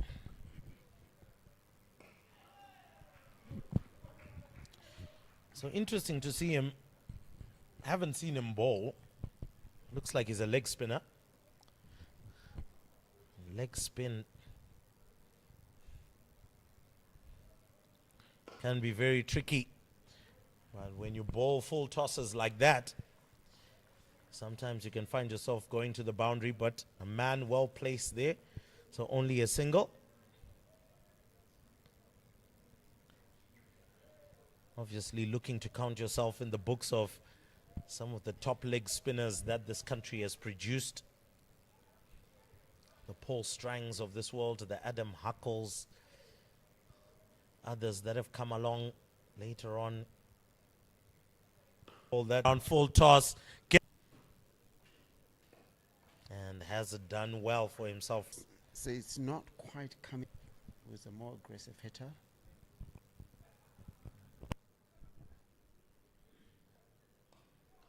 Oh, straight through the fielders there.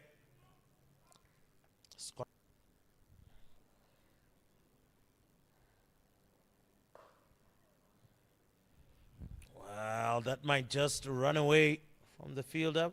Looks like. And that's another cool 2 runs for Scotland. The sun beginning to peek through the clouds that had brought a little bit of an overcast condition. And actually losing his footing. But manages to squeeze a single out of that.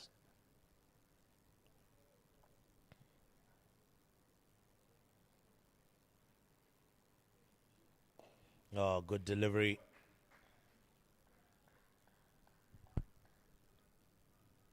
And usually many would place a lot of demand on a young man like this that would want to see the flipper, would want to see these wrong-uns and all sorts of things like that. He'll develop it. He'll develop it. He's still a kid. It'll come. Many would be wanting him to be a Rashid Khan or some sort who stepped onto the scene and blew a lot of people out of the water at a very, very young age for Afghanistan and went on and has now gone on to play in so many of the franchise leagues around the world. There was good drift from that last delivery by Senzere. But what Scotland have managed to do quite well on Senzere right now is pick up the singles, pick up the ones, keep the scoreboard ticking. Oh, what a delivery! What a delivery! Oh, welcome to List A cricket, young man. Beautiful, beautiful peach of a delivery there. A wrong un that went and obviously castled the leg stump out of the ground, sliced and cut the batsman in half, straight through the gate. There's very little that could have been done there. And with that, that signals the tea break. But beautiful delivery from the young man to ensure all his older brothers can get a drink right now and take a bit of a rest.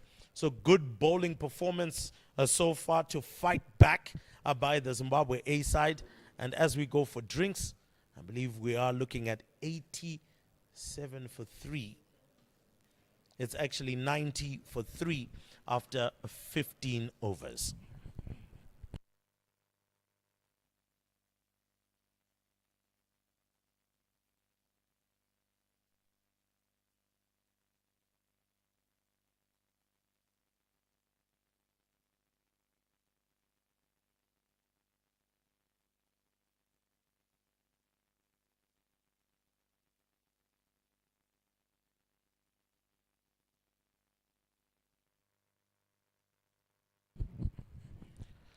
So from that break, Antum Nakvi continues for Zimbabwe A. Single taken there. 102 for 3.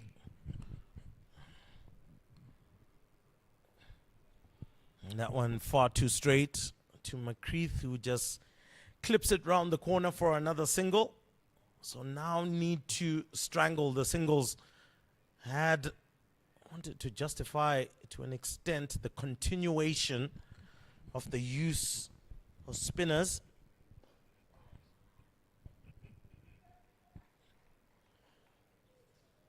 And Cross was looking to go for a big one.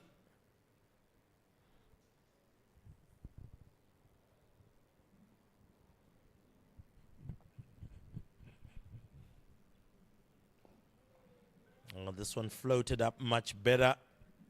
Draws him into defending that.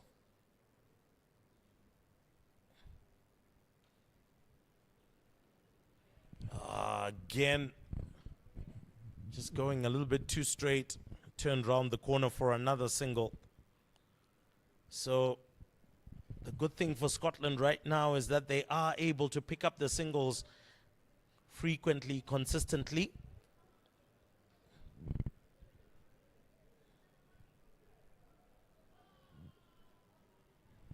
This time round, to Timson Maruma.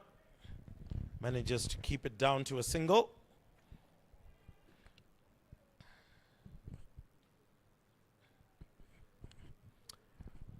And so 4 runs up from it. Scotland 105 for 3 after 18.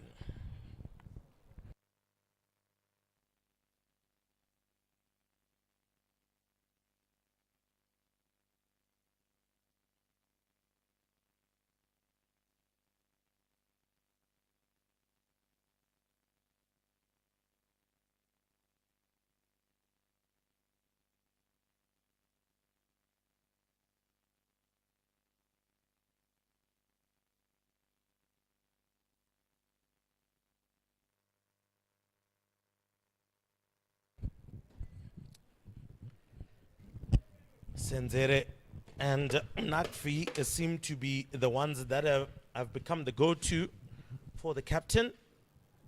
This time round, swept round the corner. Might be a chase and a half here, and the ball wins the race. Senzere straying a little bit too far down leg side that time round. And I'm sure that was the wrong one as well. Takes Scotland to 108 for 3. Or 109 rather for 3. So doing well on picking up the singles from the slow bowling. So that's short, punished. And that's another boundary. Experience is starting to show here. Larry, all the pressure being undone now. So maybe your idea to bring back a Dion Myers might just be a solution, or bring back one of the seamers, maybe Falau now, to actually have an aim at any one of these two, considering that he didn't have the best of times around the opening batters. So maybe against some other batters might have a better opportunity. Might be worth having a look. What is interesting to see is we haven't seen Luke Jongwe. So from when he pulled up during his batting, maybe there might be an issue. I know he's out there fielding, but he might not be fit enough to bowl, it seems.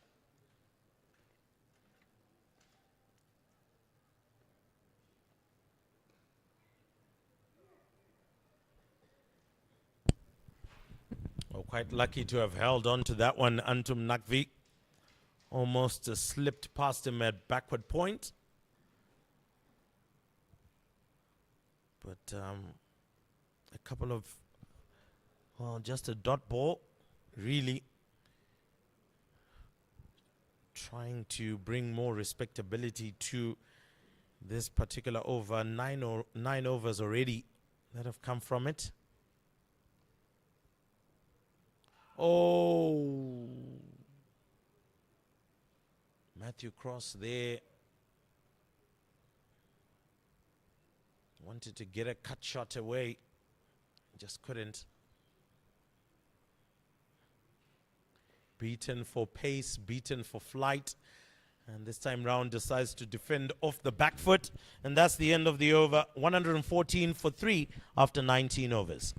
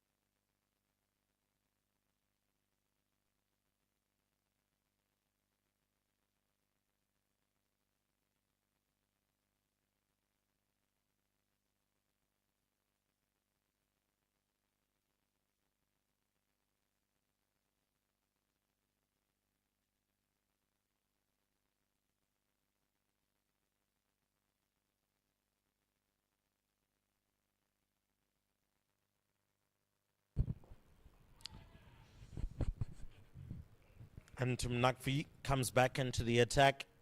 So far has been doing a decent job. 1 for 12 in his 6th over.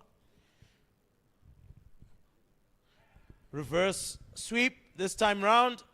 I don't think Luke Jongwe is going to get there. He's the man struggling to run, so I don't think he was ever going to make it to that one. So that goes to the boundary and raises the score to 118 for the Scottish. So after the breakthroughs, Scotland has managed to keep Zimbabwe quiet and have rotated their strike very well. And you can see McCreath has quickly moved on to 37 of 37 deliveries. Look at how he has rotated strike. Only 5 boundaries in that 37, meaning that he has run 17 singles.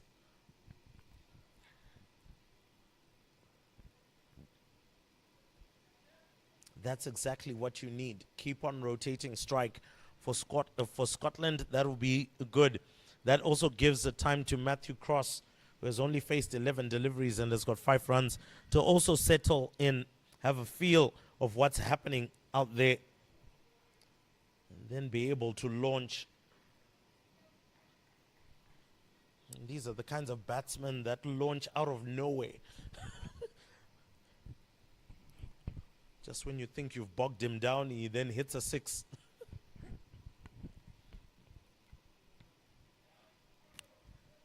Straying down leg side a little there. Obviously makes the work of Marumani a little bit hard.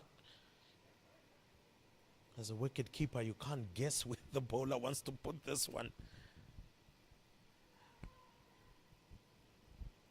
And that one is signaled wide. So again, is there communication between Nakvi and Marumani as to the intent of wanting it to go leg side? Because we've seen the last 3 go in that direction.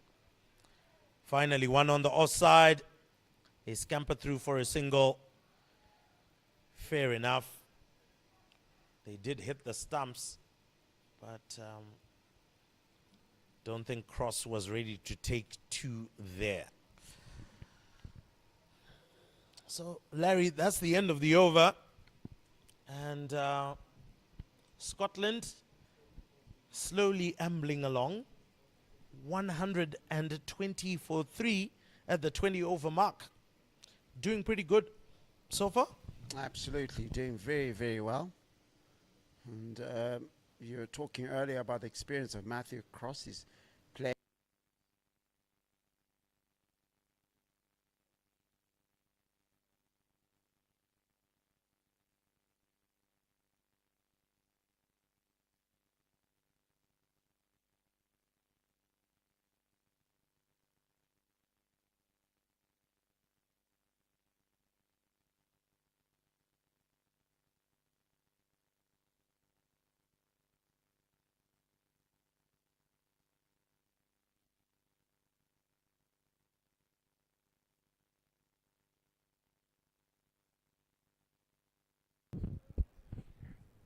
Looks like they've decided to put the cover deep with a squarish, almost a 45-degree angle, but a squarish fine third man, or rather fine leg in this regard. Much squarer than fine. Drives it straight to Brad Evans.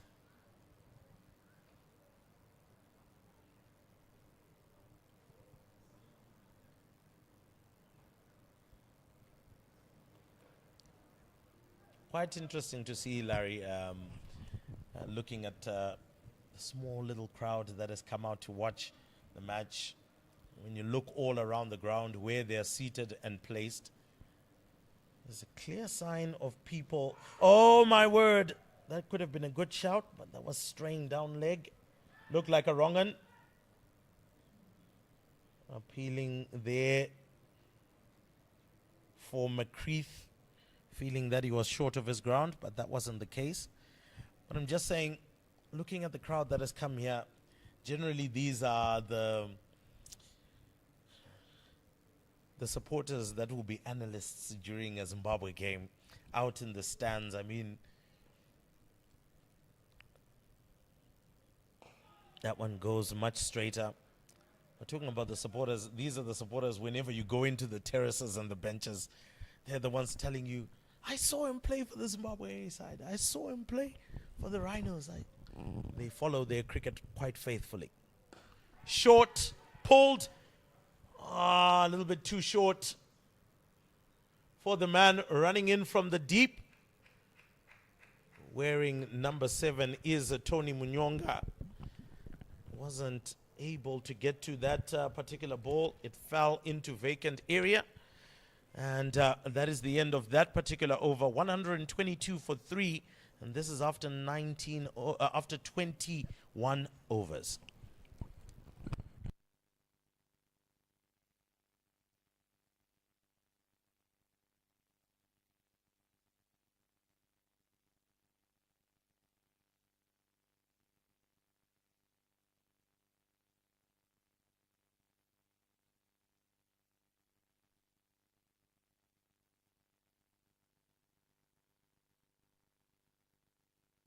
Now you're settling them.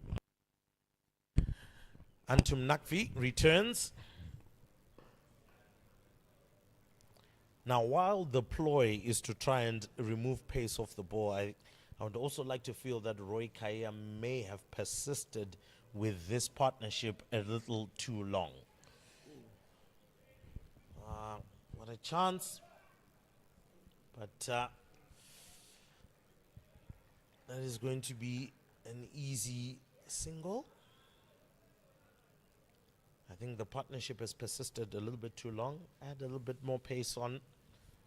Try and see if somebody can nick a wicket.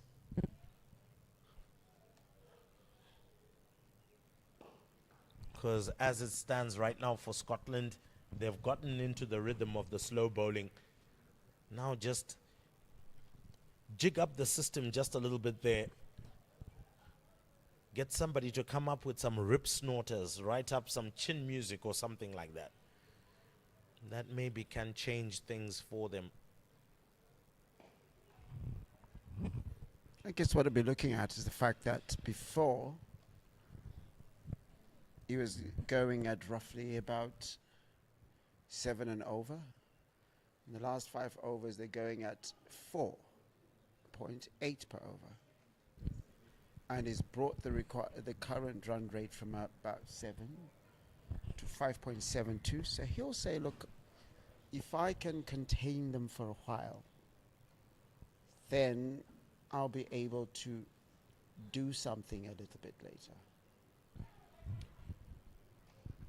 Attempted reverse sweep by McCreath at the end of the over.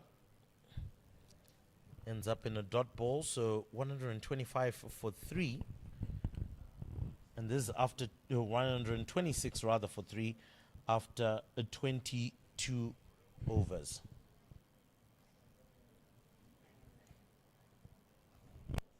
So it's actually 125 for 3. My apologies there. So 125 for 3 after 22 overs. The run rate is down, but not below what's required. So still a need for wickets if they are to actually bring it even further.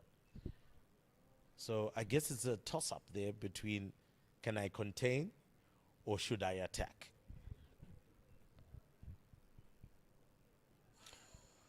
Oh, big swing from Matthew Cross.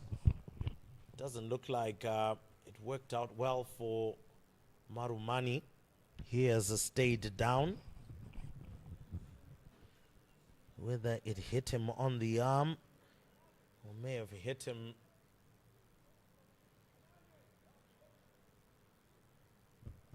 Looks like he might need some repairs there. Unless it's hit him on his rib. The worst place to get hit is inside of your knee or your funny bone on your hand. definitely, and Nothing funny about the funny bone, by the way. definitely not funny. It looks like he's waved the medical attention away. So he just needed some time to recover, and he's up again.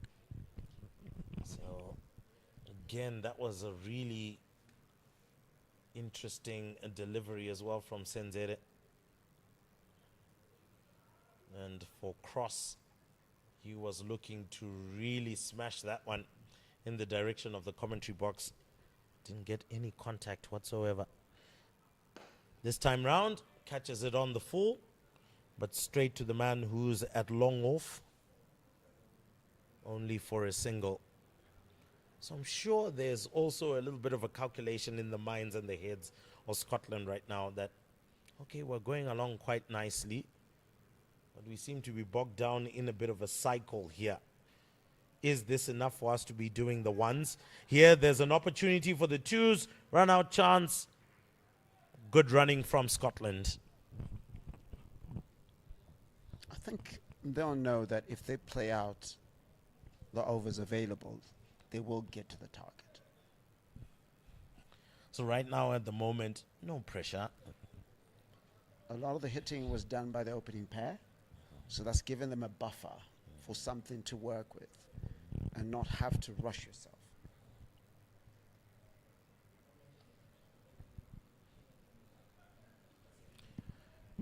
Sweep shot down to the man at,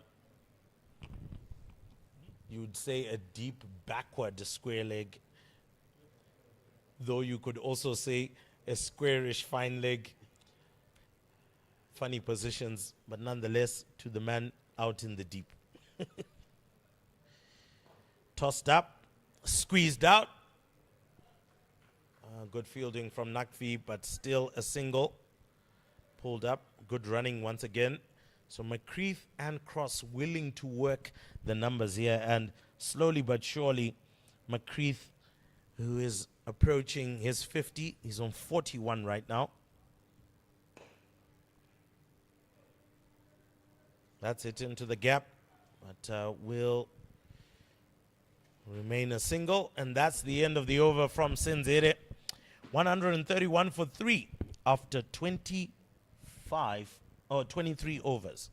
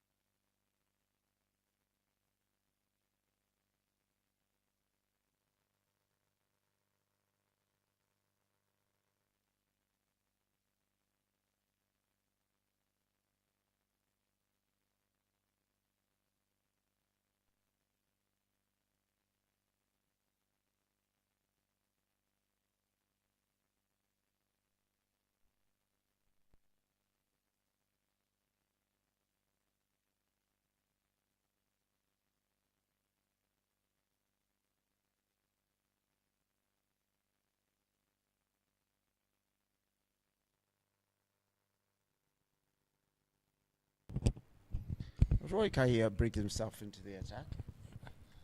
Well, decent idea to try and slow down things. Not so sure it's the brightest idea, but nonetheless, he is the captain. He's responsible for it. So he is going to come with his off spin. Right arm off spinner. Has been doing it for years.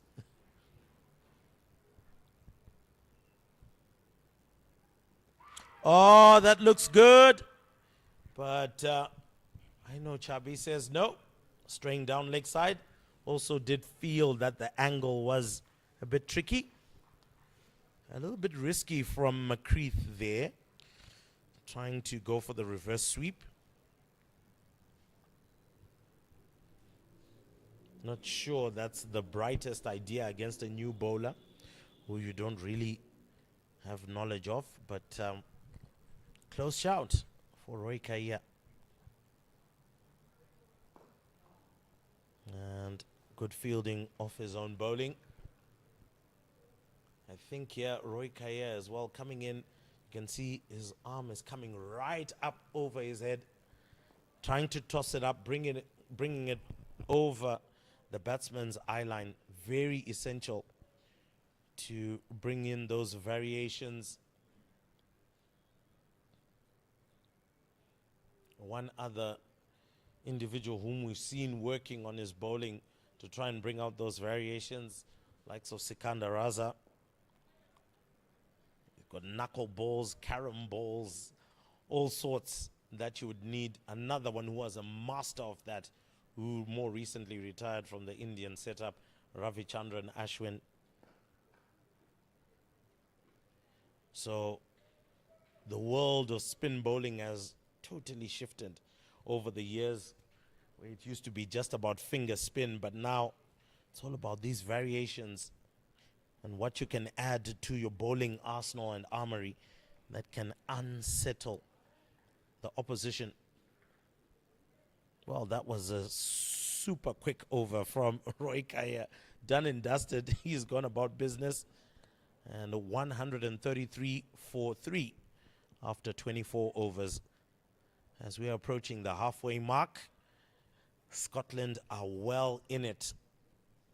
Only in need of 108 runs to win. And they've got 26 overs to do it. So, looks like Antum Nakvi is going to hand it over. Give it to Senzere, who I think is going to continue. Nakvi maybe has just been pulled out of the attack for a while.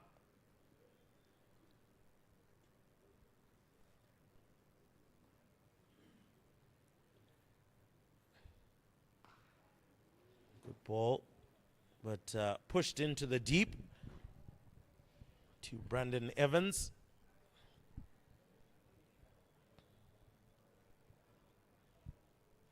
Senzere has really been given a lot of overs and hasn't done too badly after all. He's got 1 wicket for 39 runs in his 6.2 overs. This one is coming straight down the ground, aiming for the commentary box, and actually nails the sight screen. So that one is gone all the way for 6. And that brings up the 50 for Finlay McCreath. It comes off 52 deliveries, 5 boundaries, and of course that big 6 to bring up that 50. Well played by Finlay McCreath. Oh! Everybody's up. But the finger from Langton is not.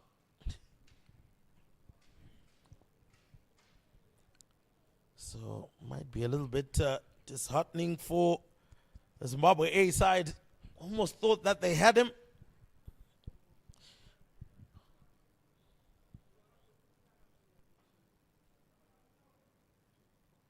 Senzere decides to go round the man, but that missed the leg stump by a whisker, and more importantly, also did catch a little bit of the trouser of McCreath. Oh, well, skewing off the bat there. So Senzere bowling quite well, really well, actually. Comes in as a full toss and pushed into the deep, only for a single. That over as well ends quite quickly, but it was a fruitful one for Scotland, bringing them up to 141 for 3. Effectively now, they only need 100 runs from 25 overs to win this match. That is effectively at a run rate of just 4.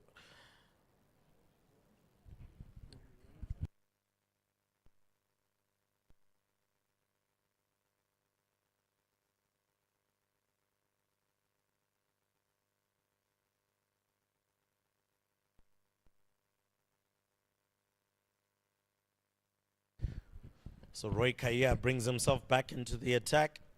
We'll be looking for another quick over. Try to end it in a blitz. A little bit too straight, turned round, run out chance. Throw not accurate. Marumani will be a bit disappointed. Would have wanted that one right over the stumps, and that would have created the chance. Matthew Cross was struggling to get across there.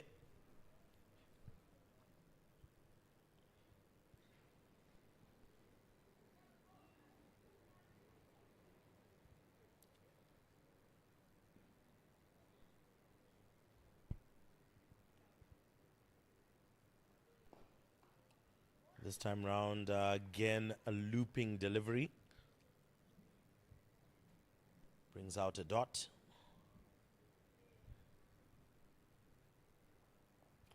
Swept, caught on the full, but there is cover in the deep backward square leg, or deep backward fine leg rather.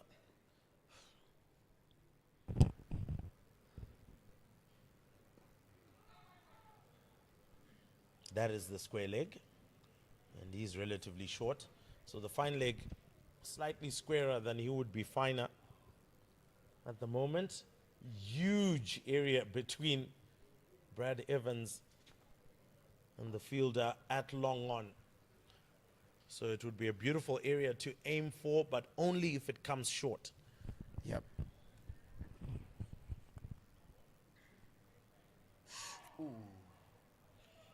Oh, there was a good shout there, but no edge found.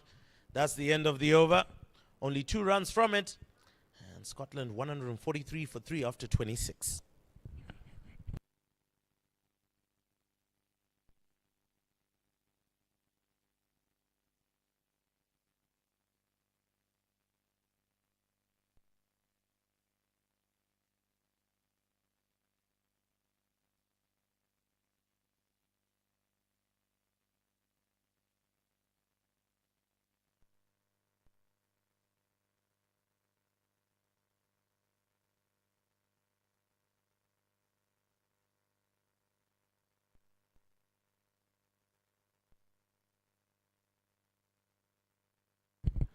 Brendan Senzere brought back into the attack. 7 overs so far has been quite expensive. Not too bad for a debut, and considering leg spinners do tend to go for a bit, whether even on the international scene, I'm sure Rashid Khan will give you testimonies. Oh, that looks like a brilliant shout. Oh, my word. Langton says absolutely not. Ooh. Now, whether that one was turning away. Yeah, indicates that he was down. Oh, it was a bit off. Oh, but beautiful delivery from the young man. He was wheeling away. Another wonderful delivery. He's done well so far, 3 dot balls. That one a little bit more of a wide Yorker, and can't get those away as well.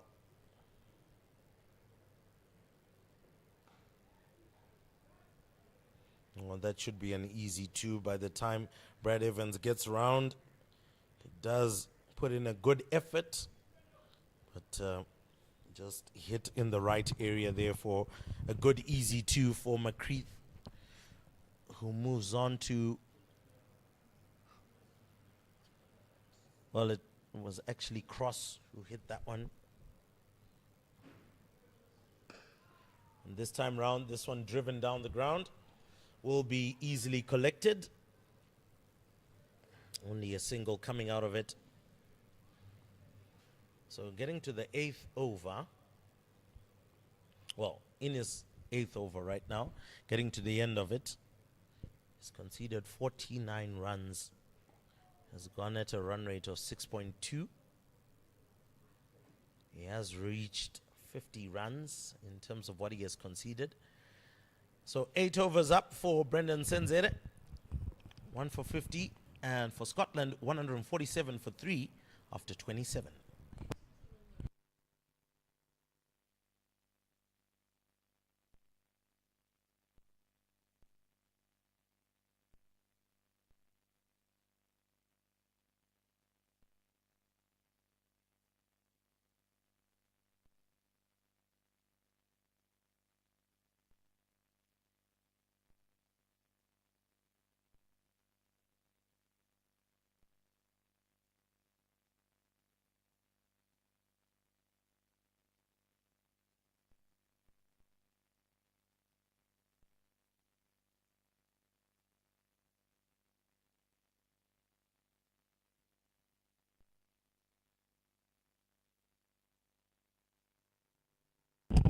Roy Kayo continues and is met first ball with a reverse sweep. Fielding from Timson Maruma. That was a 4 all day long. Past Timson Maruma, that would have gone all the way to the boundary. Connected very well by McCreath.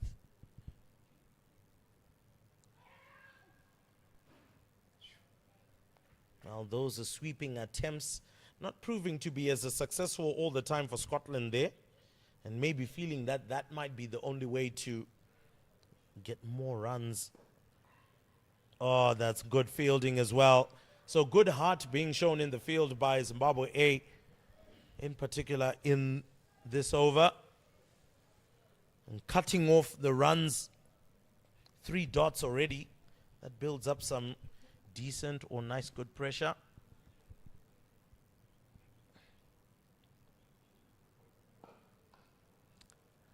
And with these dots, this is when you create an opportunity for a wicket. Absolutely.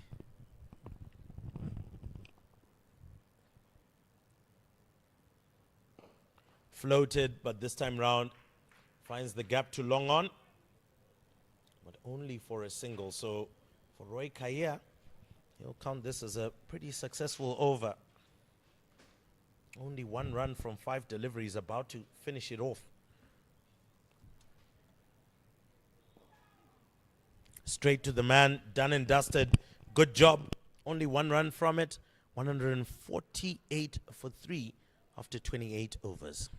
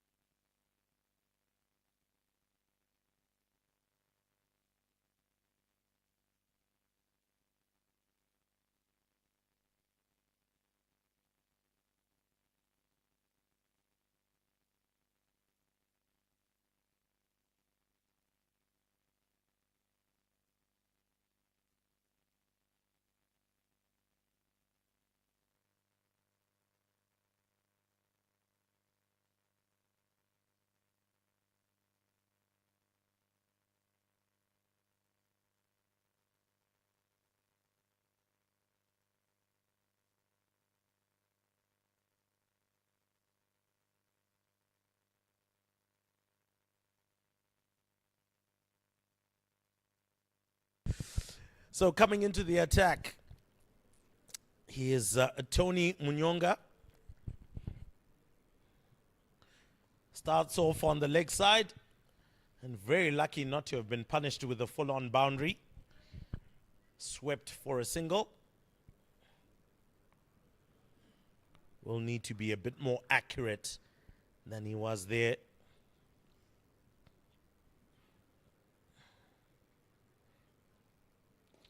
Again, far too straight from Tony.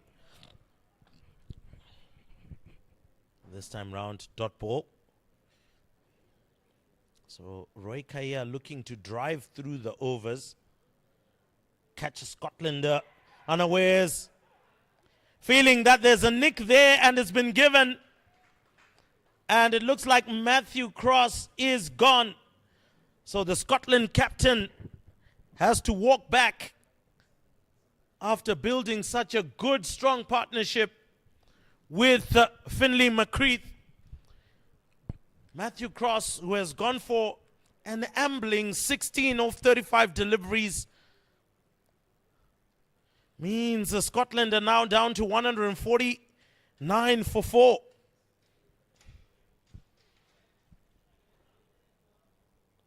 Oh, that's a delivery you would have felt you should have dispatched. But Langton Rusere sticks the finger and he's gone.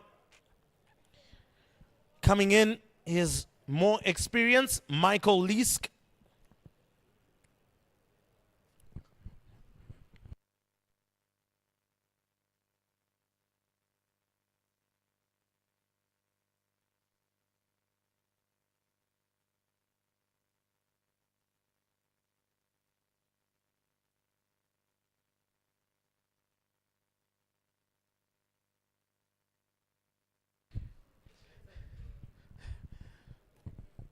So Matthew Cross gone, the wicket that Zimbabwe A needed. 149 for 4.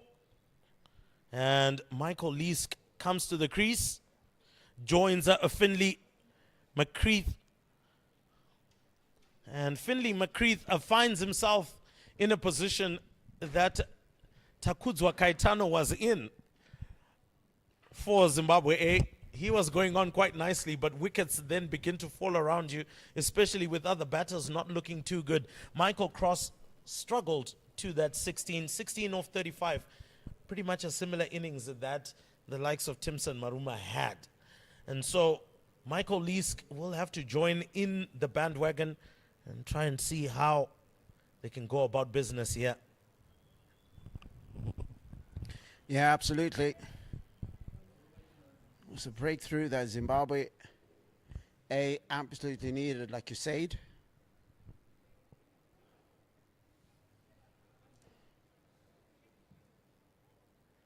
And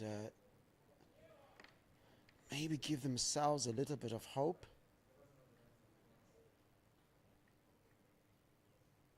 Michael Leask, an experienced campaigner, was part of that World Cup qualifier squad against Zimbabwe a few years ago. Shy the stumps there. Not sure Leask appreciated that much, cared for it much.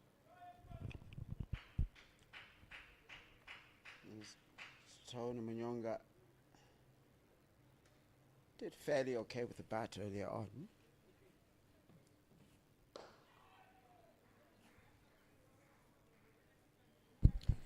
And looks like Michael Leask gets off the mark with that shot down to long on. McCreath now has to hold the innings together for Scotland.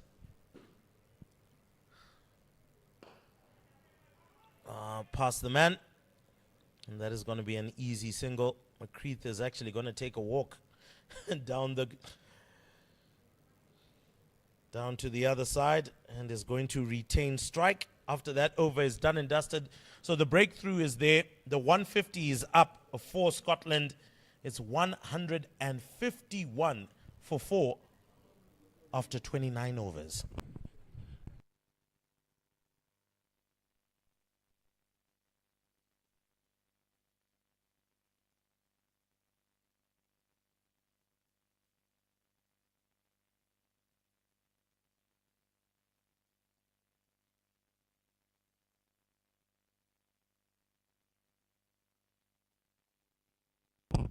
Roy Kaya carries on from the City end.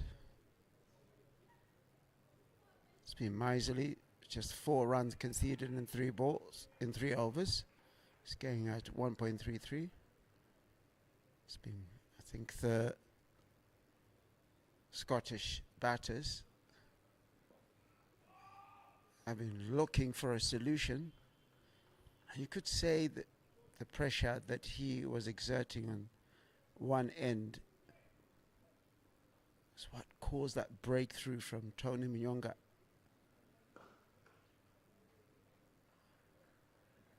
Sometimes it gets into the batter's head.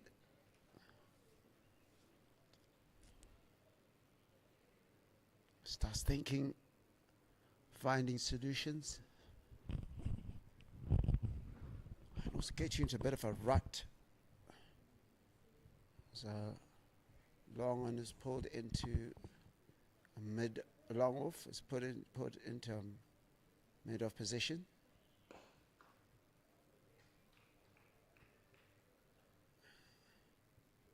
Again, Roy Kaya absolutely racing through his overs. He's got a best of 4 for 22.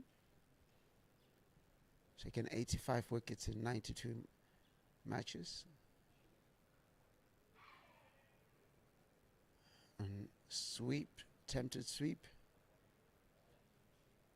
And he's got a bit of bat onto that. And they are able, because deep backward square leg collects, throws it back.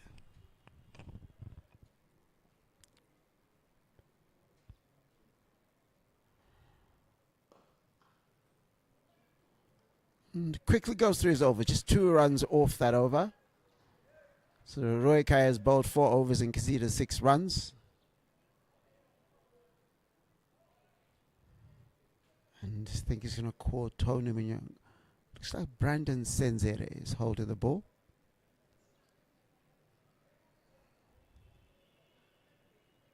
So Brandon Senzere is brought back into the attack after the breakthrough by Tony Munyonga.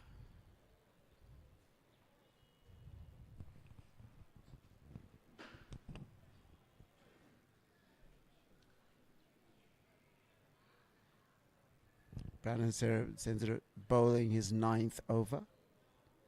Perhaps the thinking being, new batter, trying to have a go, young man.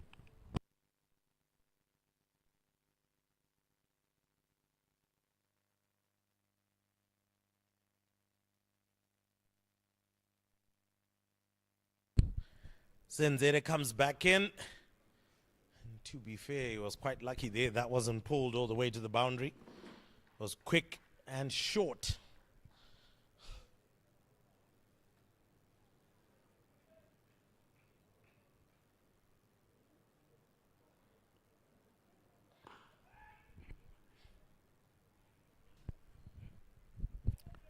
Straight to the man at mid-on. So with Senzere, they've decided that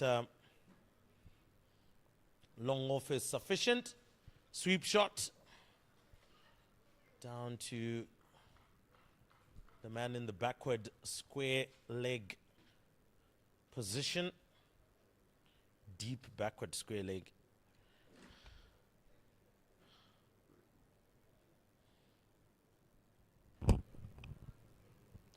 And this time round, he gets it much finer. Lots of work to be done. And it is done. So it was only for 2. So good fielding out in the deep. Lots of meters that he had to make there.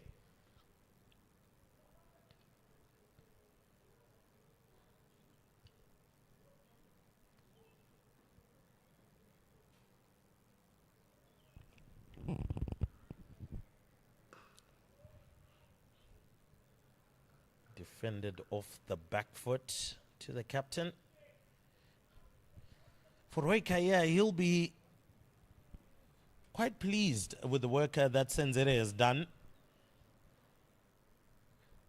Could have been a player that would have been targeted by Scotland, but that hasn't happened. He's gone through his over, he's finished it, and that is 9 overs that he has bowled, 54 runs from it, and 1 wicket to the good. So pretty decent outing for the young man so far. 157 for 4 after 31.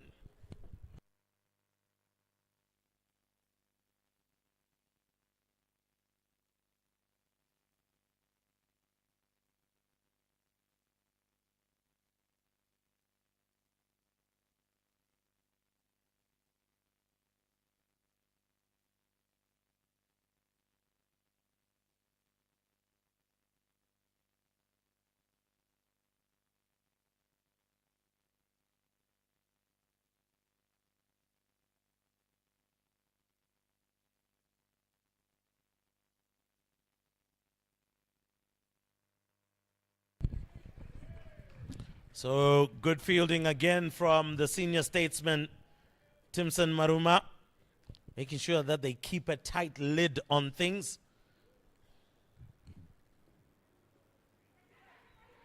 Oh, it looks like they're appealing for a catch. I know Chabi, not interested or as excited as the captain.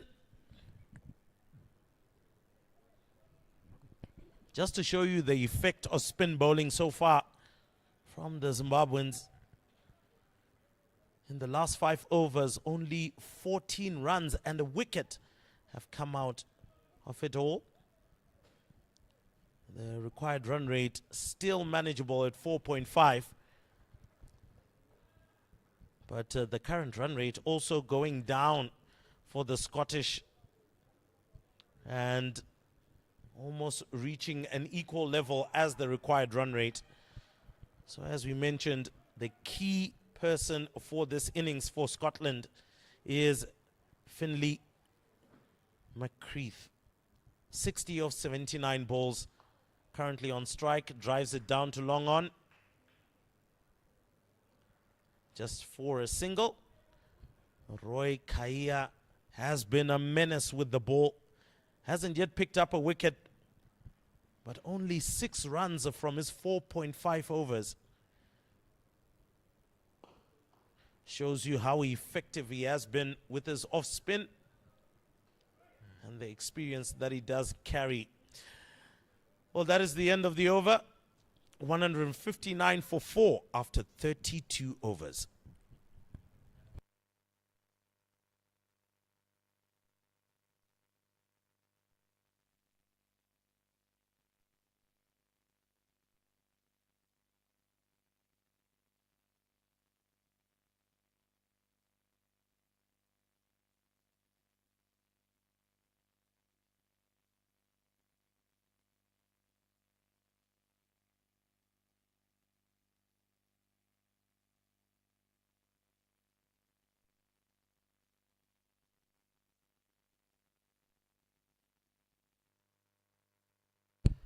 So, Brendan Senzere comes in for his final over.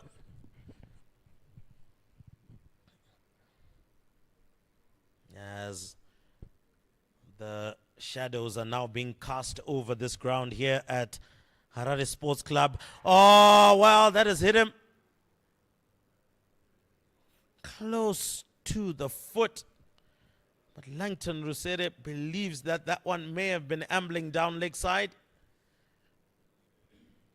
Has had some pretty decent calls and shouts, this young man. Maybe the angle of the delivery was always heading down leg side. Needs to be inch perfect for Langton Rusere to give that one to you.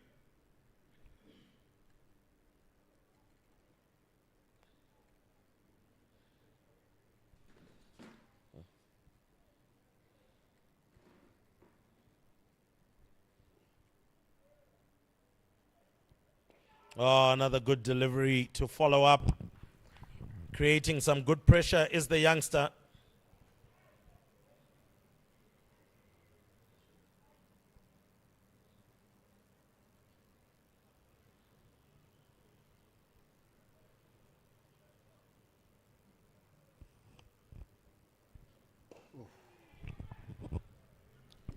Looking for a single. They managed to scamper through.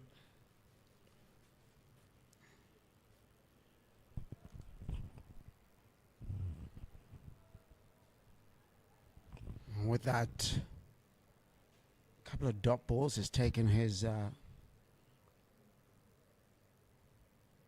economy to under 6. This one straight down the ground. And Langton Rusere indicates a 4.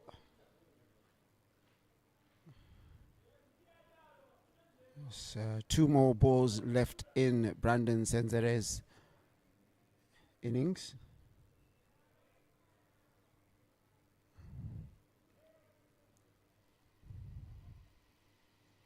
I think it's the sort of performance that if you're the under 19 coach, you know what you need to work on the young man. This goes to bowl his final over. Or rather his final ball.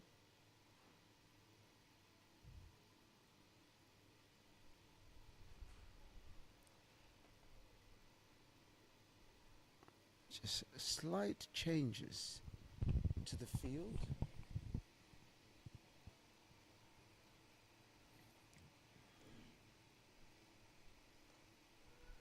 And that'll be the end of his contribution for today. 61 runs, 1 wicket, 10 overs. And he'll say, I've played a list A match now. Oh, yes, and I think more importantly, he has made a very good contribution for the side, coming in as a youngster into this massive lineup with so much experience. the demands and the expectation will be high, but he's handled himself so well. So well done to the young man. And hopefully this is just the start of what is a budding career that will go ahead and become successful even on the international stage. There's a man as well that has done very well with the ball, is the captain himself, holding on to it. I mean, his figures have been absolutely phenomenal.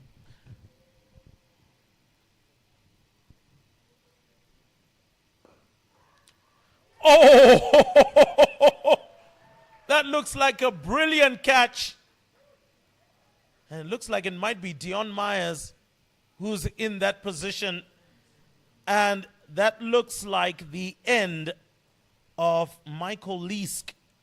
Just waiting to confirm to see his jersey, but it does look like it's the end of Michael Leask's contribution. But what a catch from Dion Myers. Very low catch. And he was able to snaffle that one. And that brings Scotland to 166 for 5. The target or the aim at the end of the day is not too bad. I mean, all they need from here is 75 runs to win.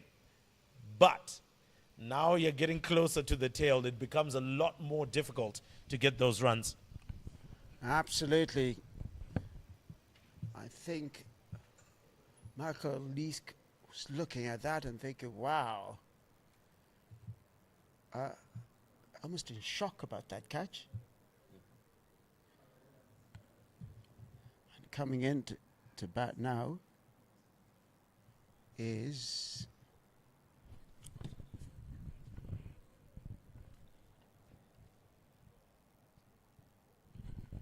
looking like Mark Watt, who is coming into bat. Did a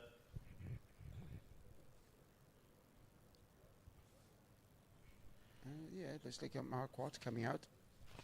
Did a sterling job with his left arm spin. And considering that he is a left arm spin bowling all-rounder, there's a high likelihood he knows how to wield the bat. So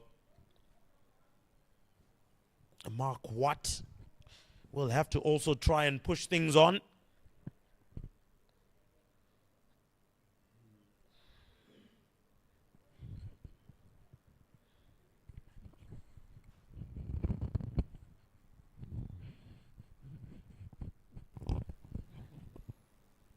Roy has bowled well, deserved that wicket. 5.2 overs now. She's conceded 8 runs only, has taken that wicket. Mark Watt is playing his 100th List A match. Scored 736 runs. He's got 47 as his highest score, and average is 16.36. Roy Kaya there giving a little bit of a freebie, straying down leg side. Needed to keep it on off stump, especially considering that you're bowling to a left-hander. Keep it on off stump as a finger spinner. Finlay McCreath, the man who's holding the torch of the Scottish innings right now. 67 of 81 deliveries, rather 84 deliveries. He has done very well so far. Comes down, only to drive it straight to the fielder.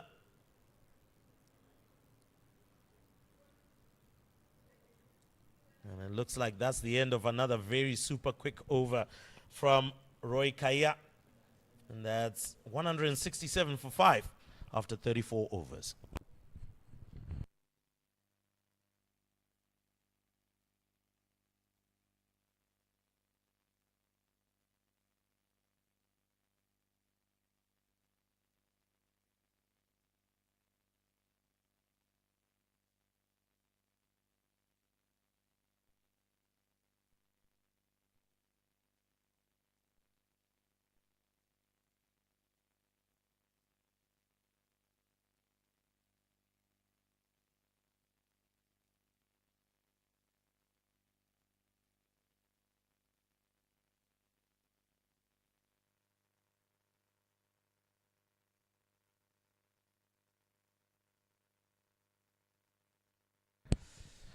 Tony Munyonga comes back into the attack. He picked up a wicket. It was a very important wicket, the one of Matthew Cross, the captain, looking to add more. Bowled that one quite tightly, but also a little bit too straight. So just pushed down the ground by Watt to get off strike. Watt doing what is right now, what is necessary. Give the man who has been out in the middle all of the strike, as much strike as possible, so that you can slowly but surely get to that target.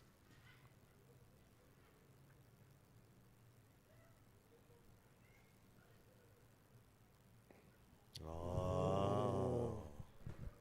Saw him coming down the pitch. So good bowling from Tony Munyonga.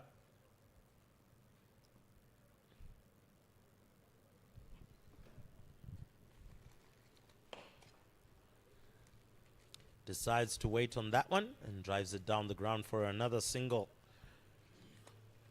So the comfort, obviously, that is available here for Scotland is that there are so many more deliveries to play around with. 72 runs needed in 93 balls. So, I mean, do the math. A single off each and every delivery, and you could still make it with over 4 overs left. So, not in a hurry. And it will be difficult for Zimbabwe to actually come up with 4 maidens to try and equal those things up and level the balls up with the runs. So, Zimbabwe need nothing short and nothing less of wickets.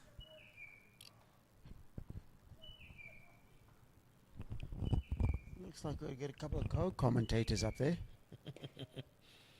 Well, they are very high-pitched commentators, I would say. At the end of that over, just 2 runs off it. And Scotland find themselves 169 for 5.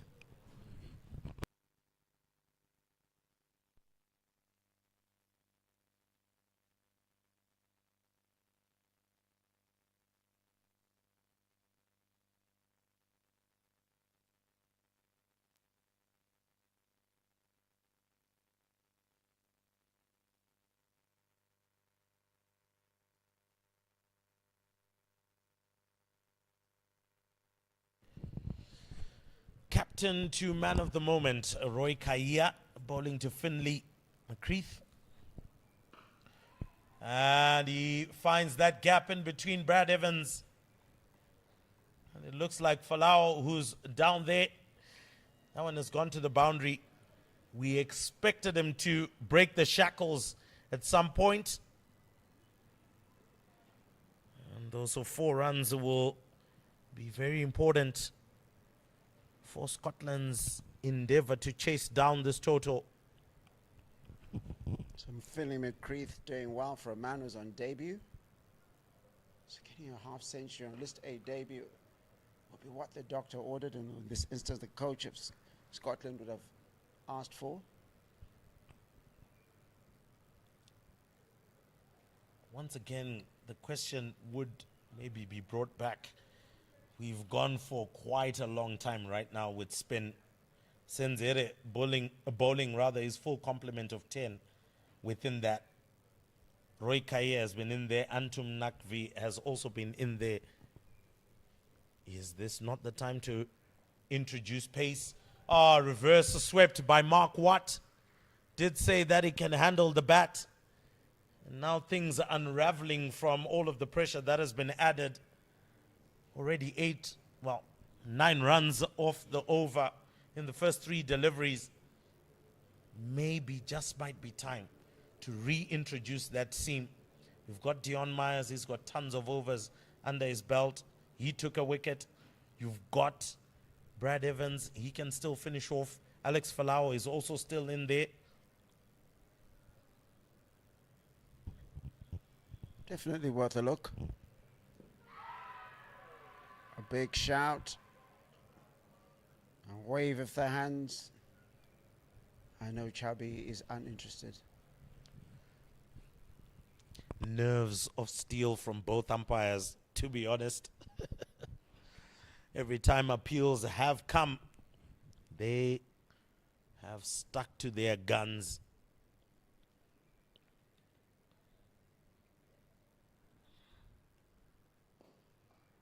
Mark Watt defends that one back to the bowler.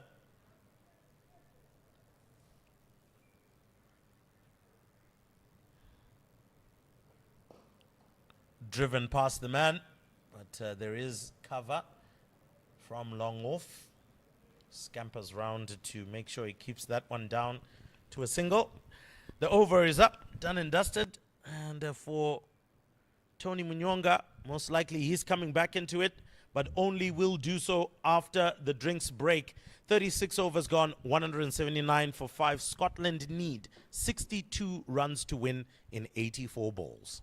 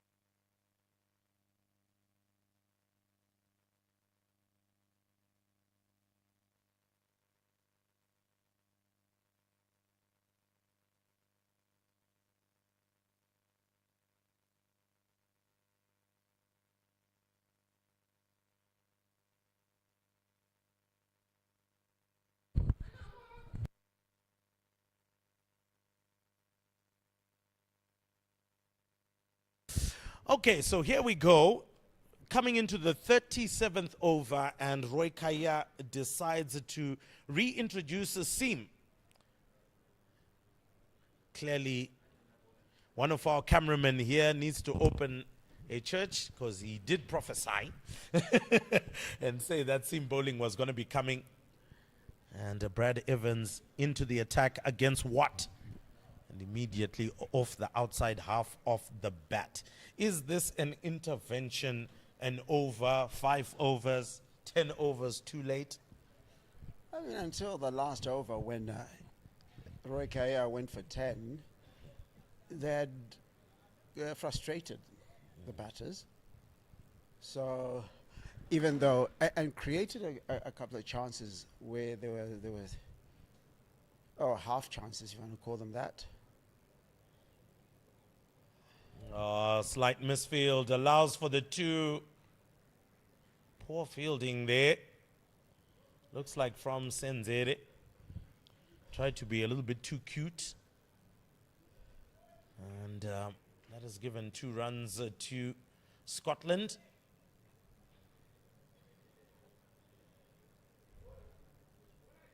So for Brad Evans, coming back from the golf course end, an end where he did struggle in his first 3 overs.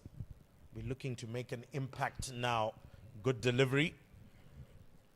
Once again, tailing in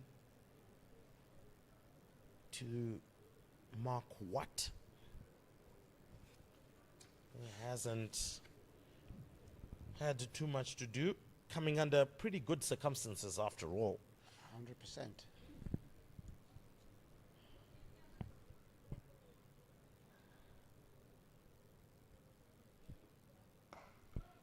Another good delivery just outside. The off stump. Would like to bog down Mark Watt. He's the man who's more new to the crease. So that's the man that you want to keep on that end of the spectrum.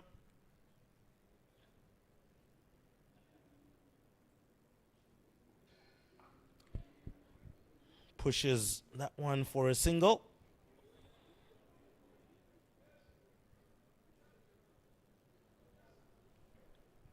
And very good efforts to have brought the run rate down. But I think the overarching challenge will always be there are not enough runs on the board to have made this a difficult ploy. An extra 30 to 40 runs at this stage would have really put the cat amongst the pigeons for Scotland. But with that one hits the helmet, I'm sure there might just be a little bit of a check to make sure that he is in an okay state. And immediately Langton Rusere calls for the medical team from Scotland to come and check on their batter. Finlay McCreath is looking fine, but head injury assessment is a key. That brings us to the end of the over. 37 overs gone, 183 for 5.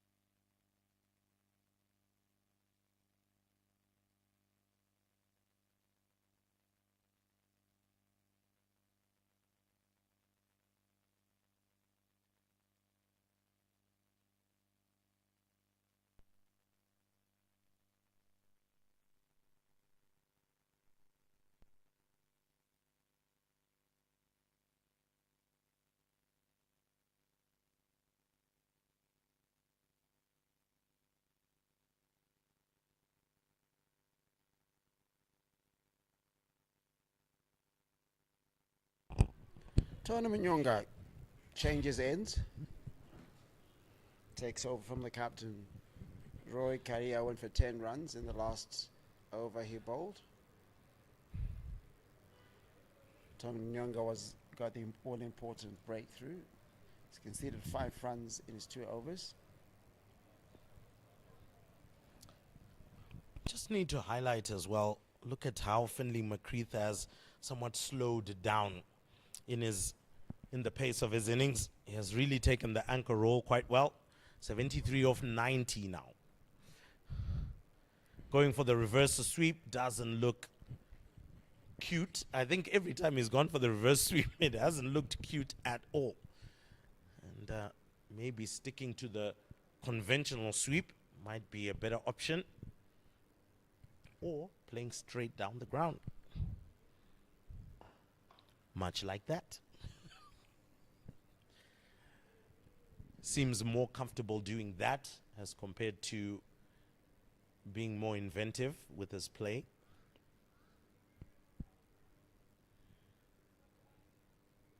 This time round, Mark Watt on the money. Have pushed the square leg all the way back. Point is in place. There's also a wideish gully that's also in place, very close to point, and a man at 45 as well. Oh, misfield by Dion Myers. In a game of fine margins, that can prove to be costly. Can't afford to really do that. Got to apply the pressure, keep it tight.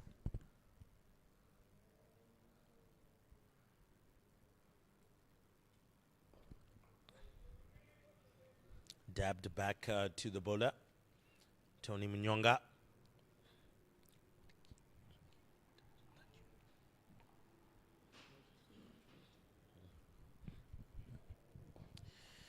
Dances down the pitch, but only straight to Dion Myers. That's the end of the over.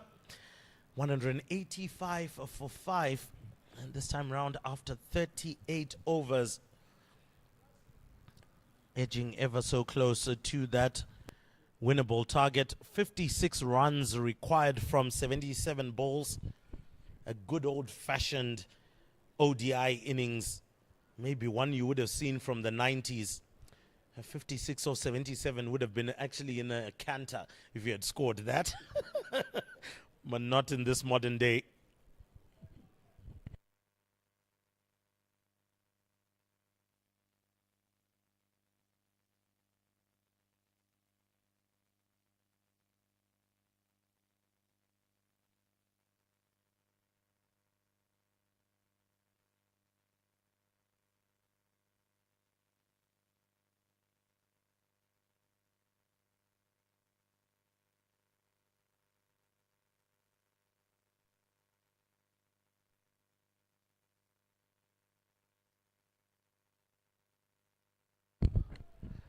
So coming back into the attack, Antum Nakvi. 1 for 21 off his 7 overs. So he's been bowling well too. Driven through the gap by Mark Watt. Zimbabwe A need to find a way to try and stifle these singles. Maybe try and force a big shot. Who knows? Out of the batter. Force them over the top. Ball according plugged. That looks good. Attacked from the McCreath. Takes him. Remember Finlay McCreath debut. And is now really looking to do the medal.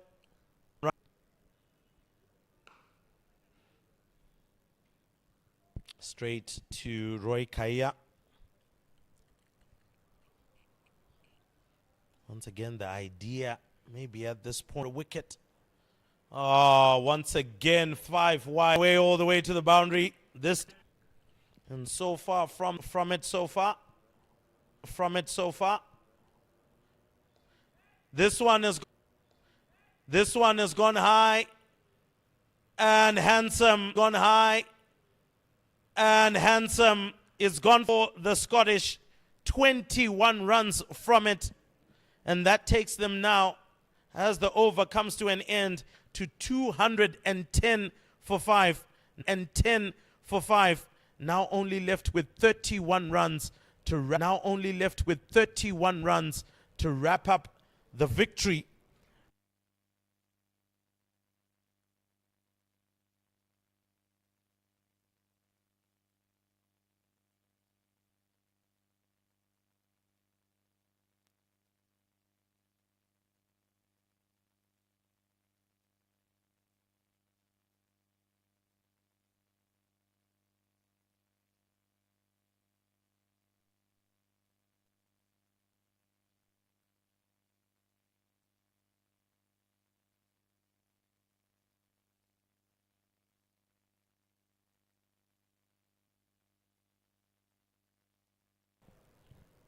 Easter egg hunt for the fielder on the far side to try and get the ball back. Does also give a little bit of time for Zimbabwe A to think about what they've done today, how many runs they left out there, and maybe some of the other plans that they could have put in place. But I will rehash and highlight, Larry, I still do not understand the total blackout of Alex Folau from the bowling attack, when he most probably should have come back with the likes of Brad Evans in to change the dynamic of the bowling. I think we've had close to almost 30 overs or so that have been of spin. Even if that was the ploy, there was a way to stagger that out or plan it out even better. Then again, in hindsight, everything always can be assessed better. Through the gap, that's going to run away for 4. Nobody's going to catch that one. And nice and easy for Finlay McCreath as he moves to 97 and further edges Scotland closer to that victory. 19 runs now needed from 57 balls. It's now a matter of time and not necessarily a matter of what. And they too have reached a double Nelson. 2 double Nelsons in one game.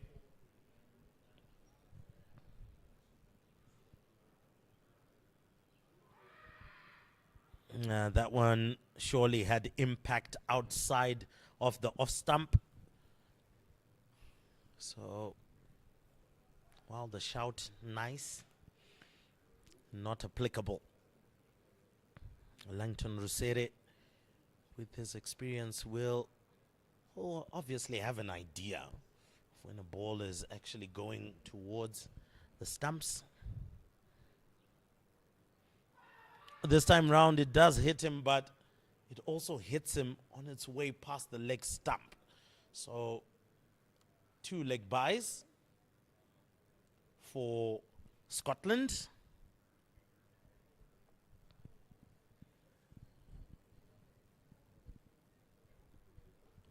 One more delivery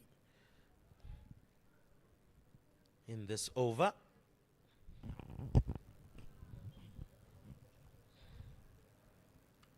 Tossed up, driven down into the cover region for a single, and that means Finlay McCreath retains a strike on 98. Larry, let's talk a little bit about this man. 98 of 106 deliveries. This has been a fantastic knock. Well worked. Even though 1 or 2 wickets fell around him, he still managed to keep his nerve, keep on going, find the single, an odd boundary here or there. Clear sign of maturity and class. Yeah, absolutely, because you almost feel as if when a couple of wickets fell, he would have put himself under pressure. And, you know, with pressure, you end up in a situation where you make the wrong decisions. And he's just made all the right decisions. And it's on debut, a late debut, if you want to call it, 26 years old he is.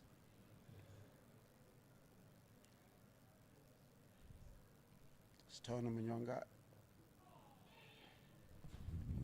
Get some bat onto that one. Very interesting piece of play or phase of play there. Tony Munyonga saw him coming down, so he knew he was going to be tonked over his head and decided to go wide. But somehow, some way, McCreath got bat onto that, and he's now moved to 99 now. So, weird way of getting to the 19. But just looking at his history, Mark Watt swats that one way down leg side, and that was a swept with disdain to the boundary, gone all the way for 4. I tell you what, if I'm Finlay McCreath, I'm like, mate, leave something for me.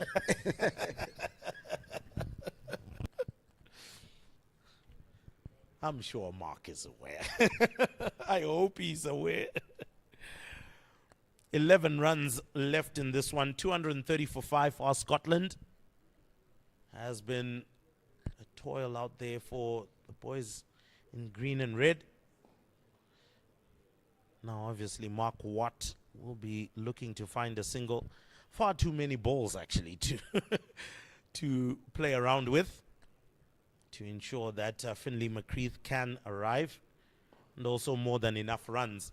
This one driven straight down the ground, only for a single. So Finlay McCreath comes to the crease, and 2 deliveries left in this over, and he needs 1 more run to get to the 3 figures. Well, dabs it round the corner, and Finlay McCreath on debut in List A picks up the 3 figures, 100 runs of 108 deliveries. What a knock, what an innings in order to bring Scotland to basically the doorstep of victory. Well done to Finlay McCreath. The 26-year-old has represented Scotland at under 19 level as well. So well done to him. Has had to put in the hard yards as well, but well done. Look at him. Has scored an important knock. I'm sure now Mark Watt won't have to be too worried about Finlay McCreath reaching his 3 figures. That is reached. Now let's find the winning runs. And I'm sure those winning runs are coming soon.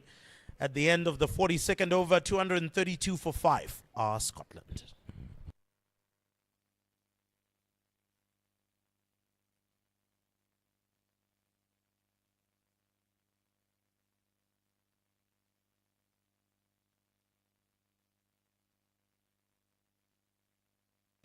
It is for 6 now for Scotland, but surely 4 wickets can get 9 runs unless all of a sudden there is a phenomenal over that could be picked up. It's Jack Jarvis who has come out to join Mark Watt. He's gone for a big one, and he's nailed that one, has Jack Jarvis. Big 6. And that means now within touching distance, 3 runs left for Scotland to seal the win here. Oh my word, he picked that one up and he deposited it over the ambulance. I'm glad he didn't strike any of the medical team to actually use the ambulance that they have come in. But what a hit. And with that hit, the box of balls has to come out, because that was struck firmly there, Larry. What a hit from Jack Jarvis.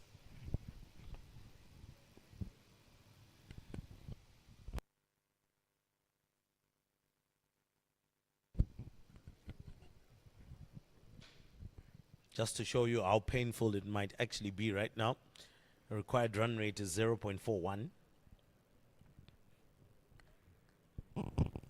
Could be done.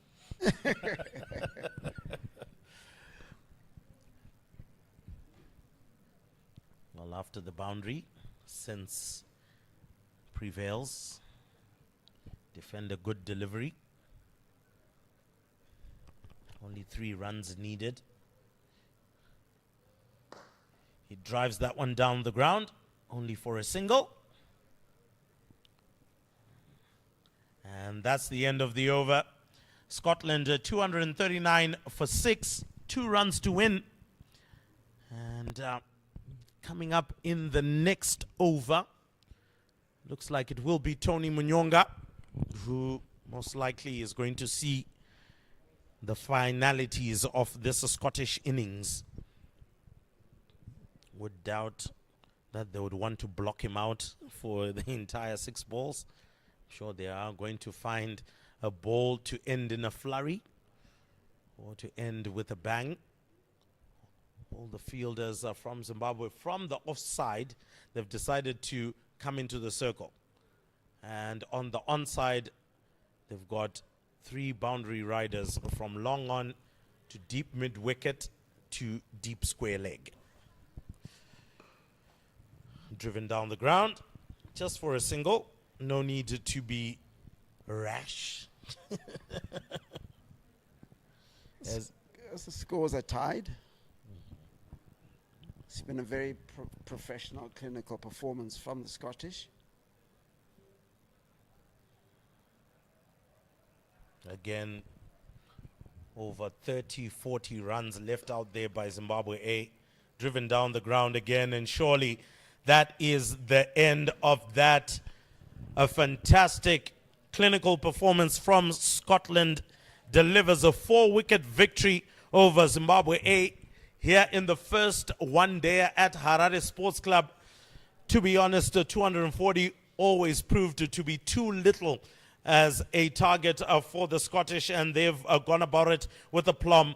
But you would feel that man of the match would easily be Finlay McCreath, coming out with that 100 that was able to carry Scotland all the way through. Of course, other contributions coming through from the likes of George Munsey, and we'll get to see a little bit of that as we continue. But we must commend the Scottish for a clinical batting performance and also a clinical bowling performance to have restricted a Zimbabwe A side that was clearly on the run and was looking headed for 300, but they managed to restrict them to 240 all out. Larry, essentially, where do you feel that Zimbabwe A went wrong?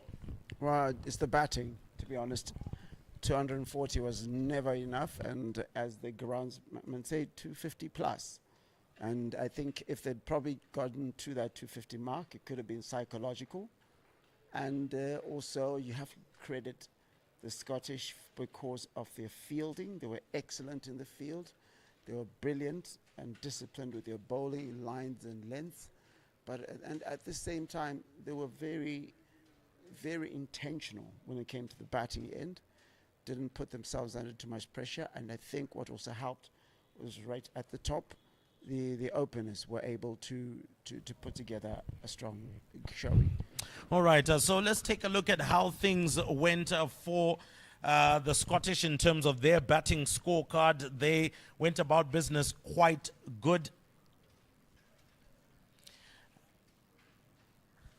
And Scotland initially starting off with George Munsey and Christopher McBride. They started off with a really good partnership, and they were able to muster 63 runs in the opening partnership, 34 from Christopher McBride. George Munsey getting out there with 23, out to a fantastic catch from Timson Maruma. Brandon McMullen then came in, only made 11. However, it was Finlay McCreath who then came in and was able to pretty much carry his innings all the way through. Matthew Crosser came in with a very laborious 16 of 36 deliveries. Also, Michael Leask wasn't able to add too much to the scoreboard with 5 for 12. However, we always come back to Finlay McCreath scoring 100 of 110 balls before falling to Roy Kaia quite late on. Mark Watt with a very handy 21 of 28 deliveries, and Jack Jarvis a huge 6 in order to ensure that Scotland were very much or pretty much close to the line. But let's look at those extras. Far too many. 23 extras coming from the bowling of Zimbabwe, 14 of those coming out as wides, and then 2 no balls. So take away those 23 runs, who knows, maybe we still would have been commentating now. But a good victory from a Scotland 11 nonetheless, 4-wicket win. In terms of the bowling for Zimbabwe, well, Brad Evans not able to pick up a wicket today, quite unlucky. Alex Falau did go for quite a couple, was quite expensive earlier on. Antum Nakvi as well, being able to pick up a wicket, but the pick of the bowlers was the captain himself, Roy Kaya, picking up 2 for 36 in his 9 overs. Wickets were shared round, with Dion Myers picking up the all-important wicket, I feel, at that particular time, of Christopher McBride, and then Brendan Senzere on debut picking up 1 wicket for 61, but a little bit too expensive. Tony Munyonga with 1 for 19 as well, put in a decent shift, but just not enough runs to defend. And so, as we bring it to the end of it all, it is Scotland who take a 1-0 lead in the 3-match one-day series against Zimbabwe. A will be coming back on Saturday to deliver another match to you. Make sure you do download the Zim Cricket app so that you can follow all of the action as it takes place, or you can tune into the YouTube channel of Zimbabwe Cricket and you can watch the action live from where you are. So coming from the commentary box, my name is Ruimbo Chakoreka. My name is Larry Kwedirai. And until Saturday, we'll see you.